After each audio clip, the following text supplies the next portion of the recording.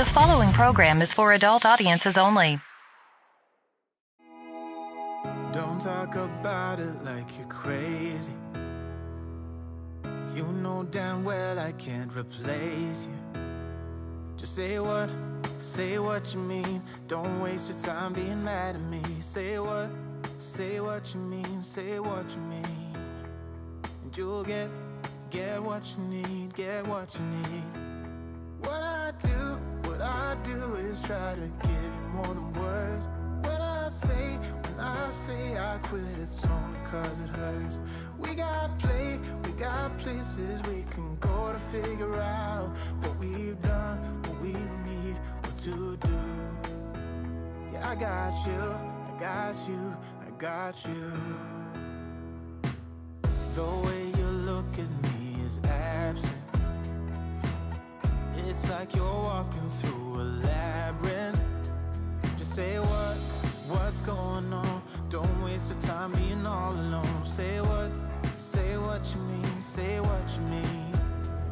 And you'll get what you need, get what you need. What I do is try to give you more than words. When I say I quit, it's only cause it hurts. We got places we can go to figure out what we've done, what we need, what to do. Yeah, I got you.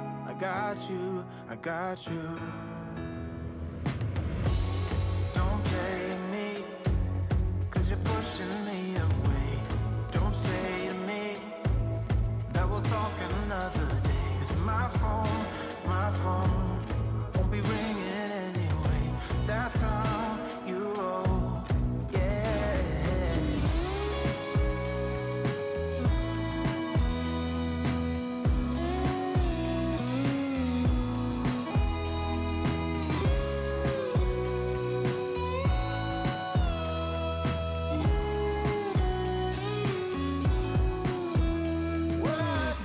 What I do is try to give you more than words. When I say I quit, it's only cause it hurts. We got places we can go to figure out what to do. Yeah, I got you. What I do is try to give you more than words. When I say I quit, it's only cause it hurts. We got places we can go to figure out what we've done, what we need, what to do. Yeah, I got you.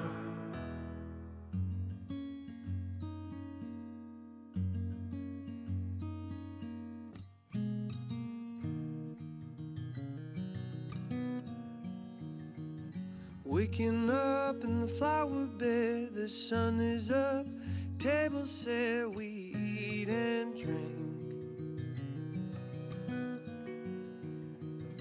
Body and bread, blood and wine, there's a time to live, time to die, and a time to be.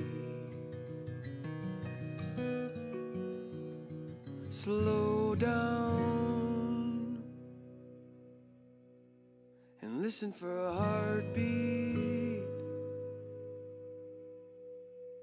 With everything in motion,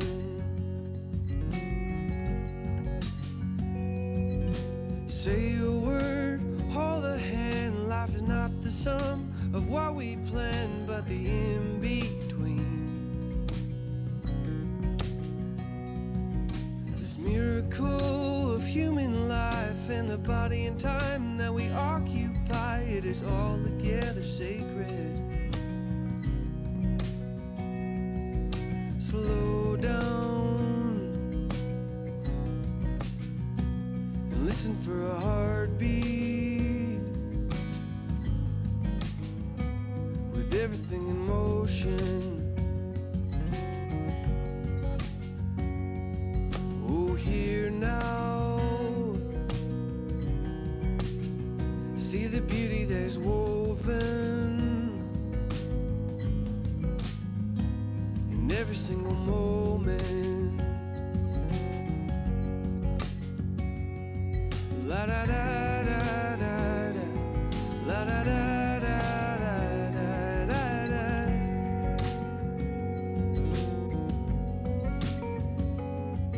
La da da da da da. La da da da da da da.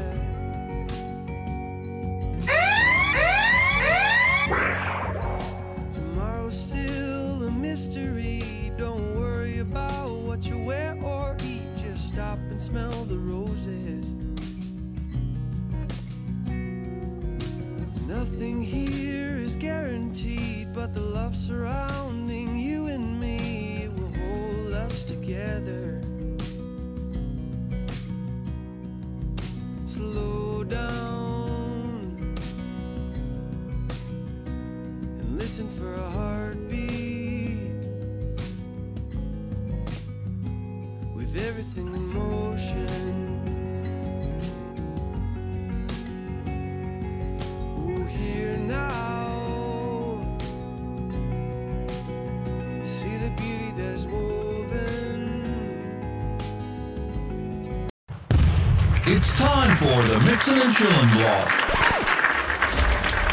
Even if they implemented some ridiculous laws, this is something that if somebody truly wants to do this, they can still do it.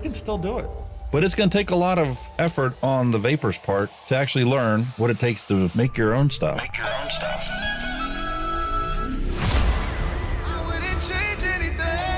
I don't know what the heck happened to the last hour of my life, but it certainly wasn't streamed on YouTube like I thought it was. Restrictive policies block progress towards smoke-free world. Many people incorrectly think that very little nicotine content cigarettes are less carcinogenic than current cigarettes. This risk misperception by people who smoke could reduce motivation to quit under a nicotine reduction policy. That's a bit of a problem. Someone who specialises in helping people kick the habit is Dr. Colin Mendelsohn. He joins me now. Look, vaping is a far less harmful alternative to smoking for adult smokers who just can't quit, and that's actually the majority of them. The road to quitting smoking is paved with candy. Double chocolate clear from TFA. Published in the Vaping Post, we have long-term study. Vaping increases odds of quitting heavy smoking. This is Kenny Thompson, the Vaping Heed. He's got a YouTube channel. He's been on here a lot longer than I have. I'm not going to stop until this is legal and available for everyone. You know, I cover things from all around the globe, but that's because science has no boundaries. I mean, you know, the FDA and everything would know that vaping is safer than smoking, but they'll have the pressure off the tobacco companies or the states that are in the MSA and all that. It's just a financial thing, and unfortunately that takes precedence against everything. And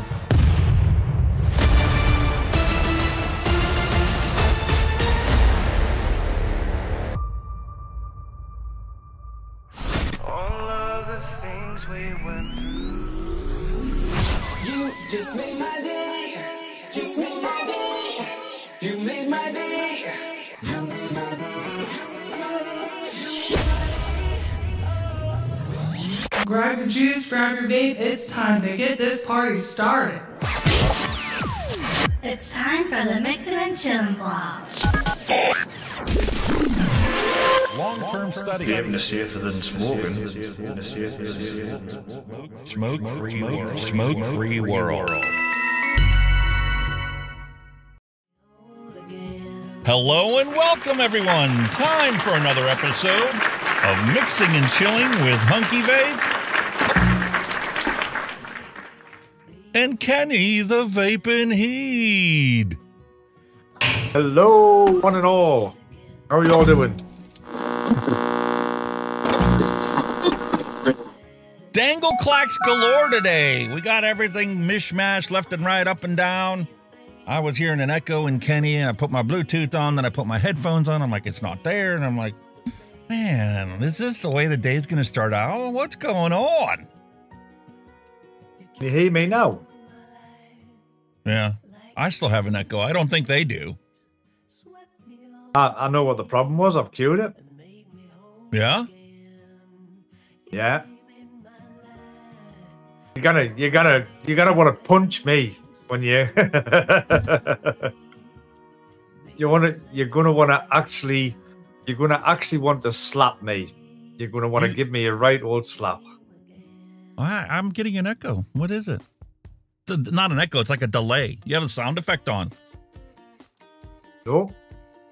Wait, I can't hear myself anymore, and I know why. Why? Because my webcam was on. My webcam has got a fucking microphone built in it. And it takes over. Yeah. So now I'm hearing both your microphone and your webcam. So I've now disabled my webcam. I'm getting nothing back now as a loop. Sounds like it's coming here. What do you guys think? Can you guys hear him okay? No echo. I've sent it back to you then. So it's just I've sent me. it back to you then. Holy cow, what a day, what a day. But you know what? I'll tell you what this is a first, folks. We can actually send an echo from one side of the Atlantic to the fucking other side of the Atlantic in milliseconds. How was that for a fucking... It's literally, it's like about 20 milliseconds delayed. So I'm hearing your audio, then 20 milliseconds later, I'm hearing your audio again, and it sounds like it's doubled. But anyway, the fact of the matter is, last week we didn't have a show because I was attending the E-Cigarette Summit, like I always do. And like I always do, I record it to try and come up with, you know, some kind of a news segment to put the information out there and let you guys know what's going on. And man, this year... I was having fun.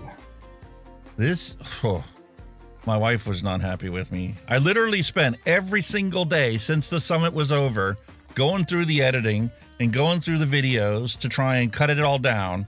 Had it down to 2 hours, and I'm like, no, that's too long. I ended up chopping a bunch more out of it, so we're down to just over an hour worth of content. But the audio this year was just atrocious. Like some of the parts of the video you guys are going to watch today, I had to crank it up 25 decibels to get it to the point where we could understand and hear what was going on. You know, I've got voice meter potato there, so I had cranked it up and then I cranked the input source up. So there's 24 decibels of gain that I had on the whole day just to hear some of the stuff. And then when you get some people that get up there and actually know how to talk on the mic where they weren't popping it, they were actually able to adjust the volume levels, and I just cranked mine back. But to make it, you know, an entertaining experience for you guys where you guys can actually like see and hear what was going on without it blasting your ears or being so quiet, you got to crank it all up, and then when we talk, it blows your ears and drums away. I spent all day yesterday volume leveling the output of that. So we've got everything going on, but before we do that, I do have to make an announcement. It's a public service announcement. It is an actual bit of news. This is the first time in the 4 years that I've been vaping, and quite honestly, a lot of other people have commented on this and said it's the first time they have ever seen this. Inikin issued a product recall. If you have the Chroma Novo, you need to stop using it right now. Okay? Wow. There's a product recall for the Inikin Chroma Nova.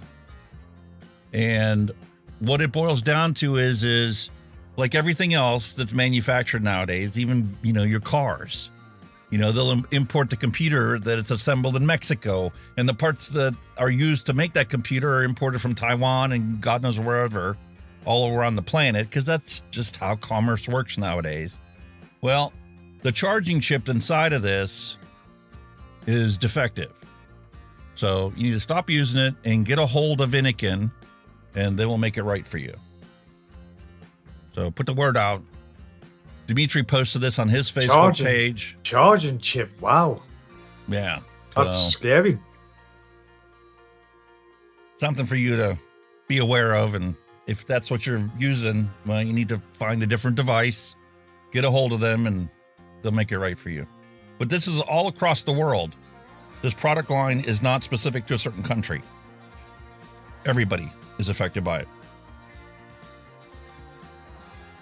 You're not the only one that's being busy, you know. Yeah, tell me about it.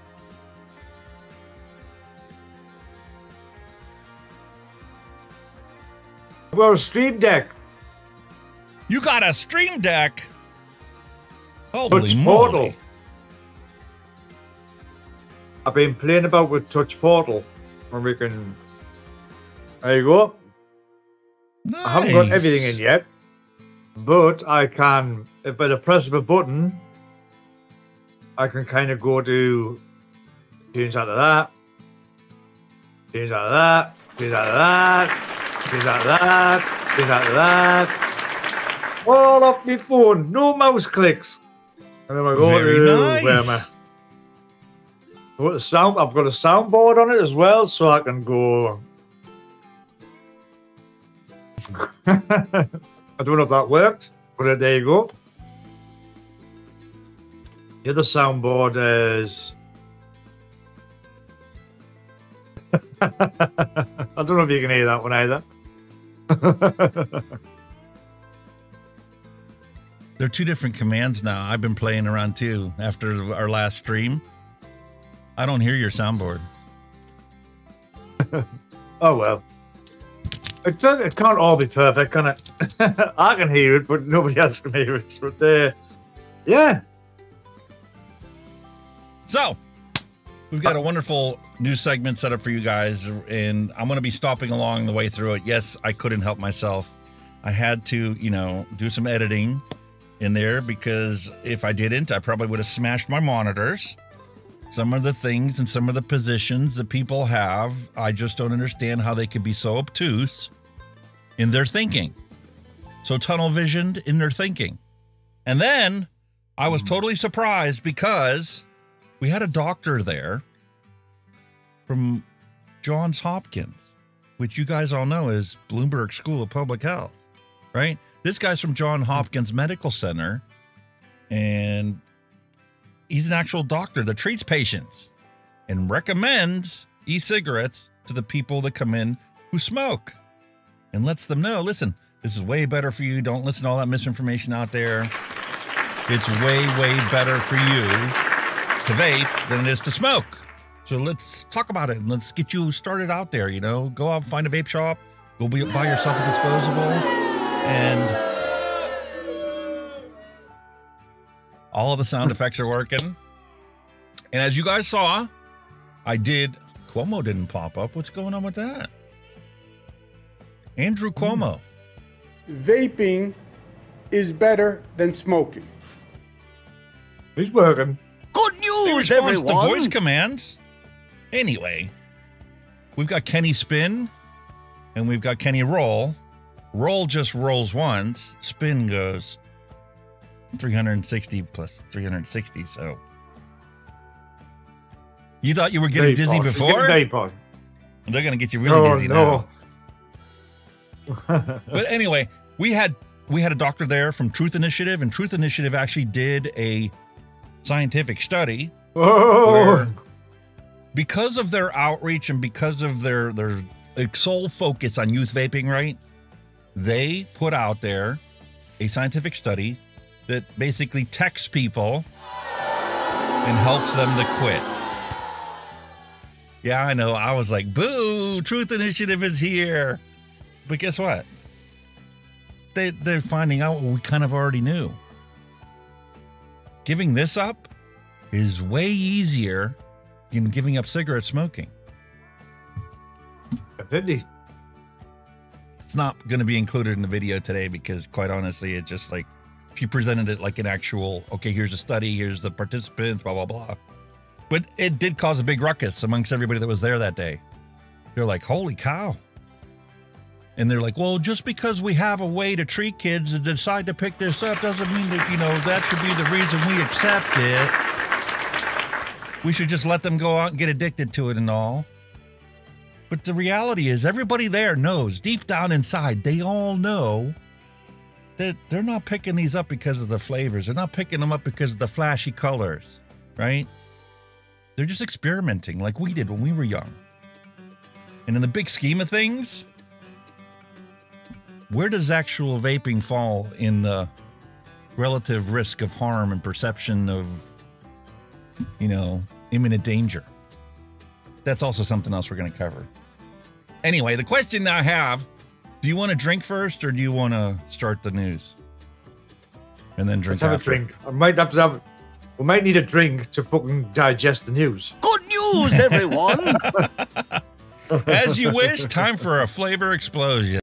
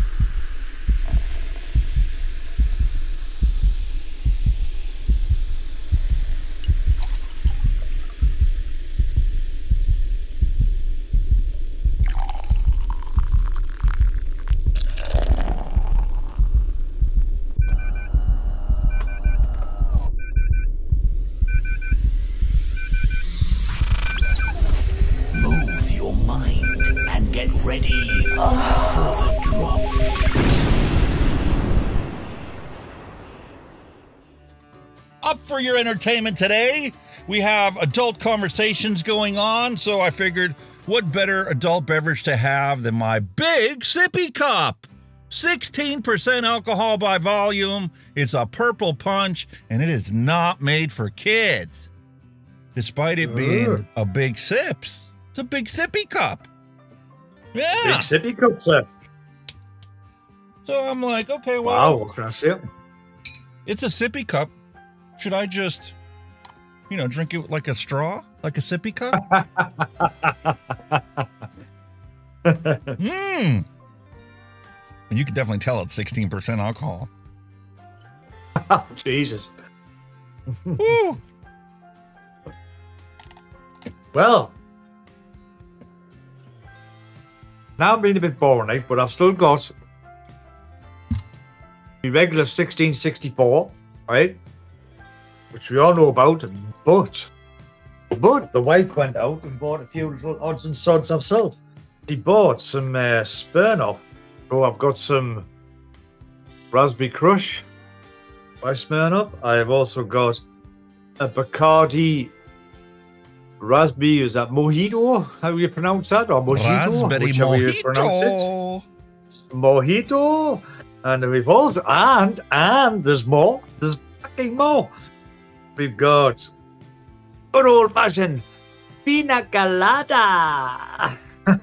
So that's basically my batch. I mean, I don't know how they're only 5. That's a 5. That's a 4. They're only 4 or 5% alcohol, but you know, they're just little cans of pop basically, aren't they? But that's it. Yeah, me beer and a couple of them. There you go. Happy days. Delicious. And part of me my snack fest this week, we have some. We may as well add that in. My snack fest, because I'm always eating nuts and shit. Today we've got some mini cheddars in red Leicester cheese flavour, and we also have some mini cheddars in a smoked cheddar flavour. So there you go. That's an add to me little menu, shall we say? But there you go. That's me. Happy days. Sounds good. Sounds fantastic. Well, I'm not going to sit here and, you know, consume my big sippy cup. I'm going to pour it over some ice and, well, let that ice water this down a little bit. Your health, sir. Cheers, mate. I did start a little early, I'm afraid, because I'm kind of like, should I announce it yet? I'm kind of celebrating a bit. You're celebrating? I don't know whether I shouldn't spill the beans yet. I'm doing that next weekend. People don't. Then you can tell them. You can tell us after the news. Just I don't know if I should say it yet. It could be too early, but I'm celebrating a little bit this year. I'll let you know. Sounds good. I'll probably tell you after the show in private, but I'll let the viewers know maybe next week. There you go. How was that sound?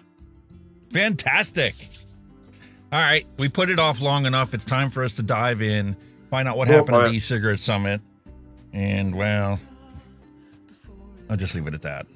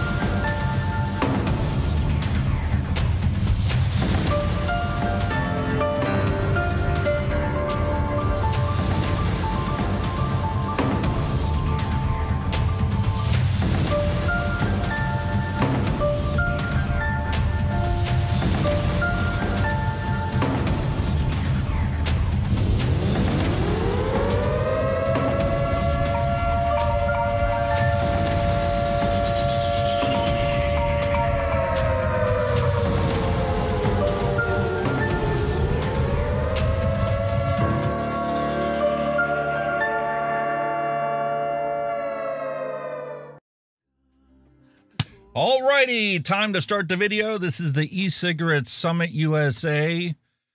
Buckle up and get ready, because the news and the facts that we found out this year, we kind of knew it. We didn't want to think about it, but, well, let's just get started. Hello, everybody. My name is Tim Phillips. I am the Managing Director for Tamarind Intelligence, the publisher of Ecig Intelligence and Tobacco Intelligence. We've been operating now for 10 years, so we cover 110 countries on a regulatory and policy basis and over 50 countries on a market basis. Disposable vape now is nearly half of the total global market. And I think, as I've said before, this was a US initiated phenomenon in the vape sector. We know there's no safe tobacco product. We have issued millions of negative decisions. Of course, there is a continuum of risk of these products, with combustibles being the most deadly. We have issued millions of negative decisions because those firms did not meet the necessary public health standard that Congress has required us to adhere to. They need to comply with the law. We have issued millions of negative decisions. They need to comply with the law. We have issued millions of negative decisions. They need to comply with the law. We have issued millions of negative decisions. They need to comply with the law. We have authorized 23 e-cigarettes to date. All of those are tobacco flavored. So it started off really in the US market. It was in response to bans on flavored pod products. We've seen it grow dramatically in the US, but we've also seen that the US is now much less than the full disposable market. In fact, it's just dropping less than 50% of the total global. Listen, I don't believe anybody when they tell me something, right? I got to do the numbers myself. I took a look at that and he's like, wait a minute. He's like, the total share of disposables in the U.S. market is dropped below half. Well, when I look at that chart of the global share of the disposable market versus the entire vape market in the United States, it looks like about half the whole way through. So I ran and did the numbers. Okay. So it went from 56.9% to 58.6% to 56.1% to 50.2% to 49.9% in 2024. So the reality is that the disposable vape market has been half of the vape market in the United States. And those numbers are in billions. Yeah. So the vape market in the United States right now, even though the FDA has only authorized a seven products through the PMTA, is still $13 billion strong. And the disposables are right now sitting at $6.5 billion a year. They have no control of this. I don't care what they tell you. I don't care what Brian King says. Everybody's just ignoring them because, well, we'll continue on. Market for disposables, which we think is just over 13 billion. If you come tomorrow, it'll probably be far more exciting. Our continued public education opportunities. Prohibit menthol in cigarettes and also to prohibit all flavors in cigars except for tobacco flavor. And I will say at this juncture, it is a matter of when, not if, that these see the light of day. And so we're committed to continuing to move those forward. We have issued millions of negative decisions. They need to comply with the law. We have issued millions of negative decisions. They need to comply with the law. We have issued millions of negative decisions. They need to comply with the law. Listen, I know that's not how the whole thing went, right? But that's what the FDA's been busy doing. Let's deny a whole bunch of these and tell them they need to comply with the law. And then what do? The next day, because it's supposed to be so much more exciting? They do the same thing over and over again. At no point have they bothered to think that maybe, I don't know, they're creating a problem that didn't freaking exist before this all started? Because right now, manufacturers have zero incentive other than satisfying their customers to comply with any regulations. So what's happening? Well, vape now is nearly half of the total global market. That said, we have been very busy since the inception of the center. This is a summary of all the actions that we have taken. Typically, we first start with a warning letter, although I'll say we're not required to do so. That said, this is a massive volume, and I've said this before. To put it into context, the amount of warning letters that CTP releases in 1 week is the equivalent of the rest of all of FDA in an entire year. We're not required to do so. Our continued public education opportunities. And after that, given a warning of what exactly the violation is, we can then escalate from there. More recently, we have begun escalating our enforcement actions. Within the past year and a half, we have taken the first injunctions against e-cigarette manufacturers, for civil money penalties against e-cigarette manufacturers, and also the first civil money penalties for the maximum amount against e-cigarette retailers. Our continued public education opportunities. They need to comply with the law. That said, this is a massive volume, and I've said this before. To put it into context, the amount of warning letters that CTP releases in 1 week is the equivalent of the rest of all of FDA in an entire year. And we release about 12 to 1,300 civil money penalties a year, and the rest of the agency does 0. And so the sheer volume that is coming out of our center is monumental. If we had more resources, we could do more, but I can assure you that enforcement and compliance remains a priority for us. We also work closely with Customs and Border Protection, who has specific authorities around seizure of these products. That said, we have done several joint operations recently. As I'm sure folks are aware, we had the joint operation with CBP at LAX Airport several months ago, where we seized $18 million of illicit products at the border. So it started off really in the US market. It was a response to bans on flavored pod products.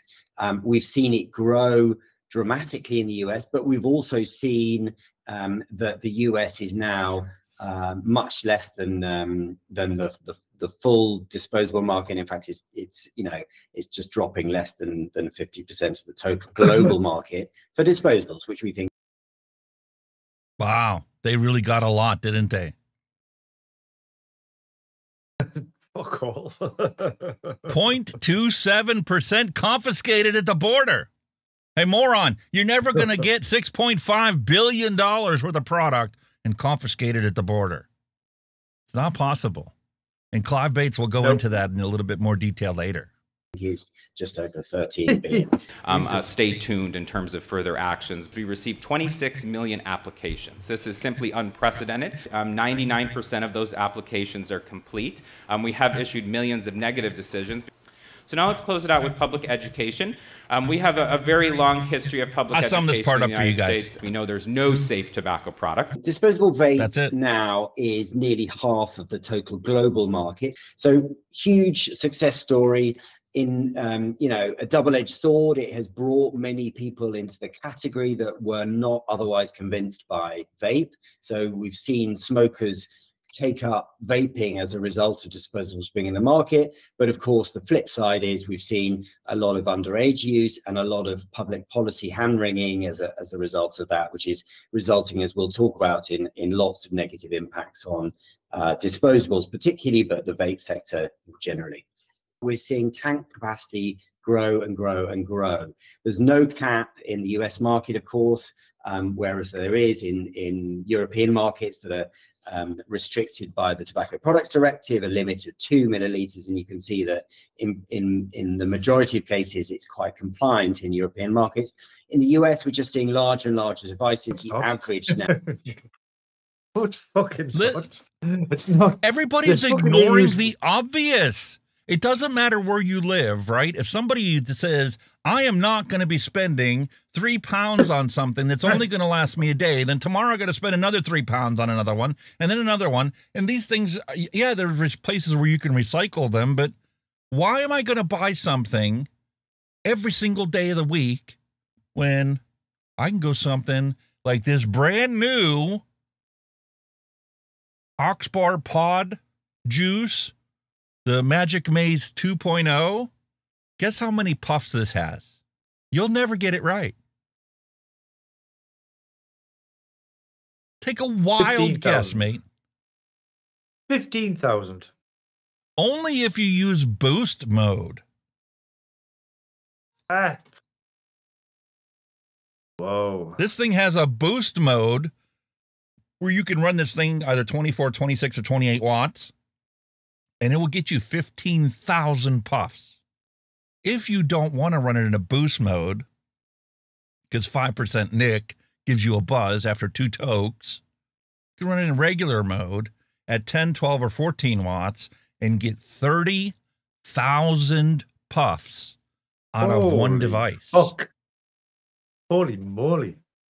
So why am I going to spend $2.99 on a product that's going to give me, I don't know, 200 to 500 puffs, when I can go and buy one of these for, let's say, oh, I don't know, a 20, and get an entire month's worth of vaping out of a single disposable? Yes, it's still an environmental hazard because once it's done, you pitch it, but maybe that's a good thing, considering we don't take care of our coils like we should. Let's be honest. How many of us routinely, every 5 days or 6 days or 7 days, whatever you want to set it as, tear the thing apart, clean it out, dry burn the coils, put new cotton in it, and start off fresh? We'll take a closer look at that later. If I don't have a loss in flavor, I don't even think about it. And then when I tear the tank apart, I go, okay, I can see why people have concerns that this might not be, you know, that much better than smoking. You don't have a choice with a disposable. I like when the guys you touch on the.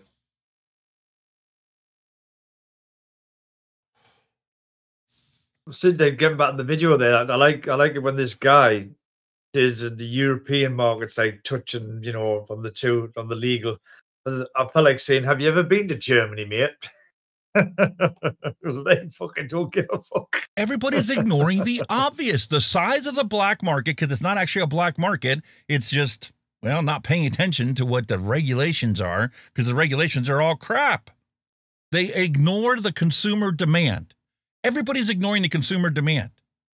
We don't care whether it's legal or not. If we can pick it up at our local corner shop, we're going to go buy it. And guess what? The corner shops are going to stock it because they have customers asking for it. And they can make money on it. That's how economics works. And Becky Friedman did a magnificent presentation about, you know, appropriate regulations and how you can have differential regulations and you can flip the market to do the opposite of what you wanted it to do. Like taxing vaping. Deborah Arnott lost her frickin' mind this year, but we'll get to that later. Now is around 15 milliliters and getting bigger all the time. And I can tell you that these products are being innovated all the time. Every month there's a new feature, a new type of development, something new coming through.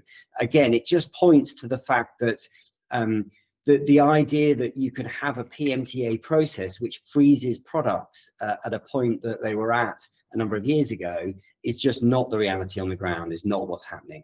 All right, I'm moving on quickly to nicotine pouches now. Here's a map of the world just to give you some ideas about the markets where pouches are prevalent and just to give you a bit of sort of an indication of how we see the world at the moment. So this year, growing to just over 5 billion by 2027.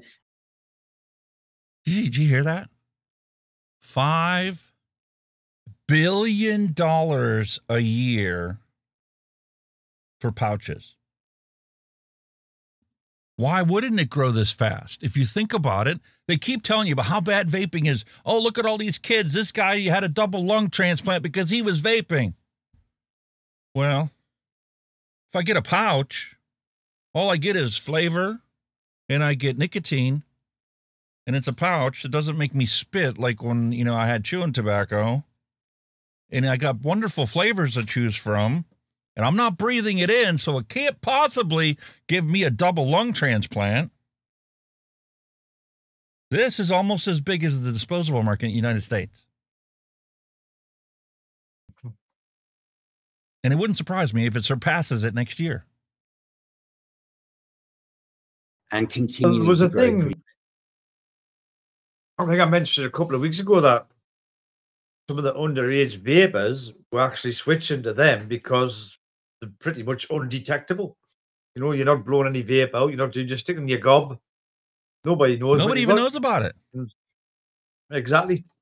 So it's, so is that going to be, you know, as an underage, you know, say product that they're going to be using next? You know what I mean? Yeah, but they look like an idiot when they attack it, because you can go to the store, you can go to the grocery store, and on the bottom shelf in the grocery store is the nicotine sprays and the lozenges that are all the same flavors and have the exact same nicotine in it. And actually, this probably has less ingredients in it than those do, because those are pharmaceutical grade that they have to have a shelf life that's a certain period of time. So they have to put all these preservatives in there so that it can sit on the shelf for a couple years before you decide to buy it. And then you may not use it all the time. So it's going to sit in your cupboard for another couple years.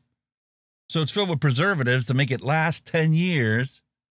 Whereas this is basically just a satchel of wood pulp and some e-liquid in it, and job done. We're also concerned with nicotine's role in priming the brain for addiction to other drugs. Who is this one? Were you actually sit in front of him? You actually sit in front of him? You never heard your shoe? No, I didn't go to Washington, D.C. $750 a ticket. I might be committing, you know, career suicide by publishing this ahead of time, because they normally wait 6 months before they release it on Vimeo for you to watch or whatever. But the information needs to get out there, and this guy needs to be held accountable for it. Did you hear what he just said? Yeah.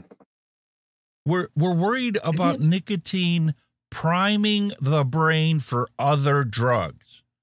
That's his stance, and that's his reason why we can't have flavors for vape, because, well, that's why we got to protect the kids. The whole, you know, well, it'll lead them to start cigarette smoking didn't pan out. We know it didn't pan out. The scientific studies have already shown it doesn't pan out. It isn't a gateway to cigarette smoking. It's a gateway away from cigarette smoking. So we got to come up with another thing.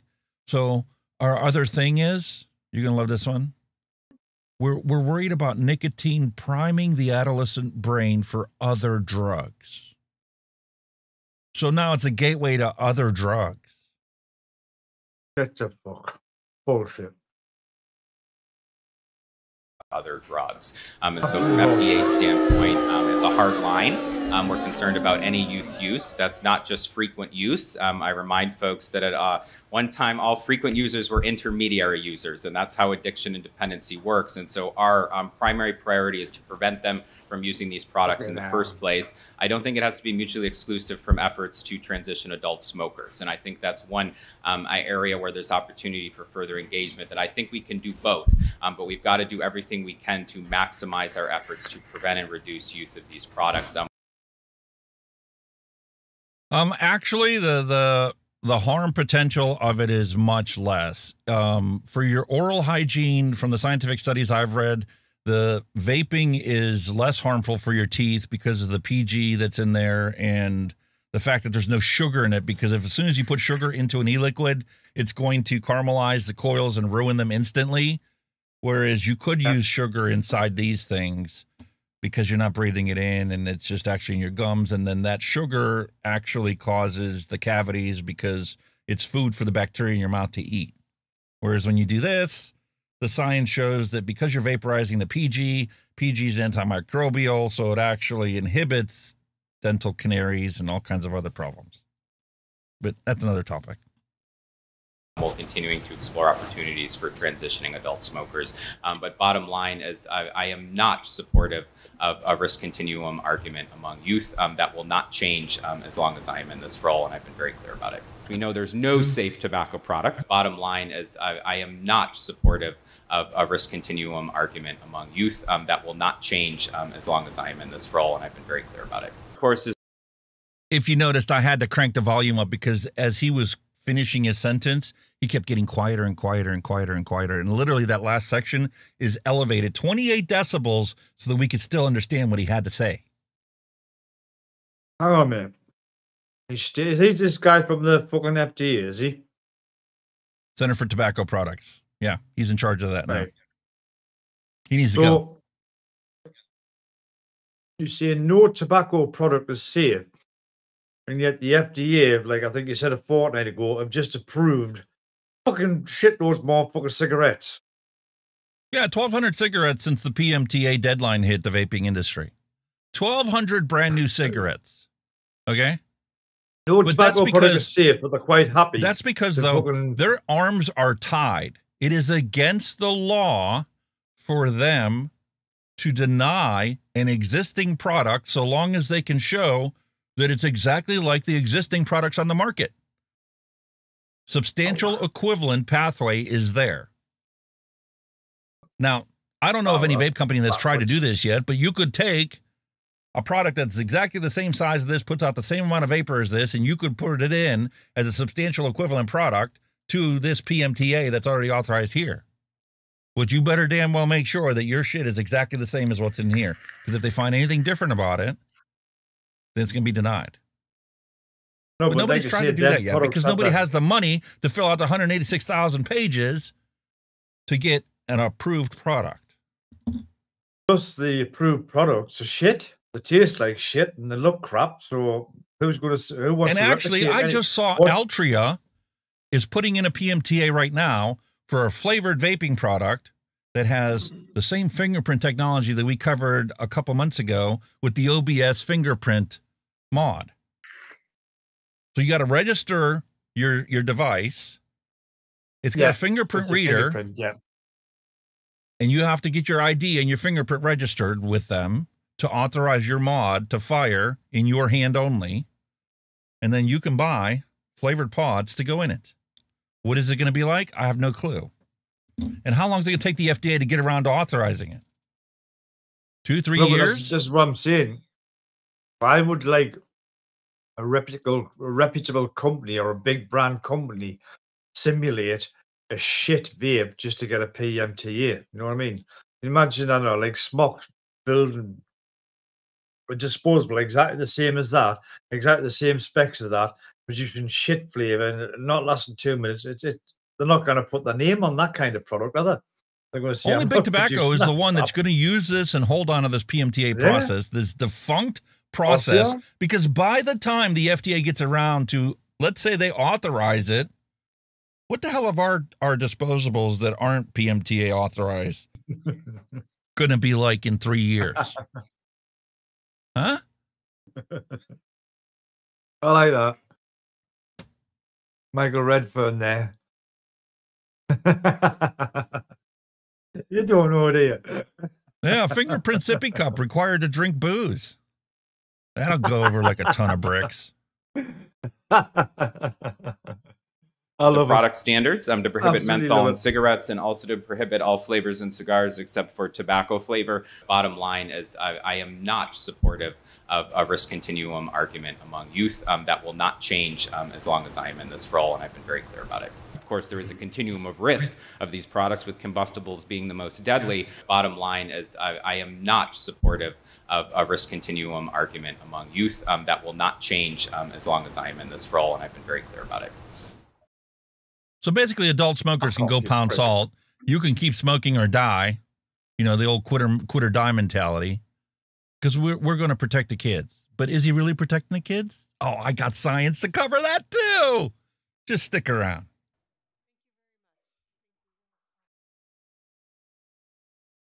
Wow. Thank you guys I can't believe for how all of your blended some of these people presentations. are. As the session responder, Alex Clark, better get your tissues out for this one. of course, I came with some prepared remarks, but happy to see I think they're still relevant here. Appreciate Mitch's comments about reframing the conversation. Last year, I joined a small startup, Cunovia. They are a pharmaceutical company that's seeking authorization both in the U.S. and the U.K. for an inhaled smoking Cessation product. So he left the FDA, realizes how good these things are, and says, oh, yeah, sure. You want me to be on your board of directors or whatever, or be an advisor? I'll help you get everything authorized through the FDA. We can get it through the medical channels because it's going to be a lot faster and a lot easier than trying to get, a consumer vape product authorized. We've got the science. I know all the science already. I've seen it all. I'll tell you exactly what you need to put in there to get the scientists to go, oh, yeah, I've seen that before. I recognize that. Yeah, okay. Check, check, check. Box ticking. It's coming. Product. As Gottlieb and I explained in 2017, it was a package deal. And things like taking menthol out of cigarettes, nicotine reduction in the most harmful products were foundational components of a broad, comprehensive plan to account for the continuum of risk and the proper application of harm reduction principles. My latest thinking about is there an opportunity, and is it not too late to try to reframe the debate in 2024? We're now in a position where the nicotine can be delivered into the lungs through inhalation without having to burn tobacco leaves, and that's huge. And it's huge because despite the profound misperceptions of nicotine safety that are out there, the nicotine in these products does not directly cause the cancer, the lung disease, and the heart disease that is associated with tobacco use. The nicotine in these products does not directly cause the cancer, the lung disease, and the heart disease that is associated with tobacco use. The nicotine in these products does not directly cause the cancer, the lung disease, and the heart disease that is associated with tobacco use. So let's look at the situation here in the U.S. first and what's going on with harm reduction in the reality under the Tobacco Control Act in the U.S. of pre-market review for new products and claims. Oh. You've heard me say this for a very long time. The continuum of risk is absolutely real. There are more harmful and less harmful ways to deliver nicotine into the body. And there's no question that the hypothetical pack-a-day smoker who completely switches to e-cigarettes will significantly reduce risk. But dual use, there are unanswered questions about dual use. What is dual use? Is it some kind of necessary transitional phase for some unknown period of time to get smokers to completely substitute less harmful products for the more harmful products? Or, and for what percentage of the population, is it the so-called new normal, where the smoker can smoke where it's still okay to smoke and use one of the alternative products when it's not? Listen, the science is already out there. He's just not looking at it yet because he hasn't seen it. That says the longer you vape, the less like you are to go back to smoking. So somebody like my brother that says, all right, I'm not allowed to have a single cigarette. I'm not even allowed to have it on me when I go to work. But I can have one of these little things or this little Enjoy Ace that's PMTA authorized. Keep that in my pocket. And every once in a while, nobody knows I'm using it. It'll get me through the day. You really think at the end of the day he's going to be like, oh, man, I'm dying to have a cigarette? Hell no. Maybe initially when he first gets started on it, but then he'll find some flavor that really tickles his fancy and goes, I don't ever need to buy a pack of cigarettes. This shit's actually cheaper. When it's not. We're now in a position where the nicotine can be delivered into the lungs through inhalation without having to burn tobacco leaves. And that's huge. And that's huge. And that's huge. All of this is compounded by the misperceptions, by the confusion over nicotine safety and over the risk continuum. Thank you guys for all of your presentations. As the session responder, of course, I came with some prepared remarks, but happy to see I think they're still relevant here. Appreciate Mitch's comments about reframing the conversation, and I figure maybe I'll take a stab at it here. Since we are talking about harm reduction, one of those foundational principles of harm reduction is acknowledging that no matter what the policies or level of enforcement, there will always be a percentage of the population who use drugs. No matter what the policies or level of enforcement, there will always be a percentage of the population who use drugs. There will always be a percentage of the population who use drugs. And nicotine, of course, is a drug. In reframing all of this and in talking about where our challenges are, anytime we ask questions of FDA, we are immediately met with some sort of recitation of the Tobacco Control Act. So obviously, as has been noted in state legislatures around the country, we have an issue with the federal law. And in order to have a constructive conversation about changing that law so it more meets the needs of consumers, we are going to have to change perceptions of risk. And so I do want to acknowledge, and much as Charles pointed out, express some support for the recent article written by Brian King and others describing the continuum of risk and making the point that adult consumers need to know that these products exist on a continuum and are nowhere near the harm of smoking. These products exist on a continuum and are nowhere near the harm of smoking. And so we are going to have to work harder to changing perceptions. And if I could come to this with any one ask that I don't think requires a whole lot of research, data, or science to back it up, it is probably the simplest, most cost-effective, immediate, and effective thing that anybody can do. And it is simply to stop promoting misinformation about these products.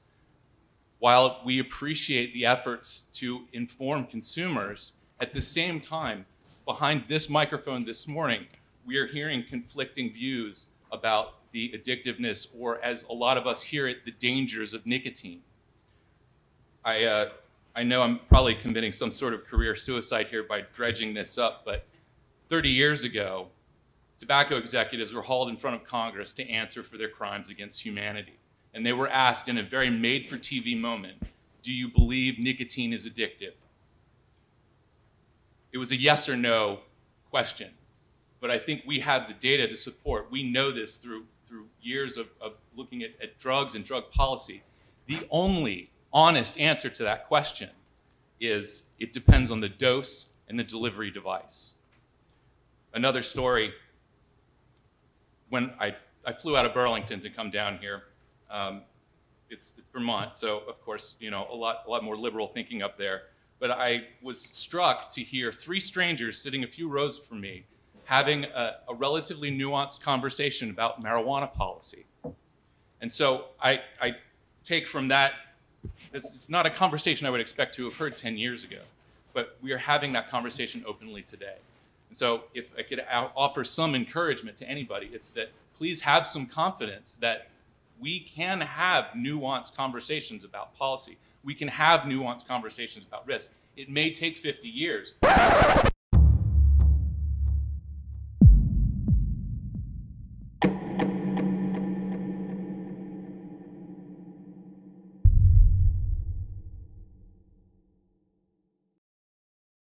I'm going to pause that right there. Because this, I don't understand how people can ignore this. Another 50 years of this bullshit lying to the public, and you can say goodbye to the entire population of the United States, UK, and Canada. That's fucking crazy, isn't it? We have the science. We know firsthand experience from everybody that has quit smoking with these products that our health improves. Why are they dragging their feet? Well, we just don't know. Bullshit. You do know. And by the time you get done watching the last hour of this presentation, you'll see that they can't even make the argument it doesn't work on a population level anymore, because New Zealand will be smoke-free next year because they embraced harm reduction and they told the public the truth.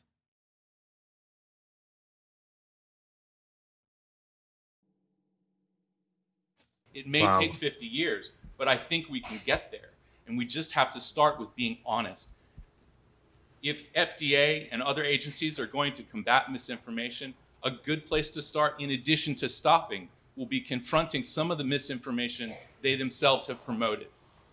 We're having this conversation today, but the most recent iteration of the Real Cost campaign features taxidermied animals staring out the front of a store window at a young person vaping on the sidewalk, implying to the casual observer that that young person is embalming themselves in real time. Out of all of the things that that young person has to worry about, the measurable exposure to formaldehyde is the least of them. These are the things that need to stop immediately. And I don't think we need to see any research about this. I think it's a great place to start. And last example, the lengths to which misinformation has gone. In a committee hearing in Georgia this year, a woman drove to the Capitol, showed up in person to express her support of a tobacco industry bill that would reduce consumer access to a variety of products. She recounted the tale of her young son. He started feeling nauseous, fatigue, headaches. They couldn't figure out what was going on. They took him to the emergency room. He was examined. The doctors couldn't figure out what was going on. They were sent home. His symptoms persisted. They went back and forth with the doctors. And to hear her tell the story, at every turn, the doctors kept asking, almost pressuring her, does your son vape? Is he vaping? Does he vape? To the point where, yes, it was eventually disclosed that for less than a year, and infrequently during the week, he was vaping. Eventually, his heart was did an ultrasound, and they found a growth on his heart. And this young man has heart cancer. But there's no real critical investigation as to where else that might be coming from. Doctors have settled on probably the vaping. That's because 80% of doctors don't know the nicotine doesn't cause cancer. It doesn't cause heart disease by itself. It doesn't cause all the things that have been attributed to smoking. And putting nicotine in the same boat as combustible tobacco will never change that. We need people to understand the truth, the scientifically proven truth. It's out there. But we've got assholes like Bloomberg who's pushing his misinformation. And now they've got it to the point where they're using AI to dump out more garbage than what they've already paid money for with legitimate people doing obvious experiments that can't be reproduced. That's not science. This is not the most egregious example of how bad the misinformation is. We actually have someone who died because they were sent home, misdiagnosed as, well, he passed out because of the vaping. And later, it was a stroke. Had nothing to do with nicotine. So, to conclude, I guess it's just important to restate, please have some confidence that we can grasp this and that we are hungry for this information. We are absolutely hungry for honesty and truthful communications about risk. And I think that's a great place to start. And if we're going to change the law to more adequately serve consumers, we have to start with honesty. Sadly, It's more than that. It's more than that. If we had honesty out there and people knew the truth, we could get beyond this infighting that goes on between the ants that are out there, the anti-nicotine tobacco zealots that are out there, and the people that just want to live a better life. And then we could actually, oh, I don't know, progress to something better using the science that's already available. Clive Bates every week goes through all the literature, all the science on all the different places and uses a database search to query all the vaping science that comes out every week. And he lists them and sends them out in a mass email, right? And every week I go through them and I go, oh, this is bullshit. Oh, this is bullshit. Oh, this is bullshit. This week I came across one that goes, holy shit. If we could go to the next level, use the information that we found in this scientific study and use the fact that, well, to circumvent regulations now, we're using nixamide, which is vitamin B3, to replace nicotine in vaping liquids because it's not a tobacco derivative. It's a natural occurring vitamin. Well, this scientific study took a look at Coca-Cola and all of our fizzy soda drinks that are all made with high fructose corn syrup and took a look at it and said, well, if you drink all these fizzy soda drinks with a high fructose corn syrup, it's called the Coke study.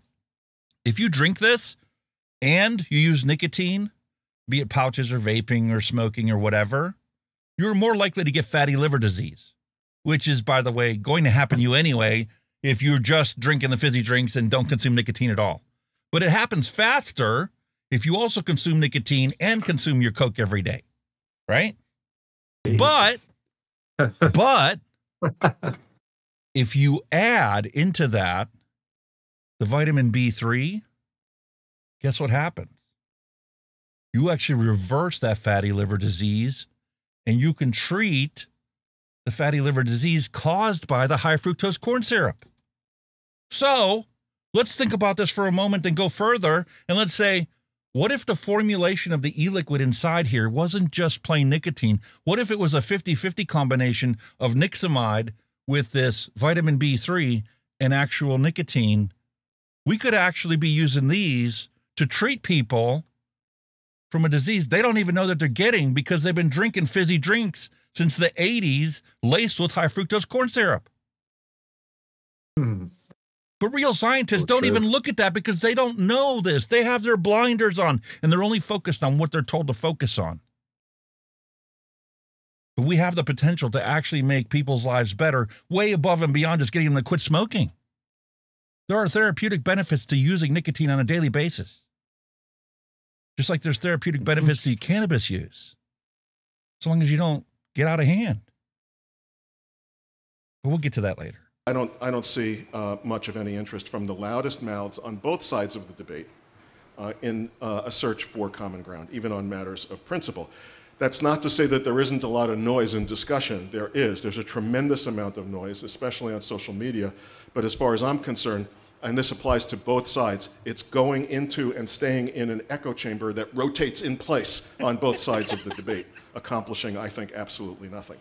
You can contact us on a variety of different mechanisms, including social media. I've said it before, contrary to what people may think, I am not on the other end of these social media. I think social media is definitely a circus for clinical narcissists, amusement park. So enjoy, but I will not be answering it. So, question, I go to the website, type in FDA quit smoking on Google. I go to your website.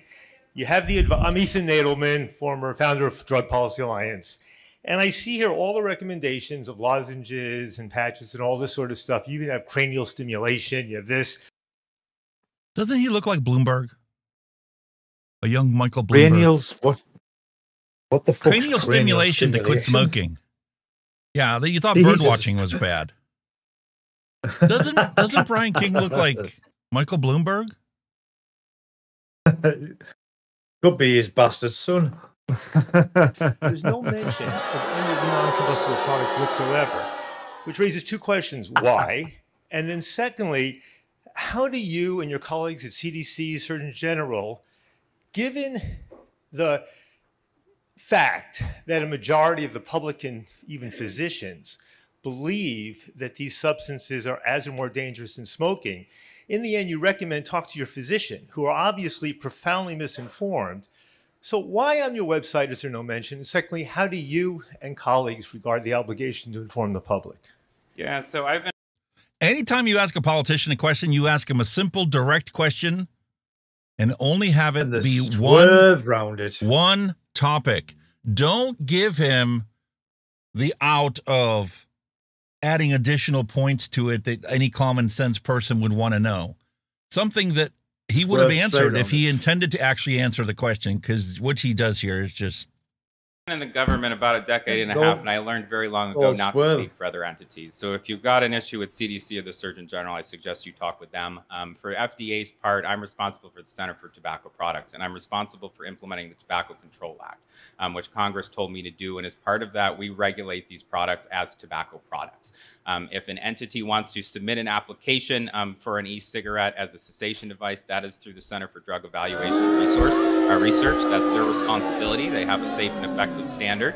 And if that standard is met, then the product would be promoted as such. But in the United States, we have a clear paradigm about how these products can be sold and promoted. And that said, our lane is the Center for Tobacco Products. As part of what Congress has told us to do, we do acknowledge the continuum of risk, but again, it has to be based on the evidence and science. A comprehensive approach is key for our part. We're reviewing the applications, following the science. We're also continuing to educate the public, but I'll say that it's not just our responsibility. There's many people in this room that also have a responsibility for this, including educating. Somebody else's fault. And so we're doing what we can with what we've got, but we're going to follow the science and the data, and at present, that's exactly what they're doing. Next question. Iran deal? Why, yes, I love ice cream. Tell me, doesn't he look like Bloomberg? Huh? Looks more like the fucking Grinch. I should have made that a poll question for chat. Aye. Holy moly. Obviously, things like diacetyl or vitamin E acetate need to be banned. They are a serious cause of harm to human health. What? How to say I don't know what I'm talking about without saying I don't know what I'm talking about. They need to be banned. They need to be banned. It's a serious cost to human health. Here's some science for you.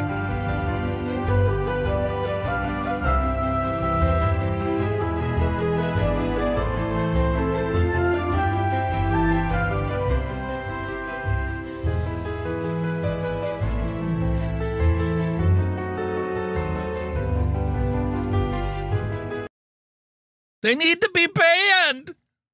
Really? That's all the average cigarette has 250 to 361 parts per million per puff. The average e-cigarette, back when this study was done, before they removed diacetyl from the e-liquids, was 0.015 parts per million. Don't ask me how they were able to measure that. They didn't. They measured it in a larger quantity and then divided it for the whole. But you need to ban it because it's in there? Seriously? At that rate, you should ban all fruit because some of it has arsenic in it.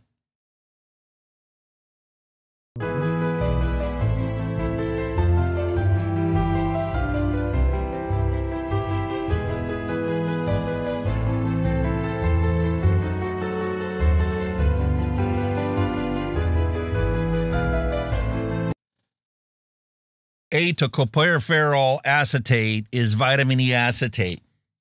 It's vitamin E oil. And guess what we're going to do today? We're going to do an actual experiment because I've never seen anybody actually do this live on the show. We're going to mix up an e-liquid and we're going to put vitamin E oil in it and see what happens when you put oil into a water-based solution. Scientist.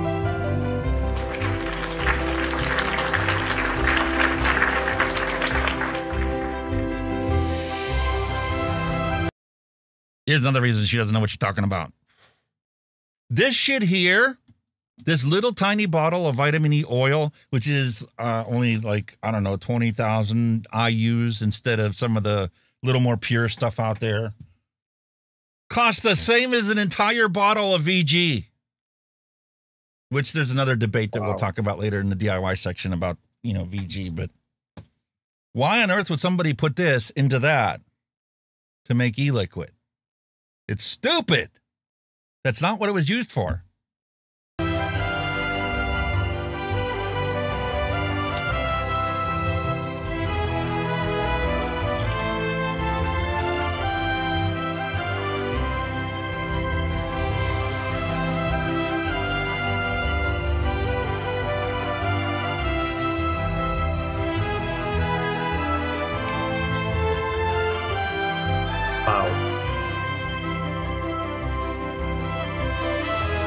Honeycut was 90% vitamin E acetate.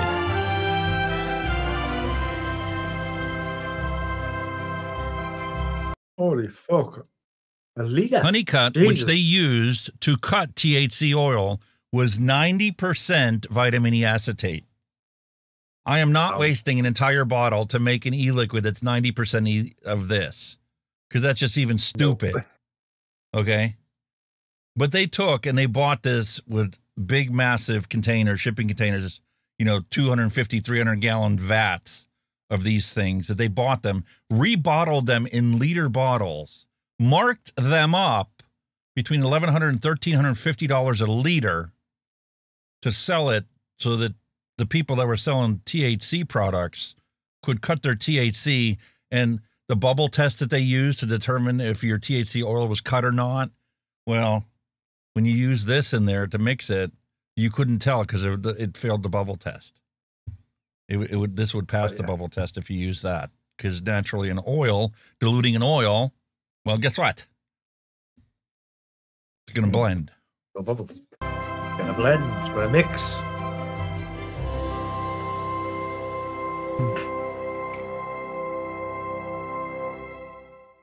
But whether ice flavours should be banned or not, I don't think we've got enough evidence yet to say. So I'm going to talk about the UK, and we are in the middle of getting legislation. You ready to pull your hair out, mate? Oh, I'm afraid I'm very focused on the UK, and I'm not really got much time for thinking about anyone else. I'm going to present... Oh, she has no time to think about anybody else but herself. Yep. You need to retire, lady. The latest Dash data on vaping from 2024, focusing on the youth data. So, underage vaping rates. Well, what are we seeing? Again, perceptions of harm are worsening. It doesn't make much difference to teenage experimentation, because who knew teenagers like risk? So, adult vaping rates. Well... Notice I went through the rest of it because it was irrelevant. She said everything that needed to be said right there. This whole bullshit that Brian King is pushing about, we need to make sure that, kids fear this and think it's the worst thing, that it was ever created on this planet. It's going to kill them, going to give them double lung transplants. It's gotten to the point now where 80% of doctors don't realize what's true and false about vaping and nicotine products and stuff like that. But you're doing it for the kids, and guess what? The kids don't give a shit. They're going to try it anyway because they don't care. So let's take a look at what the adults. What's going on with the adults? The good news is that there are an increasing number of adults, largely adult smokers, who are vaping, but there are still more smokers than vapers. Most adults who vape are ex-smokers. Quite a lot of them are currently vaping and smoking, but as we know from NRT, that is a natural stage to go through before you quit, and what we're hoping is that most of those will move on. Look at the dip in the number of ex-smokers. This propaganda campaign, this fear-mongering to protect the kids, is taking people that are already switched to a less harmful product, and they're ditching this to go back to the cigs because they believe the fear-mongering that's there to protect the kids. So how is it good to protect the kids when their parents and grandparents are dying because they're going to switch back to combustion when they've already found a way away from combustion? Wow. That dip is just shocking to me. Went from 65% ex-smokers to 57%. And it's been slowly dipping the more the misinformation gets out there. We think it's gone up recently because actually the total number of vapors has gone up. And so there will be more people who have smokers who are moving into vaping and are in their early stages of going through that process. Adult smokers' perceptions of harm are worsening. What a surprise with all that's being published on vaping. The new tax on e-liquid. It's not actually going to significantly increase the price.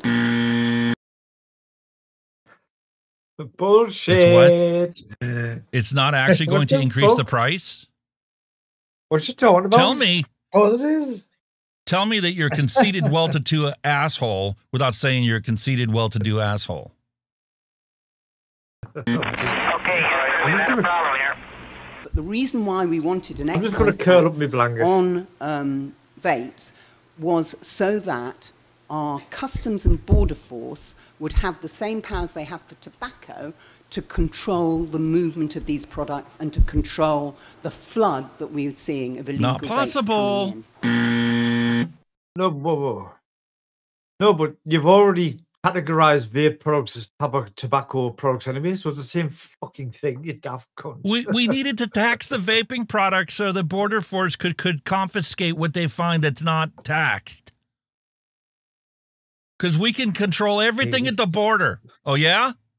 Oh, yeah? No, you How about can't. the cocaine worth 450 million pounds found in a cargo of bananas just a week ago? How's your border force controlling the cocaine flood into the country? Did you have a handle on that? And now you want to add vaping on top of it.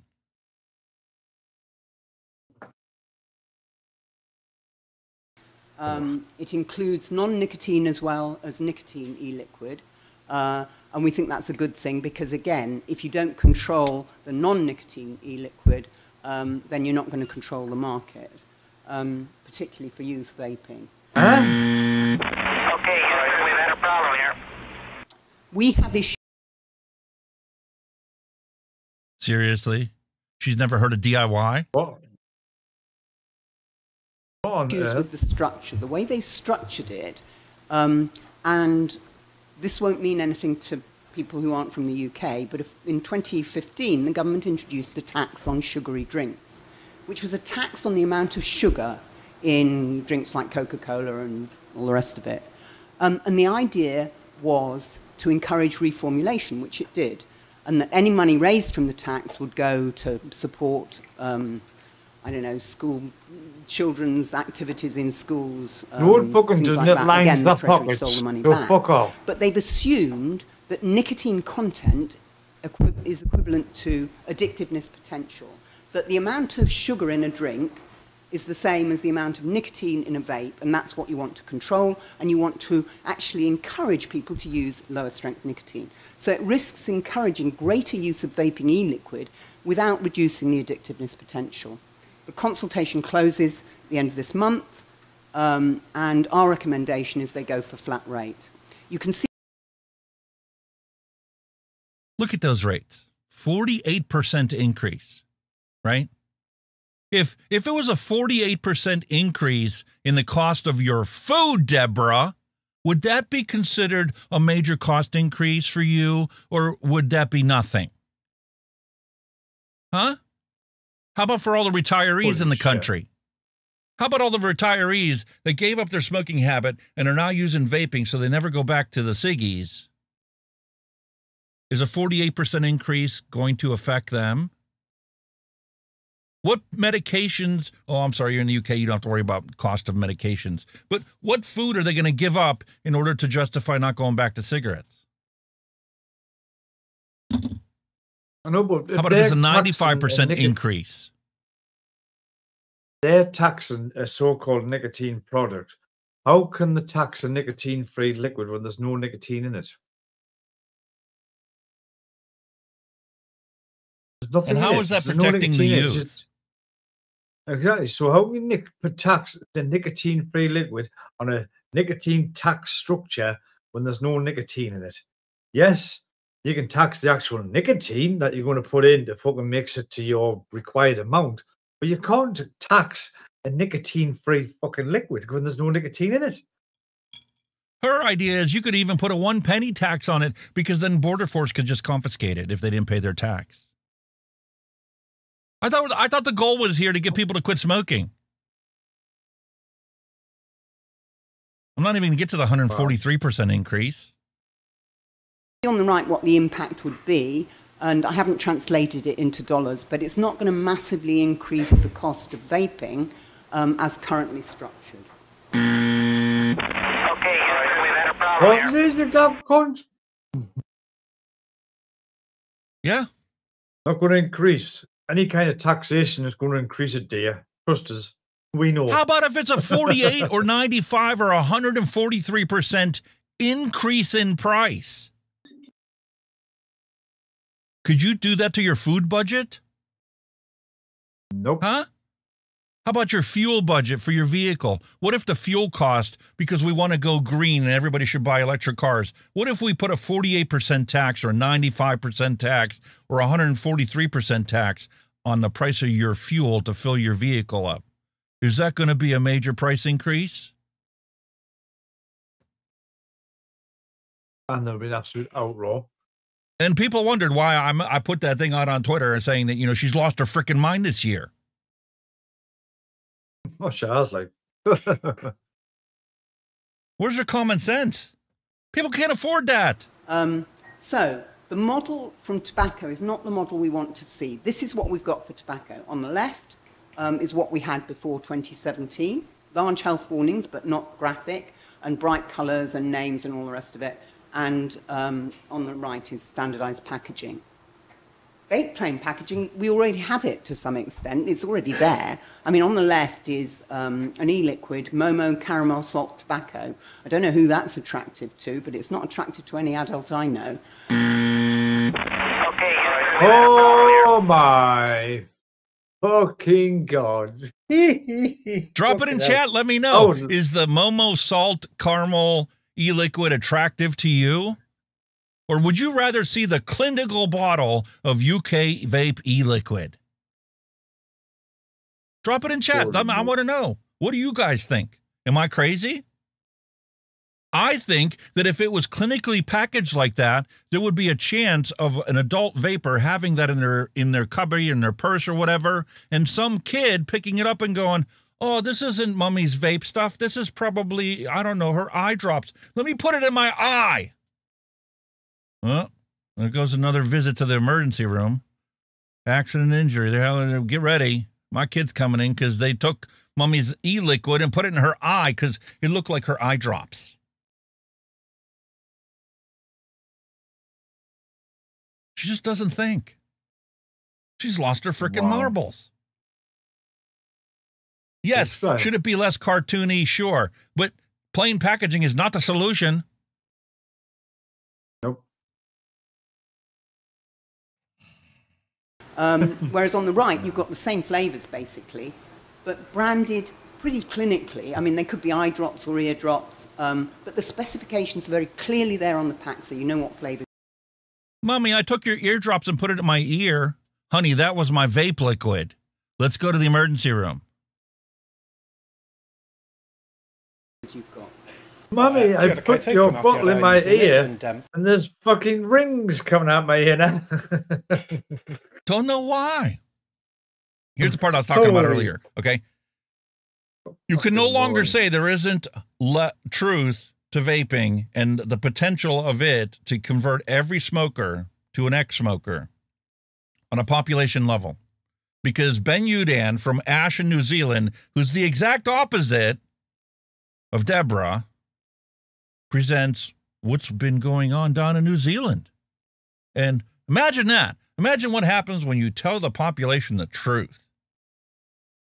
And I love his comparison with Australia. So for all you Aussies out there, or, you know, people that are Aussies that are fighting the ridiculous bull crap from Black Market Butler, have them come watch this. Thank you again very much to the summit for inviting me up to talk about the experiences down in the South Pacific. And I'm going to be talking about our beautiful, luscious green island in the South Pacific, Aotearoa, New Zealand, and that large desert full of things that will kill you, Australia, that's our next door neighbour.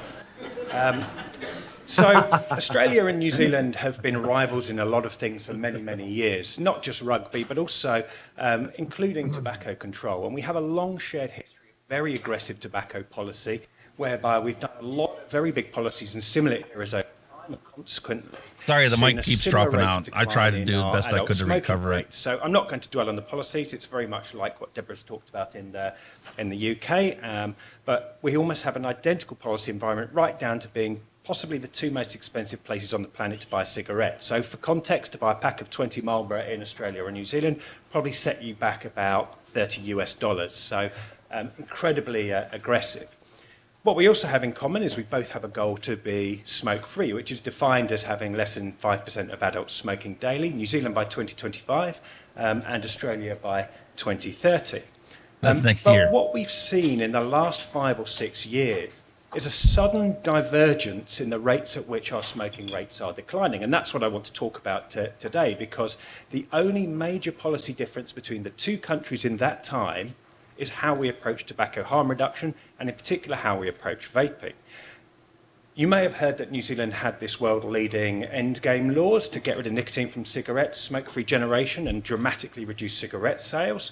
But those were repealed in March 2024. We had a general election last year, a new government came in. So those policies never saw the light of day. There's some hypothesis that people may have quit smoking in anticipation of those policies, but I think it's a little bit far-fetched. Kenny, do you change your behavior based on what might be coming in legislation in Parliament? No. Oh, shit. Is that a Simon Chapman conclusion? Huh? Personally.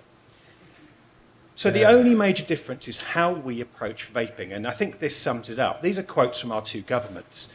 In New Zealand, our government for a long time has said vaping has the potential to help people quit smoking and to contribute to New Zealand's 2025 goal.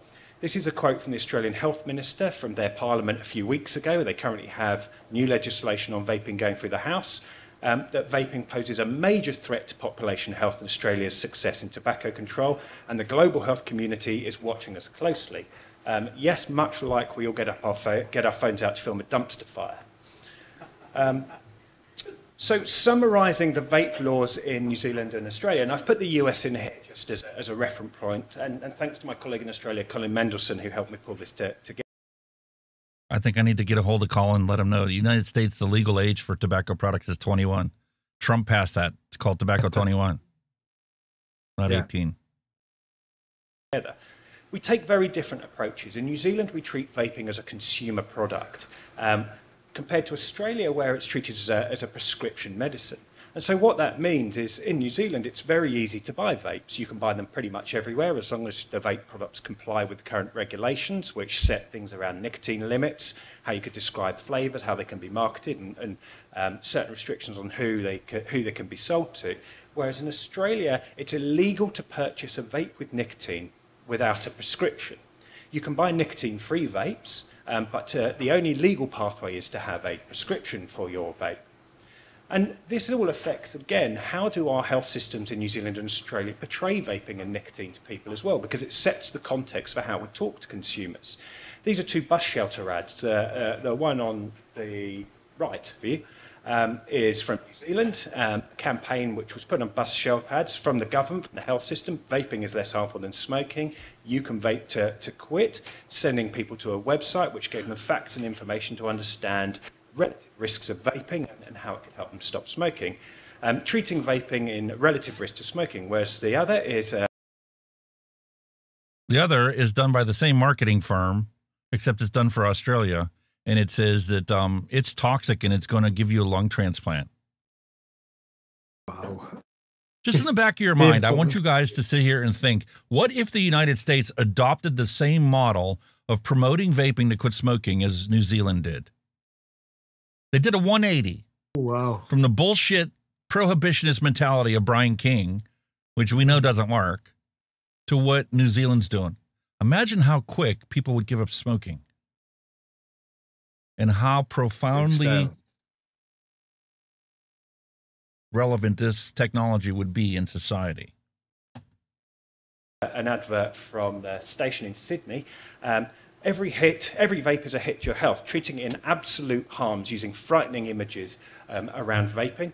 Weirdly, they look like they were made by the same creative agency.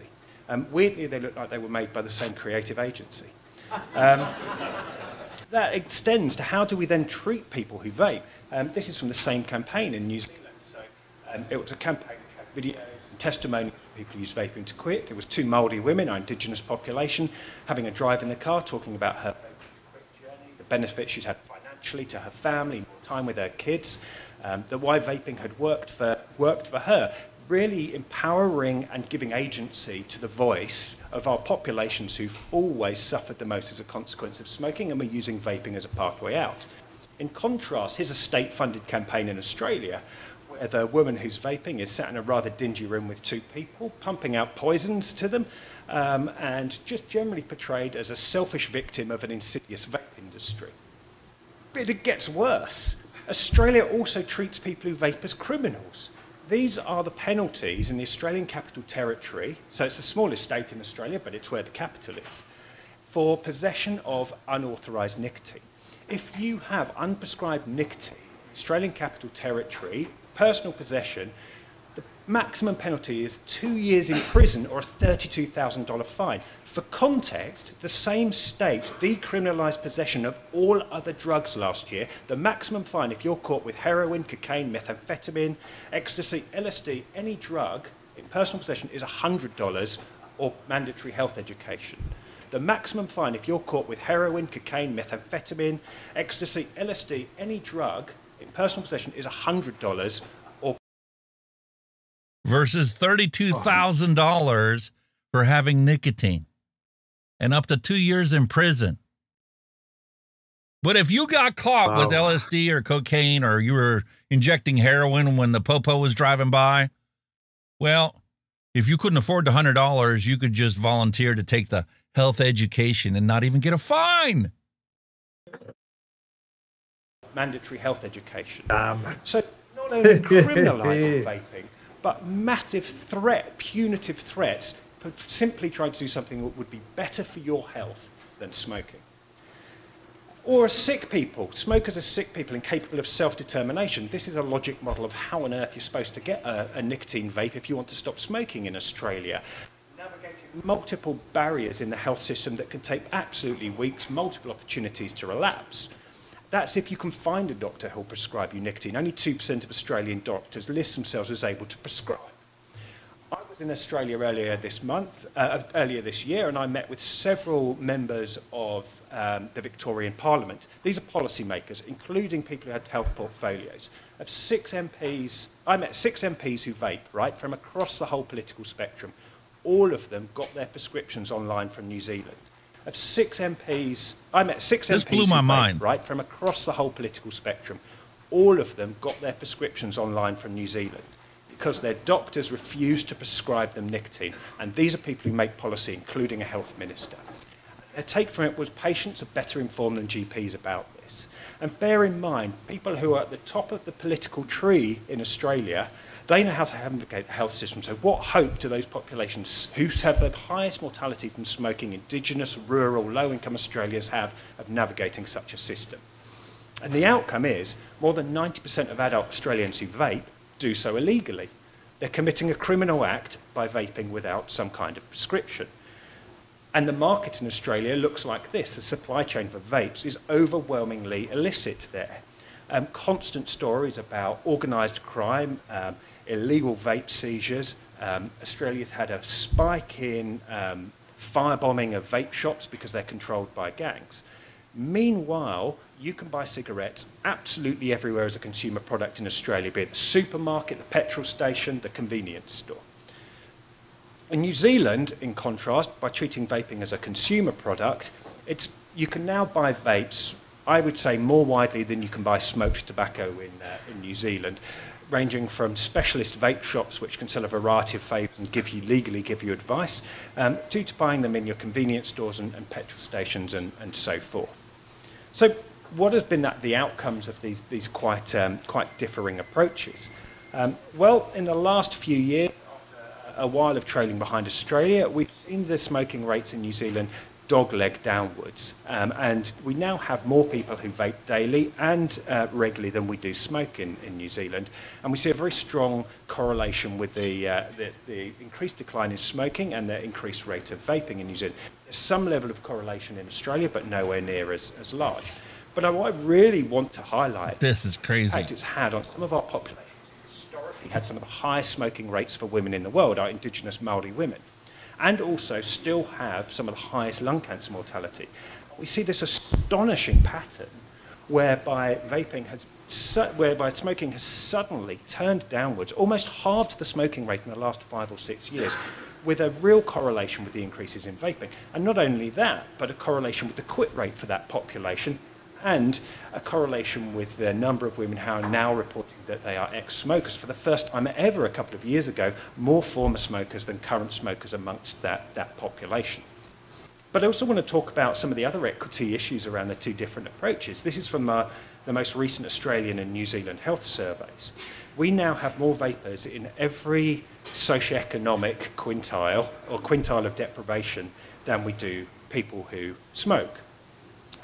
And particularly we see the highest rates of daily vaping amongst the poorest, most deprived populations in New Zealand. In contrast, when you look at Australia, we're still sustaining very high levels of inequity in smoking. And that's exactly the same here in the United States. Brian King keeps talking about how he wants to, you know, take care of the divide between people. You have the poorest in the population that have the highest smoking rates. You have the people that are stressed out the most, truck drivers and lawyers that have the highest smoking rates. They also have the lowest vaping rates here in the United States. Whereas in Australia, because of this policy, we killed Kenny. We killed Kenny. Anyway, because of the policies that they have in New Zealand, and because vaping is more accessible by anybody and affordable, they've negated that whole thing, and everybody's quitting smoking. Not just the well-to-do, not just the educated people. The highest deprivation has the same, if not more, people taking up vaping than the well-to-do with no deprivation. Much higher rates of smoking in those populations. But what's interesting here is that rates are pretty flat across everybody, when what we would like to see is higher rates of switching in those higher deprivation populations. So clearly this policy is systematically obstructing populations in Australia from accessing much less harmful alternatives. What about the kids? Well, Australia very much laws itself of having really strong vaping policies to protect young people, but actually the reality is that's not actually happening. And looking at different surveys in Australia and New Zealand, we see that even despite having these bans, the youth vaping rate in Australia is still trending upwards, largely with young people using illicit products. So even when they are vaping, there's absolutely no controls over where they're getting it or what they get it, the provenance of the product or the quality.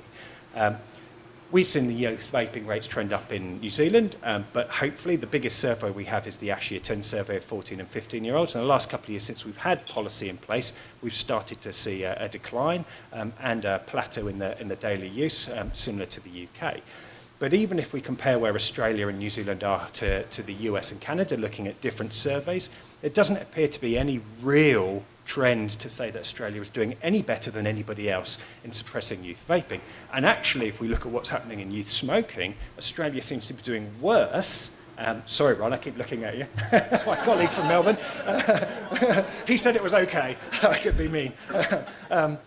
But Australia still seems to be doing worse. Good news, everyone! Actually addressing the real health issue, which is smoking. So where to next for Australia and New Zealand? Where are we going? Well, Australia currently has legislation in their parliament to double down.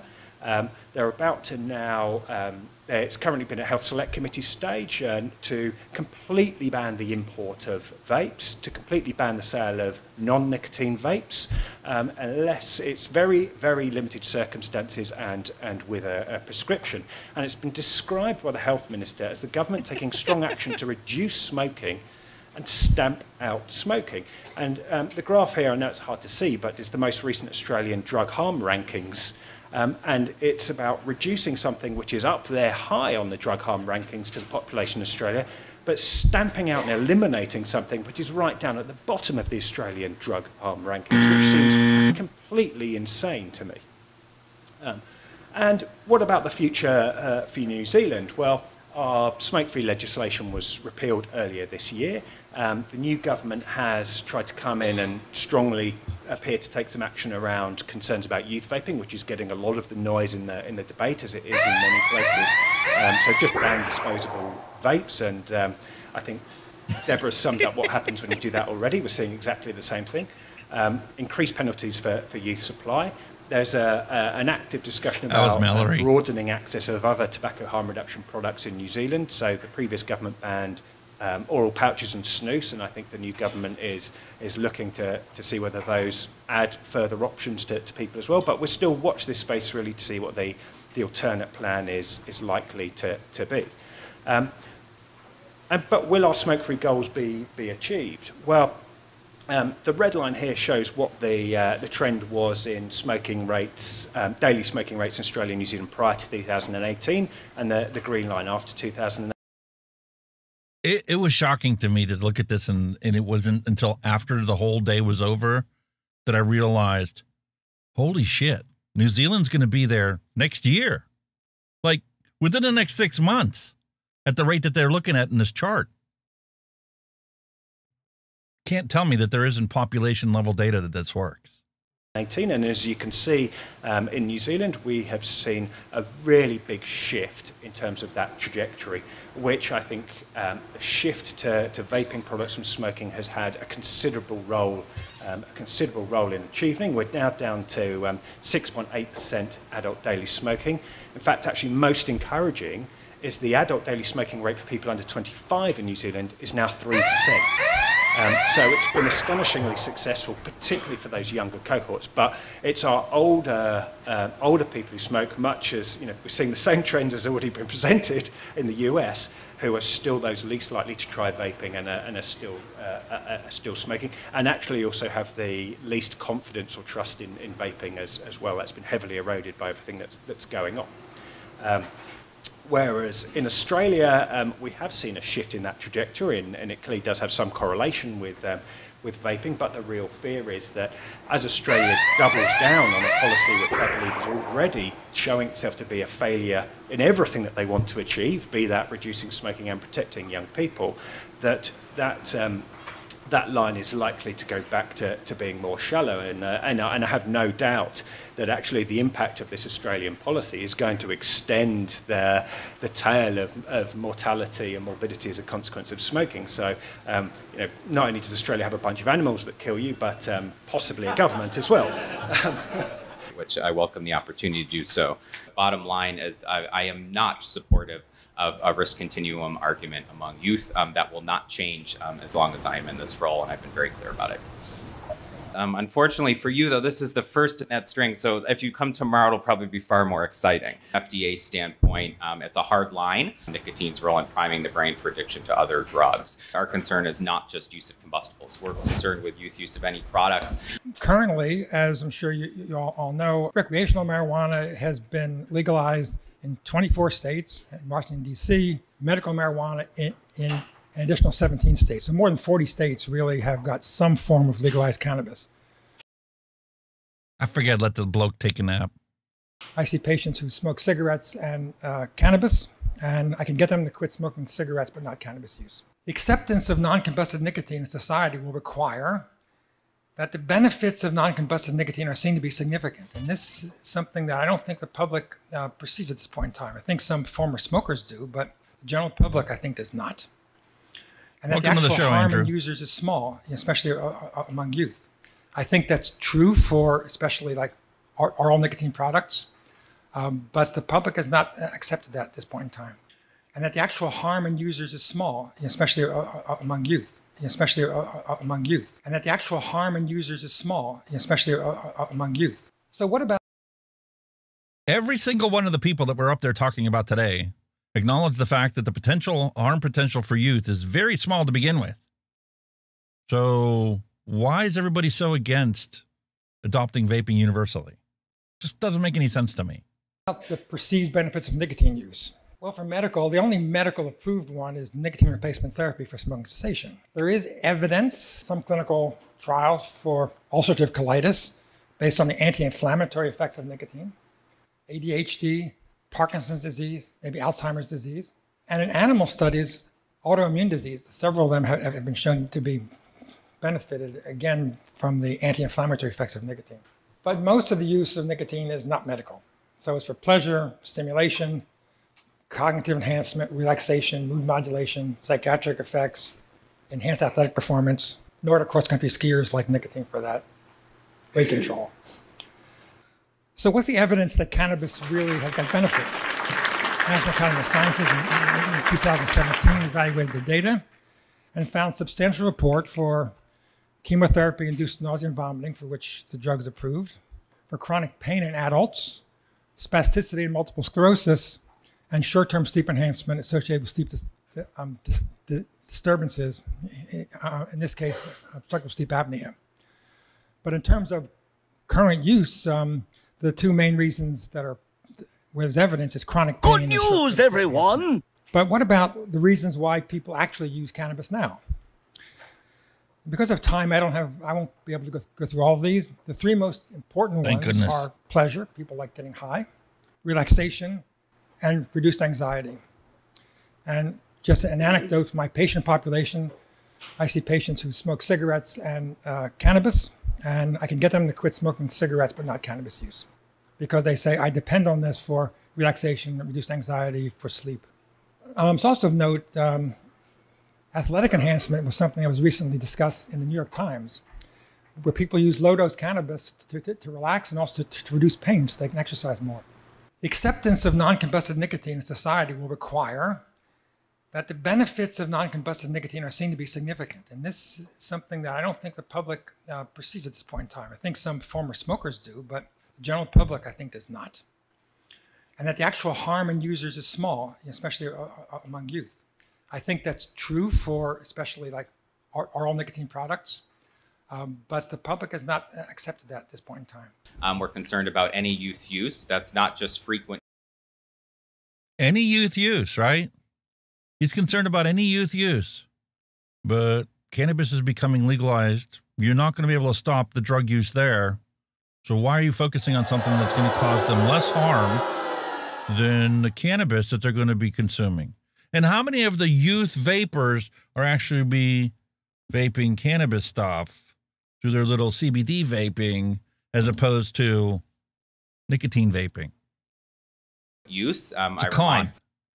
Everything that we've seen today indicates that tobacco control is no longer tobacco control. They have no control, as we'll find out when we get to Clive Bates. But they have nothing but a con left and fear-mongering to get people to listen to them at all. Folks that at one time all frequent users were intermediary users, and that's how addiction and dependency works. And so our primary priority is to prevent them from using these products in the first place. I don't think it has to be mutually exclusive from efforts to transition adult smokers. And I think that's one area where there's opportunity for further engagement, that I think we can do both. But we've got to do everything we can to maximize. When are you going to do both? To prevent and reduce use of these products. We're continuing to explore opportunities for transitioning adult smokers. Yeah, Ethan Nadelman, the founder of Drug Policy Alliance. You know, a lot in the tobacco nicotine field is focused on, for example, reducing availability to kids or increasing perception of risk. And we also worry about the impact of advertising. And so just a couple comments about cannabis use in youth. So one, if we look at marijuana use trends, this is a slide from Monitoring Future from 1970 to like 2020 or so. And then since the early 90s, the president, at least for high school seniors, is about 40% past year use of cannabis products. And again, so of those people, about 10% have got cannabis use disorder. If we look at perceptions, it's interesting.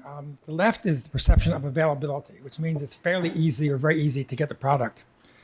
There actually has been no change since 1970s. 80 or 90% of kids say it's easy to use products. That was long before legalization. On the right-hand side is perceived risk. And you can see that the perceived risk was pretty low in the 1970s. It rose in the 1980s and early 90s. And then it's fallen now to being extremely low. So most youth perceive that the risk of cannabis is very low, in spite of the evidence I talked about. Yeah, Ethan Nadelman, the founder of Drug Policy Alliance. You know, a lot in the tobacco nicotine field is focused on, for example, reducing availability to kids or increasing perception of risk. And we also worry about the impact of advertising. So this is a question to Neil, but also for the general panel. So Neil, you put up those good slides about the cannabis versus nicotine, and you have a wonderful slide there which shows that perceived availability of cannabis among youth remained constant for about 40 years, even as use goes up and down and up and down. Then you have another one towards the end, which shows that perception of risk of marijuana has gone dramatically, but meanwhile, adolescent use has remained constant, right?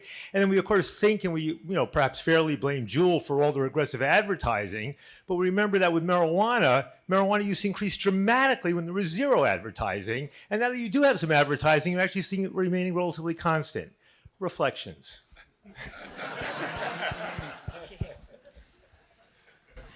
Nothing like calling out the obvious. Industry influences are generally hidden from the public. They're certainly there, but most people don't see that. They certainly do see tobacco influences or the past. But the question of the availability being widely available, but actually use changed quite a bit. So there were huge amount of use in the 70s by youth. It dropped down in the 80s and early 90s, and then skyrocketed again, despite market change in perception. So there doesn't seem to be a link between perceptions of risk and use. There doesn't seem to be a link between perceptions of risk and use. I'm not sure why that's the case. So, underage vaping rates. Well, what are we seeing? Again, perceptions of harm are worsening. It doesn't make much difference to teenage experimentation, because who knew teenagers like risk? Well, I think where you've got 99% of the market falls outside of regulatory control, which is more or less what we have in the US, and there's various shades of grey between the authorized products and the completely illegal, never been near a regulated product. But you've created a situation where you've got what looks like very tight, very technocratic regulation, but it applies to like a negligible part of the market. But basically my thesis here is that we're still in tobacco control using ideas that were germane in 1997 when I started in tobacco control. But the world has changed in a really big way since then, and that we need to rethink and get to tobacco control 2.0. So this is just throwing out a few ideas on why that is and what direction we might head in. We had youth smoking at very high levels. That's from the Monitoring the Future data, 12th grade. 36.5% of young people smoking back in 1997, around 4% now on the same measure. Around 4% now on the same measure. And of course we had an utterly horrible, ugly industry that did really terrible things and lied all the time. Basically, we knew what we were doing. We were fairly secure in what we were trying to do and where we were heading. Now, since then, I think things have changed. I think back in 97, you could specify a set of goals like this. But more or less, you could say all of the above. Since we've got this radical change in the marketplace, we now have to think about trade-offs and different priorities within the nicotine space and which ones that we value most. But I think in the past, we didn't have to bother too much about nicotine because we were preoccupied with the overwhelming harms of smoking. It didn't matter if there were benefits because they were massively outweighed by harms. So it was like, yeah, something addiction, yeah, people like it, but so what? It's really, really deadly. But now we're in a position where actually we have to have a more thoughtful discussion about nicotine and why people use it and what they get from it and how much it's likely to persist. And I think you can, others do this far better than me, but the discussion of benefits of nicotine and putting them alongside the costs and consequences, I think is a new debate that we have to have. I basically think that we've got to get in proportion where the nicotine use is, about 15 times as many. And it's an adult population problem. The public health problem is with middle-aged adults who still smoke. I'm going to take away the trend and just compare 2014 to 2022. So it's a relatively short time in the whole history of tobacco control. Look at that. A massive decline in smoking. It's an unbelievable change, okay? And that should change the focus that we have from the youth population to the adult population who are still smoking in large numbers and at very significant risk of serious disease. The other thing is, we've got to get used to the idea that there will be people who've never smoked who take up nicotine use. Okay, now most people problematize that. I think it's a good thing because it means you're not doing having to do something dangerous before you do something much safer. And I draw from that a conclusion that the demand for nicotine itself is more robust and resilient than any particular way of taking it. No matter what the policies or level of enforcement, there will always be a percentage of the population who use drugs. That the demand for nicotine itself is more robust and resilient than any particular way of taking it. And therefore the demand for nicotine will persist. The way in which we reduce harm will be a function of how it's taken. The way in which we reduce harm will be a function of how it's taken. And that should be the focus of regulation. That's why I agree so much with the end state discussion, in which you see the problem being combustion and risky ways of using nicotine rather than nicotine itself. So, underage vaping rates. Well, what are we seeing? Again, perceptions of harm are worsening. It doesn't make much difference to teenage experimentation, because who knew? Teenagers like riff. Also, listen, I know I've overplayed that little clip, but I can't get it out of my head. She knows the truth. She knows kids don't give a shit about all her little regulations and her taxes and, you know, the whole bullshit about trying to confiscate it at the border. It's not going to work. She knows it's not going to work. So embrace the thing that's working and focus on helping people live a better life. When we talk about kids, we need a much more nuanced discussion about kids. I mean, they're not all like innocent, you know, happy-go-lucky kids. There's a lot of, as Lynn Kozlowski would call them, the bad kids. The kids that have a propensity to risk behaviors. And we need to be thoughtful and sensitive, because that's the problem youth population. Kids that are using substances, you know, delinquent at school and engaged in crime. What about their needs? Is tobacco control losing control? My thesis here is that the tobacco and nicotine market is gradually becoming ungovernable. Here's a prediction from me from 2019. Regulators will start to be taught lessons about the limits of their power by consumers, markets, internet commerce, and overseas entrepreneurs. Here we are 5 years later. Okay, but why is that? High and rising diversity. You now look at that original straightforward cigarette market has changed beyond recognition. There are thousands of products now, all different shapes and sizes, ways of taking them, different flavors, different ways of packaging them and everything. And FDA's been through this, estimated that there'd be like 4,000 e-liquids and 747 ENDS devices, and then they get 26 million applications in. I don't think any agency has got that many orders of magnitude wrong in an impact assessment in the whole history of impact assessments and agencies. The rise of China. We've seen, this is since 2017, a 9-fold growth in the imports of vape products, or exports of vape products from China, about half of which go to the United States. So it's not like the manufacturers are all in like Richmond, Virginia or something, and you can go and, go and raid their offices and arrest their staff. They're all in Shenzhen, in China now. It's a very, very different thing. And they're importing to much smaller enterprises in the United States, much more fleeting and easily to disappear. The trade is unregulated, mostly. Brian was here, Brian King was here early, saying how well they've done to, authorize 23 vaping products. What's the number for the EU? 300,000 products are authorized in the Common Entrance Gateway to the European Union. A massive number, orders of magnitude. We could have had 26 million products to choose from here in the United States if the FDA would have bothered to set up a framework to accept all the products that were already out on the market and then started to institute safety regulations that limited the constituents that went into those products. But they chose prohibition, and they chose to lose control over the entire industry. Difference. And even if there's some duplication in different countries, it's still orders of magnitude there. So that's the space between those two is the space for illicit trade. Now, again, this is the United States one. Brian talks as if he's got this all in hand, but he hasn't. That is the very tightly regulated 1% of the market. Those 20. Can you tell? I do my own math. I don't believe anybody. I don't care what side you're on. 23 products, very tightly regulated, account for 1% of the market. The rest of it isn't regulated. It's a chaotic mess. It's illicit trade. It's products that are subject to litigation and so on. Ben was very good on the subject of Australia.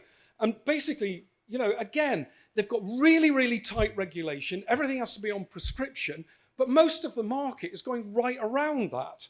Only 8% of the market goes through the prescription route. So you've got super tight regulation, but it only applies to a tiny share of the market. The market has sort of defected from the regulatory system and is supplying consumers with what they want via completely different methods, none of which are good.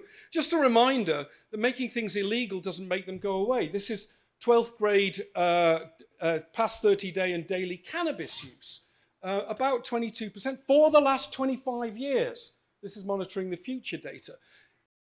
I had to add my own monitoring the future data to put things into perspective.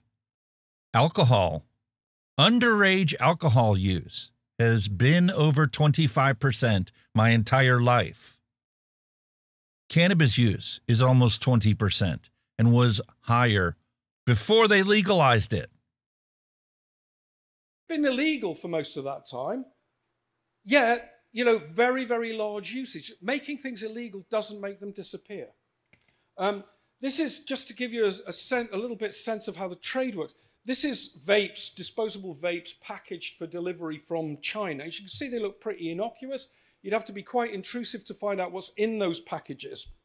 Okay, they go into containers like this. Is a 20-foot container, and this is the unit measurement of trade volume around the world. That's how trade volumes are measured, 20-foot equivalent units. Guess how many of those type of those containers come into a single port in the United States, New York and New Jersey, okay? 26,000 per day, okay? It's a huge volume of stuff that's moving. You want the whole of the US, 86,000 containers per day. Go to Singapore, it's about 120,000 containers per day. You look at Australia and the way, and I couldn't find numbers for the US, but for Australia, the number of inspections of those containers, about 1.4% gets scrutinized, okay? Anything can get through that. It's impossible to stop this at the border. New communications. These are new technologies that have emerged since 1997, when we all sat there sort of sucking our thumbs and, you know, hoping to get the internet or email to dial up.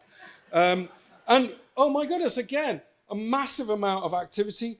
You know, computer use up, smartphone use up, tablets, social media, internet, completely changed everything. We're much, much more connected internationally than we ever were.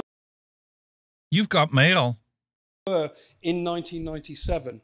This is social media use. Only really took off at the beginning of the last decade, but we now have 5 billion people connected via social media, which allows peer-to-peer communication and essentially commercialization of this. Now, who thinks they can control a 5 billion strong communications environment? I don't think it's going to be that easy. Here's a new form of commerce. Here are people distributing wholesale vapes via a Telegram channel. Okay, it's an encrypted communications network. Here is something I got fairly recent, or something that was forwarded to me fairly recently, like 3 days ago. And this is somebody offering to ship disposable vapes to the United Kingdom using something as simple as a WhatsApp connection to set up the trade. Okay, we're starting to see the ridiculous sort of drug war iconography now. I saw a picture in Australia of a seizure of vapes, you know, with all this, you know, with people standing there with all the vapes. And then we've got a lot of sort of, you know, lawless behavior now building up. Okay, innovation. This is the Shenzhen innovation system. All the creative energies in the United States are going into passing 8 to 10-year-old vapes through the FDA. All the creative energy in Shenzhen is going into producing the products that consumers want. And not surprisingly, those are coming in via illicit channels. They are producing what consumers want. FDA has got people justifying products that were on the market 10 years ago. We see innovation everywhere. We saw Deborah mention that the disposables, they'll work around that with rechargeable disposables. We have these big vapes, big puff vapes, which are a technology way of getting around tank size limitations in Europe. We see DIY flavor kits. So, okay, it's not flavors, but you can buy them anywhere and easily. And this is a recent paper on flavor accessories to get around bans on sort of menthol. When did we actually have an illegal market become legal again? I don't know if you're veterans of the early 90s, but this was a music downloading peer-to-peer network called Kazaa. It got... How many of you guys remember that? Kazaa. Downloading music from the internet. Put out of business, not by regulators, not by enforcement, not by anything, but by Apple, who brought out the iTunes store, and it did it by providing what people wanted in a legal way. That was what did for Kazaa in the end. We are dealing with what I call a complex adaptive system in tobacco control. We have suppliers, we have consumers, we have fiscal pressures, we have regulation, we have communications, news flow, messages from officials, and we also have sort of practitioner. All of those things shape the way that that complex adaptive system functions. You do something in it, it doesn't just literally cause the thing that you hope to. So you ban flavors, it doesn't mean all flavored products disappear and everyone who was using flavored products goes off and does something else. That's not how these things Don't worry, Kenny, we only got about 10 minutes left. work. There are a whole set of adaptive behaviors, illicit sales, workarounds, DIY. Everything gets thrown into that mix and is governed by a set of economic relationships that the user tries to optimize for themselves and suppliers try to use opportunistically. And you might end up with a lot, a much bigger market, a lot more illicit supply, and much less purchase on this. Sorry, Clive, you left your balls at home. I hate to tell you it, but you proved that it's already like that. All tobacco control has left is the con game. That's why the hashtag that I've been putting out there lately is tobacco control. Without the con game, they have no control. And some would argue, looking at the numbers, well, they have no control at all. And the ridiculous regulations that, and the whole PMTA process itself is so preposterous that everybody's ignoring it. They have no control when nobody listens to what they have to say. And I know Dr. Brian King made the statement during the thing is, we don't have a flavor ban. And no matter how many times you say it, you can't make it true. Okay. Well, guess what, Brian? No matter how many times you say that we've denied your application and you need to follow the law, you're not going to change the market. You're not going to change consumer demand. That's what's driving the market. Your bullshit propaganda campaign is all bullshit, and everybody knows it. So go ahead, keep wasting the taxpayers' money and keep letting 1,300 people a day die in the United States because you refuse to see what is right in front of your face and is going to happen no matter what the hell you do.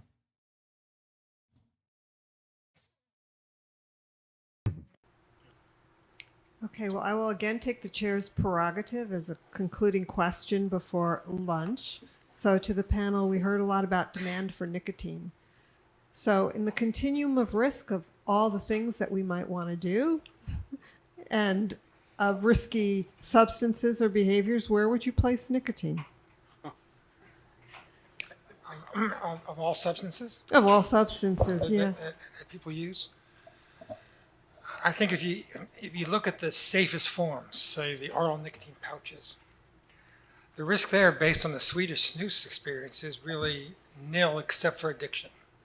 And then the question is, what's the cost of addiction in youth? And I haven't really seen any studies that look at the details of that. So let me ask you this. Is there a cost of dependence? We don't have a problem with our kids as young as 8 years old going to Starbucks for a coffee. So what's the difference if they choose to consume nicotine instead of caffeine? Nicotine divorced from combustion has about the same physiological effects. So what's the difference? Or is there no difference and it's just another con to maintain control, which they've completely lost when they implemented PMTA? And I'm sorry, I as a United States citizen, I must apologize to the world for what we did to the vaping market, because it was our ridiculous regulations and President Trump signing Tobacco 21 and banning all the pod systems, the flavored pod systems, that caused the disposables to take off. So in one way, I'm grateful, because there's a lot of smokers that would have never tried a full mod and tank system, but are now ex-smokers because of these disposable vapes. Clive, last comment. Okay, well, I am the rather late and proud parent of an 8-year-old girl at the moment, and so I'm constructing my sort of mental risk register for an 8-year-old girl approaching teenage years. I have to say, nicotine vaping is way down the bottom. It's not even registering. But I think about all the things I would worry about as a parent. You know, a lot of the sort of online kind of stuff, the self-harm, all the sort of mental health and bullying related things, substances that are much worse than nicotine. You know, falling in with the wrong type of people, gangs, sort of, you know, premature sex and sexualization that you know is very difficult to avoid through if you've got a tablet and all this sort of stuff. These are the things that sort of keep me awake at night, not vaping. Thanks, everybody. My name's Brian Yagi, and as the letters after... From the lovely Bloomberg School of Public Health, we have Brian Yagi. But this was actually the most interesting speech of the entire day. And it was actually talking about legal framework. He was called there because of his academic interest in legal jurisprudence. And, well, he'll tell you about his experience. My name suggests I have a pretty severe educational history, but I want everybody to know that I approached this podium today with a severe case of imposter syndrome.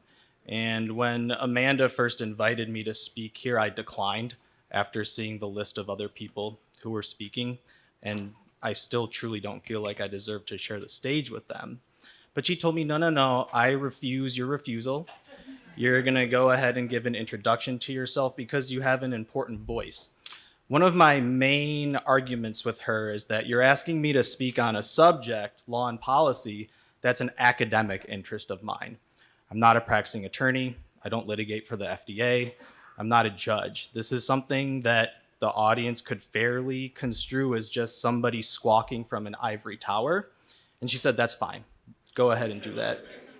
I do have one relevant experience that I need to disclose, which is while I was in law school, I was embedded for an entire semester in the FDA's Office of Policy and Planning. That's the office that holds the FDA to federal law, most notably the notice and comment rulemaking of the APA that we'll talk about. But first and foremost, I'm a hospitalist, which means that I take care of people when they're admitted to the hospital in their acute time of need. I was so excited when I saw this, because morbidity is the suffering from a disease or medical condition compared to the mortality of somebody, which is the state of being subject to death. And she wanted me to introduce that as my framework for how I view harm reduction in this space. So one of the things to help me break the ice with my medical colleagues here is to present an M&M, which is what we do in the hospital if there's kind of a challenging case, hard diagnosis, unexpected badness, and it's meant to be an open and honest discussion, much like the theme of this conference. It's supposed to be a challenging space. It's supposed to be a safe space. So without further ado, I present the case of a 58-year-old female admitted to the hospital for completely unrelated reasons, but comes down with the case of crushing chest pain. Here's her 12-lead EKG. My medical consultants diagnosed her with STEMI. STEMI. This is medical jargon for a big heart attack. They quickly recommend that she goes to the cath lab for a left heart cath, which would be both diagnostic and therapeutic. And they point out recent medical evidence that there's a mortality benefit for getting her to the cath lab as quickly as possible. But wrinkles arise in this case when we talk about the risks of a procedure. You have to talk about risks as well as potential benefits. And this patient came in with some pretty severe, long-standing chronic kidney disease. And the problem with these left heart caths is they're extremely nephrotoxic. So we had to counsel her that there is a virtual certainty that her disease would progress to end-stage renal disease and she'd need dialysis. And she hesitated for a little bit, hearing that dialysis really decreases quality of life. But after Sorry hearing about the that commentary we on can the keep people slides. alive on dialysis for years and years, if not decades, and this heart attack thing is going to kill her pretty quickly, she agrees to go to the cath lab where it shows a proximal LAD lesion. It gets stented. The rest of her hospital course is uncomplicated. Her heart checks out great afterwards, gets started on therapies, but she is discharged with a new diagnosis of end-stage renal disease and has to go on dialysis. And I bring this up because for me as a hospitalist, this is a smashing success story. This case would never be presented in the hallowed halls of Hopkins because everything went according to the books. It's sad that she has a new diagnosis of end-stage renal disease, but in my business, mortality is so much more important than morbidity. And in this case, the mortality benefit of going to the cath lab is measured in days, as opposed to end-stage renal disease is measured in years. And that is what this all boils down to, this whole argument about vaping. What is more important to you? Accepting the mortality losses from the people that continue to smoke versus the potential morbidity of underage youth who aren't going to do what you want them to do no matter how much you tax it, no matter how much you restrict it, no matter how much you lie to them. All you are doing is perpetuating lies that they will carry on into adulthood to never believe what the government tells them, to never believe what public health agencies tell them. Because you let their parents and their grandparents die from cigarette smoking to protect them. And this is non-trivial because people do die in the hospital.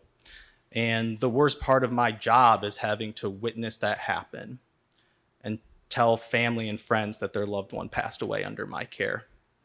Thankfully, it's a very rare occurrence, and I spend most of my time worrying about morbidity. One of the most morbid things that we do to people in the hospital is intubate them, put them on the ventilator. But again, rare occurrence. I spend most of my time stabilizing patients and discharging them. And that's where I'm one of the few clinicians out there who talks to my active smokers about ENDS product use. We can talk about the medical evidence. That's not my subject for today. But Amanda wanted me to highlight the fact that I'm here because I'm the one taking care of people on death's doorsteps who are active combustible users. And in my clinical experience, these hard conversations, these intubations, they don't happen because people are vaping too much. It's not a clinical scenario that I encounter. In 2001, One last segment, and the book that he talks about is available in the description below as a free download if you want to follow up on this. I downloaded it and I just quickly perused through it. I'm going to end up reading it, but this book basically begged and pleaded for them to come out with something that lets people consume nicotine without killing them. We have that product available today, and now they're still trying to ban it. And they're trying to eliminate all nicotine use. We gave them what they wanted. The industry is giving them what they want. But the answer that they're still getting is no. Because the stodgy dodgies that grew up in the 60s are the ones that are in charge right now, and they just refuse to accept that, well, things have changed. The 26 million applications for harm reduction products should be a clear message that you don't understand what the potential of this is. very interesting report from the Institute of Medicine, Clearing the Air, talked about, well, maybe we can revisit this idea. It was really the introduction of what is now today, is the potential harm reduction benefits that's associated with alternative nicotine products. And, you know, we can talk about e-cigarettes because they came really right on the heels of that. And weighing the risks and benefits in a world of uncertainty is not easy. So These are sort of the fundamental questions in terms of nicotine vaping. What are the health risks of vaping? Can vaping help people, stop smoking? Is vaping a gateway to smoking? What is the overall population health impact? Those are sort of the basic fundamental questions. And the evidence is accumulated rapidly. As you can just see, from this paper that just is summarizing the array of papers, and Clive, does a great job providing us with weekly reports on the evidence that's coming out. I think I've collected about 4,000 articles because I now, keep them in a Google file, a paper, file. But some of that evidence has started to produce public health consensus. We had the initial NASEM report in 2018. We had the same report out of Public Health England, essentially drawing the same conclusions. And we had updates because in the UK, they updated the evidence on an annual basis. And that was very effective for the rest of the world, where we got a report in 2018 and we didn't get anything more. And we're depending on getting facts from a lot of different places.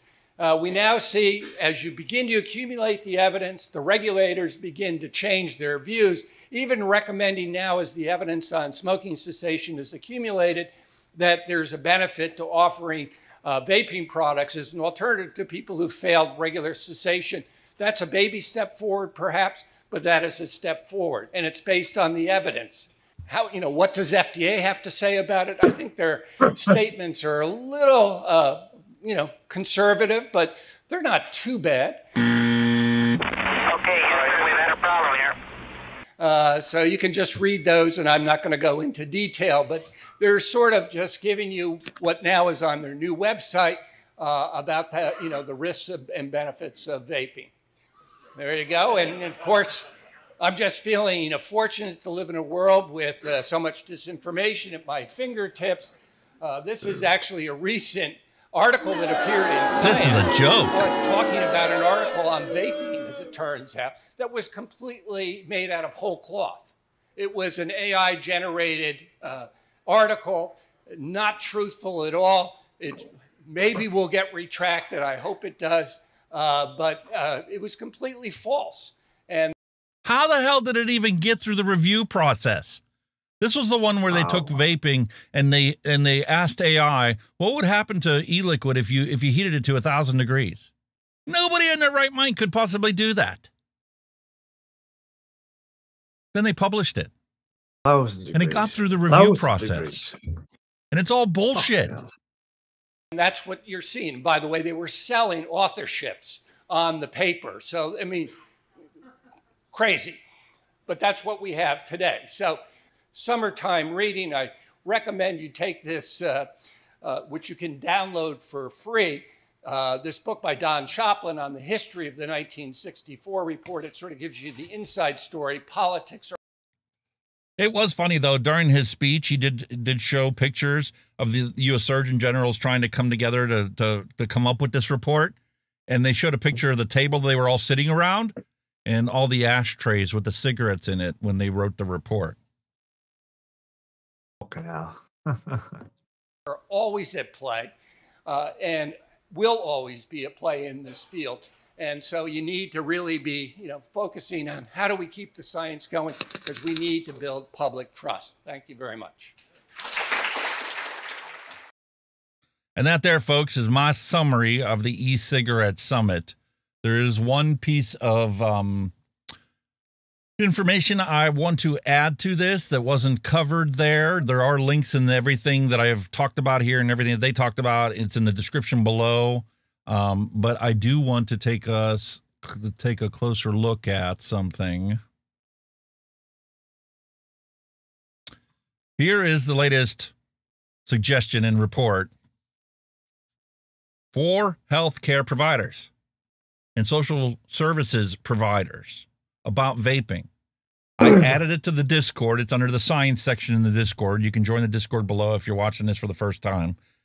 There is this document available for you to download, 55 pages, and you can hand this to your doctor. You can print a copy of this out and hand this to your doctor or give them a link, and it tells you what the current standard of care is in the UK for healthcare providers and all the information they need to learn about vaping to suggest it to their patients. Okay? Everything That's from awesome. the devices. This is currently just put out, okay? Just 23rd of November of 23. Okay? That's a UK document. No. Yes. From the National Care of NCSCT. It's the vaping briefing. It's the 7th version of it that they've put out there. And they even talk about how they are doing the swap to stop program to get people to quit smoking and how successful it is. Has all the data and everything that, you know, you could possibly want to know for a clinician's perspective on things in a 55-page document. What are the strengths of e-liquids? How many people use each of the strengths, you know, to help them quit? The information's out there. True information, not false. Yes.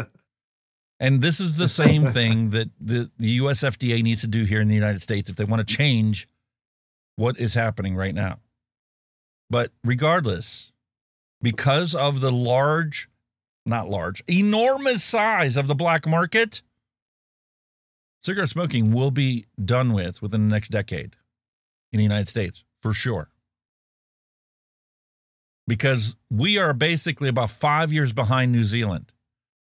And that's taking a look at the chart of how much vaping is compared to how much smoking is. And those two are going to intersect here in a matter of a couple of years. It happened in New Zealand in 2022. And they're going to be smoke-free next year in 2025. It's an eventuality. Rip Trippers was right. Smoking's done. Vaping's the future, and the future is now. The future is now. Exactly. And services that are not vape friendly aren't going to be around very much longer. You can't hide from the science. It's become overwhelming. Exactly. And now we have it on a population level looking at New Zealand. Well, the success stories, isn't it? Yes. All right. We have an experiment we're going to do today to see if it truly is like that. Right. Is it Before literally you do that impossible experiment, to get vitamin E acetate before you to do mix that, with? I want to go for a quick wee break, but don't do that until I come back. Oh, no, Right. I'm not going to do that. We still got dad jokes to do before we get to that. But 2 shakes. No worries, mate. 2 shakes. 2 shakes. And here's a new word, a definition for you guys to learn. It's called paltering.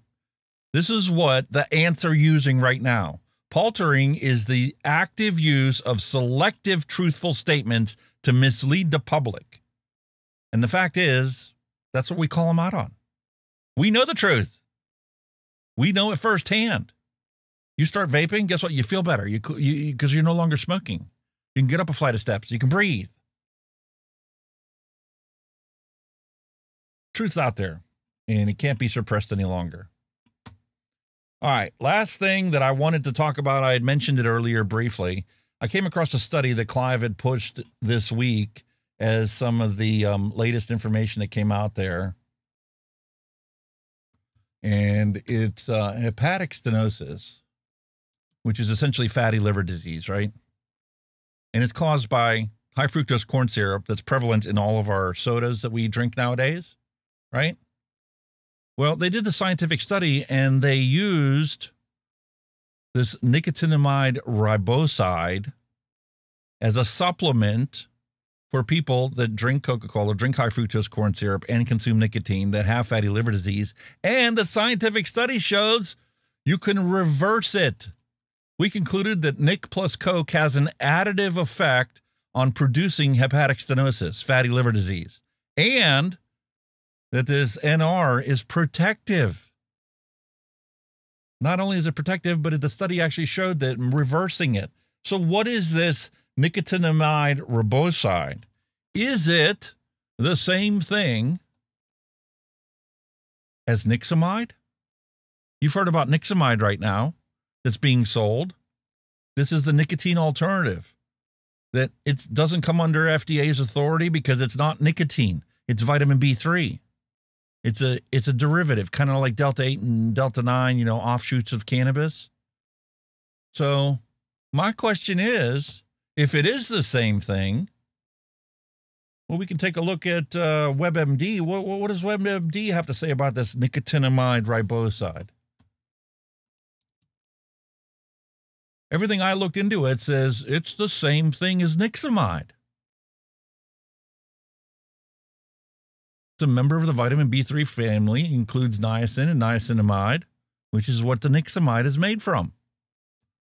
Naturally occurring in fruits, vegetables, meat, and milk. But you can take it as a supplement. Or could they perhaps formulate our vapes to include the nixamide with the nicotine? And I know that we're already at 2.5 hours, but you know me, I love science. I'm a big nerd when it comes to this. They want to ban menthol, right? You know that people that are exposed to menthol and have Alzheimer's can decrease their symptoms because of the menthol scent and can improve memory function?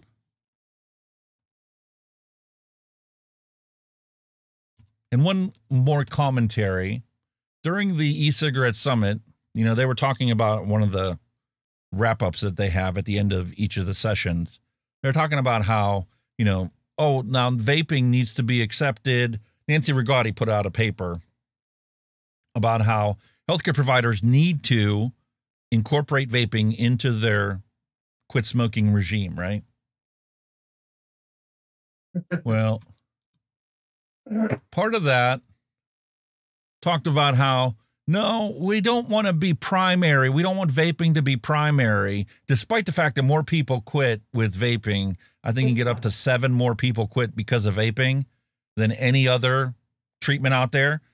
Everything, healthcare providers should give patients all the pharmaceutically approved drugs, like the varenicline. Varenicline is so good at getting people to quit smoking. Yeah, so long as they don't kill themselves. Because, you know, they drink on top of taking the varenicline, and then they get suicidal ideation. Yeah. They only look at the things that they want to look at. They only look at the fact, oh my goodness, you know, when that came out and it got black labeled, when varenicline got black labeled, look at how many smokers didn't quit because it wasn't available anymore. They pulled it off the market because a couple people killed themselves. I don't know anybody that started vaping and killed themselves because they started vaping. There are no side effects like there are with these pharmaceutical products. Anyway, we live in an ass-backwards world. That was about that one. We live in an ass-backwards world. In the case on psilocybin access for a cancer patient, right? They have terminal cancer. So they requested to be able to consume this psilocybin, those magic mushrooms, right? The DEA says that the federal right to try law does not provide exemptions from Controlled Substances Act. So despite the fact you're going to die from your cancer and you want to take this so that you could maybe feel better in the 6 months you got left to live, no, we can't let you do that. And if we find out that you do take it, the Drug Enforcement Agency and the FBI will be knocking on your door. What a backwards ass world we live in. Yes, Mallery. It's not that big. Trust us.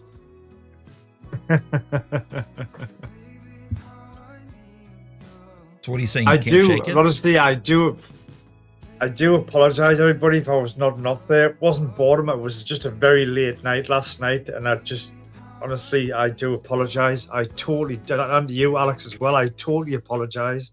I had a very late night and a very early morning.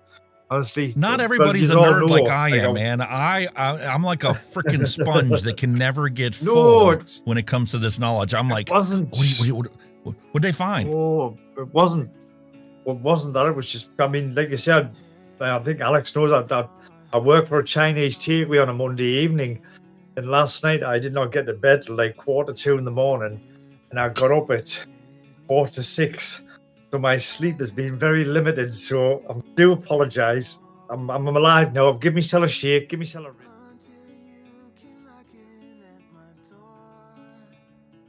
No, no worries. No worries, mate. Oh, there we go. Here's what I was talking about, though.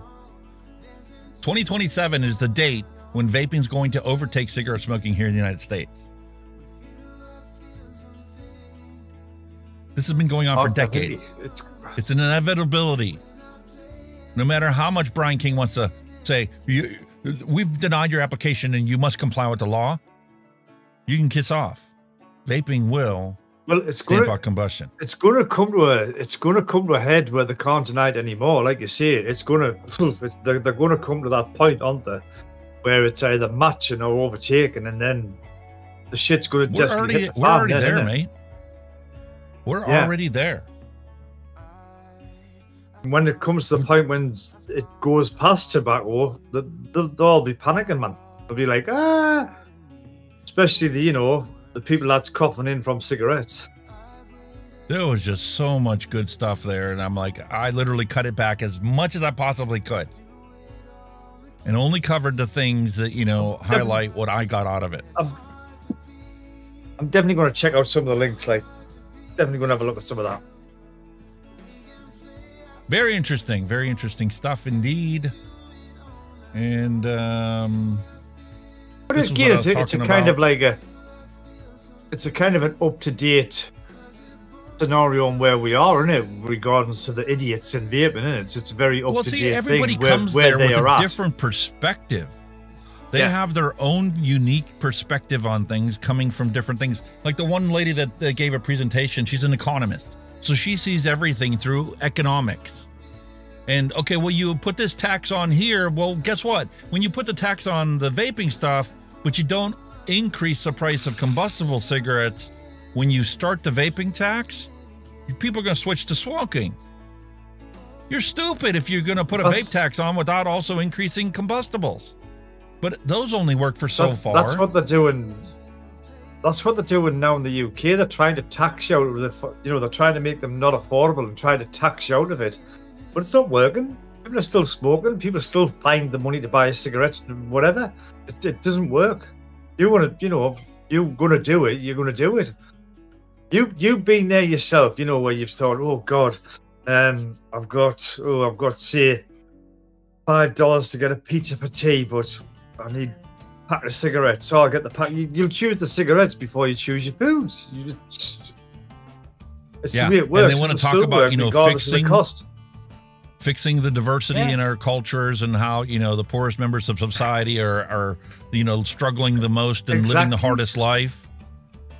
Well, you just made their life worse. For what? For kids that don't give a shit? They're going to steal mom or dad's money or the neighbor's money or, break into a house so they can, get something and pawn it off so they can get the money to do whatever they want to do. Exactly the same as drug addicts. I'm not tarnishing them all the same brush, but you'll get drug addicts who need to fund the habit. That's at the end of the day, they need to fund the habit. The behavior's the same. Do whatever. Whether or not you're actually breaking into somebody's house or whether you're stealing out of mom's purse or dad's wallet, it's the same behavior. You need to fund your habit by whatever means, and you'll do whatever to fund your habit, regardless. But Nancy Rigotti published this lovely article. It's also linked in the description below that we have reached the tipping point that healthcare providers need to recommend vaping to the people who smoke that they see. It's that simple. They need to do this because delaying it isn't going to actually do anything other than let more people die unnecessarily.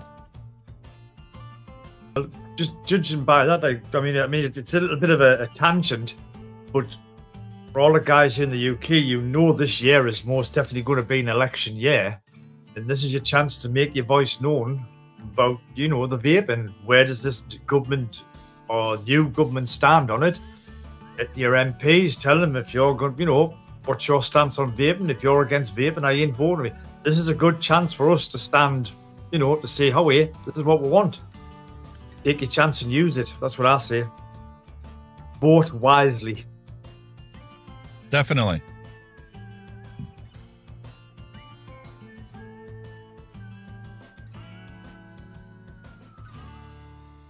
All right. Enough of the serious stuff. I think it's time for us to have some fun. I think it's time for us to do some hand checks and some dad jokes. So let's take a look. Is there any new stuff?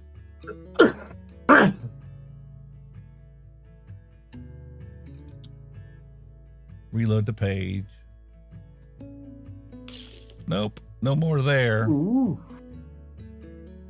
No more there, mate. So let's take a look at it. William Dobson's the only one that has it here. So we'll start with his. He has... Let's switch to the proper scene for this. There's our hand checks. The tighter. There we go. The tighter. That's William Dobson. He's got the little and the large hog. The Hog 400. And then he's got a Lux 3 there. Isn't that so?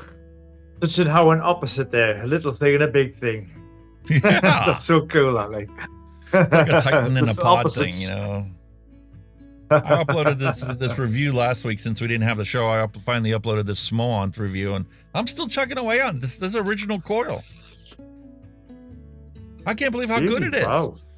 And Smoant, is like the bargain basement kind of vape stuff. The prices of their stuff reflect the cost savings that they use when they design this. But man, this is as good as my Oxva Excellent as far as coil length, longevity. That's the thing we used to look at. I think that was a thing we used to look at when we used to do the bargain vape shows, is buying the cheapest possible whatever, juice kit, whatever, and still get a good vape out of it, because some of the cheaper budget stuff is not crap. Some of it's really decent. You know what I mean? Well, one of the original videos I put up there was a comparison of Steam Crave products, and I wanted them to be on the same mods. Well, I wasn't going to go spend $300 on good, heavy-duty mods. I went and ordered from a Chinese website the Smoant mod, and yeah, it's all plastic, but who cares? I had 3 of the exact same mods that I could try 3 different tanks on, and they work fantastic. There was no difference between that and the Smock and, any of the other mods that I had at the time. And I got 3 of them for less than the cost of 1 proper mod bought, here in the States. Mods are a difficult thing to gauge, because when the fire whatever's on top and it works, you know what I mean, whether it be a lesser brand or a top brand. Yes, you've got the 2 top brands, the Yeehee and the whatever, the one who shall not be named, I can't keep remember them, but all the other companies for me have caught up with these big brands. Yeah, the DNA board, sorry. But all these other lesser companies have now caught up with it. You used to go up Evolve and DNA for temp control and all that, how they nailed it. Now all your lesser brands, even Smock, have now nailed temp control for the guys who use it. They've all kind of. The way I looked at it is, if I set it to 55 watts and it only puts out 52 or it puts out 58, I didn't care. I had 3 mods that were identical, so they're going to have the same board in it. So whatever it is, that's what I'm saying, I'm going to have the same experience between all 3 devices. Me, unless you were some kind of real nerdy cynic, you could put 3 mods of whatever you like in line, set them all at the same wattage, and I think you'd be struggling to tell the difference of a couple of watts difference here and there. I don't think you would. That's why I used to love watching Daniel's reviews and stuff, and Phil Basardo's reviews, because they actually have oscilloscopes that they can actually test and see how long of a time delay is it. How long does it take to fire, and does it actually keep the same wattage, or does it vary at all? I wanted to get an oscilloscope, but it's like as time went on, I'm like, I don't need it. Nobody needs to be that precise. Not even Mooch, the battery here, used to test a few mech mods, and you could see some of his tests, some of the high ends, the high expensive ones and the cheaper ones. There wasn't a great deal of difference between them. Really, all it was down to is the materials that they were made of, a higher spec material. That's the only difference between your top end and your low end. The materials they use. The inherent material, the inherent resistance of brass versus stainless versus whatever. Yeah. And then how much does chrome plating affect it if they chrome plate it? Here, William Dobson moved recently, and he's finally starting to get his stuff organized. Look at that. Oh, very nice. I think he's got the same battery charger I do, the X-Star VC8. Nice. Yep. And you know what? Despite Inikin wanting, and despite the fact that Inikin is recalling some of their things, I still want to get my hands on one of these Chroma 217s. That is a gorgeous device. That's a nice looking mod, isn't it? Yeah. 21700. It's really nice. It's been a long time since I bought an Inikin product. I believe Aegis have brought the new Legend out recently. I'm not sure what's called. Yeah, but I heard that too. One out. Yeah. I've got so much to do. And unfortunately, folks, there ain't going to be a whole lot going on this week because it's my wife's birthday coming up. And it's also a holiday here in the States on Monday. So we're going camping. We actually have to go and set up camp. We moved the camper last year, but never bothered to set it up. So tomorrow I need to go and get my driver's license picture taken. I already did the renewal, but I forgot to go and get my picture taken and get a new card made. So I'm going to do that tomorrow. Thursday, the wife's going to get her nails done, and then we're heading off to camp. So good on yous. Good on yous. As much as I would love to put the review out for this, I'm sorry, Oxford, it ain't going to happen. I told you I was going to get it done this weekend, but the EcigSummit took preference.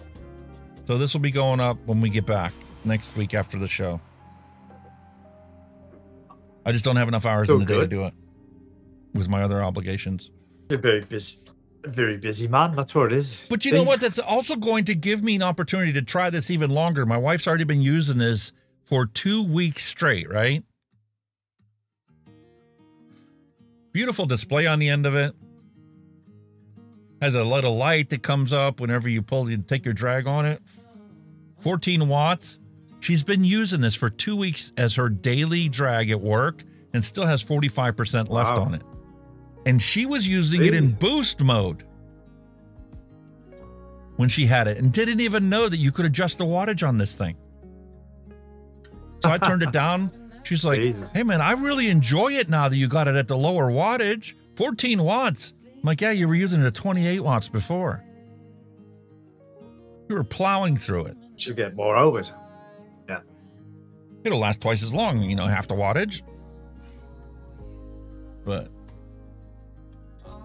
yeah, I definitely got that. Glad you like I'll have them, to pick me up one of them.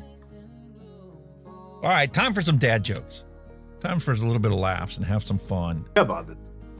Curious to see what Mallery come up with for this week. I downloaded them all, but I didn't actually read any of them. So this will be unique.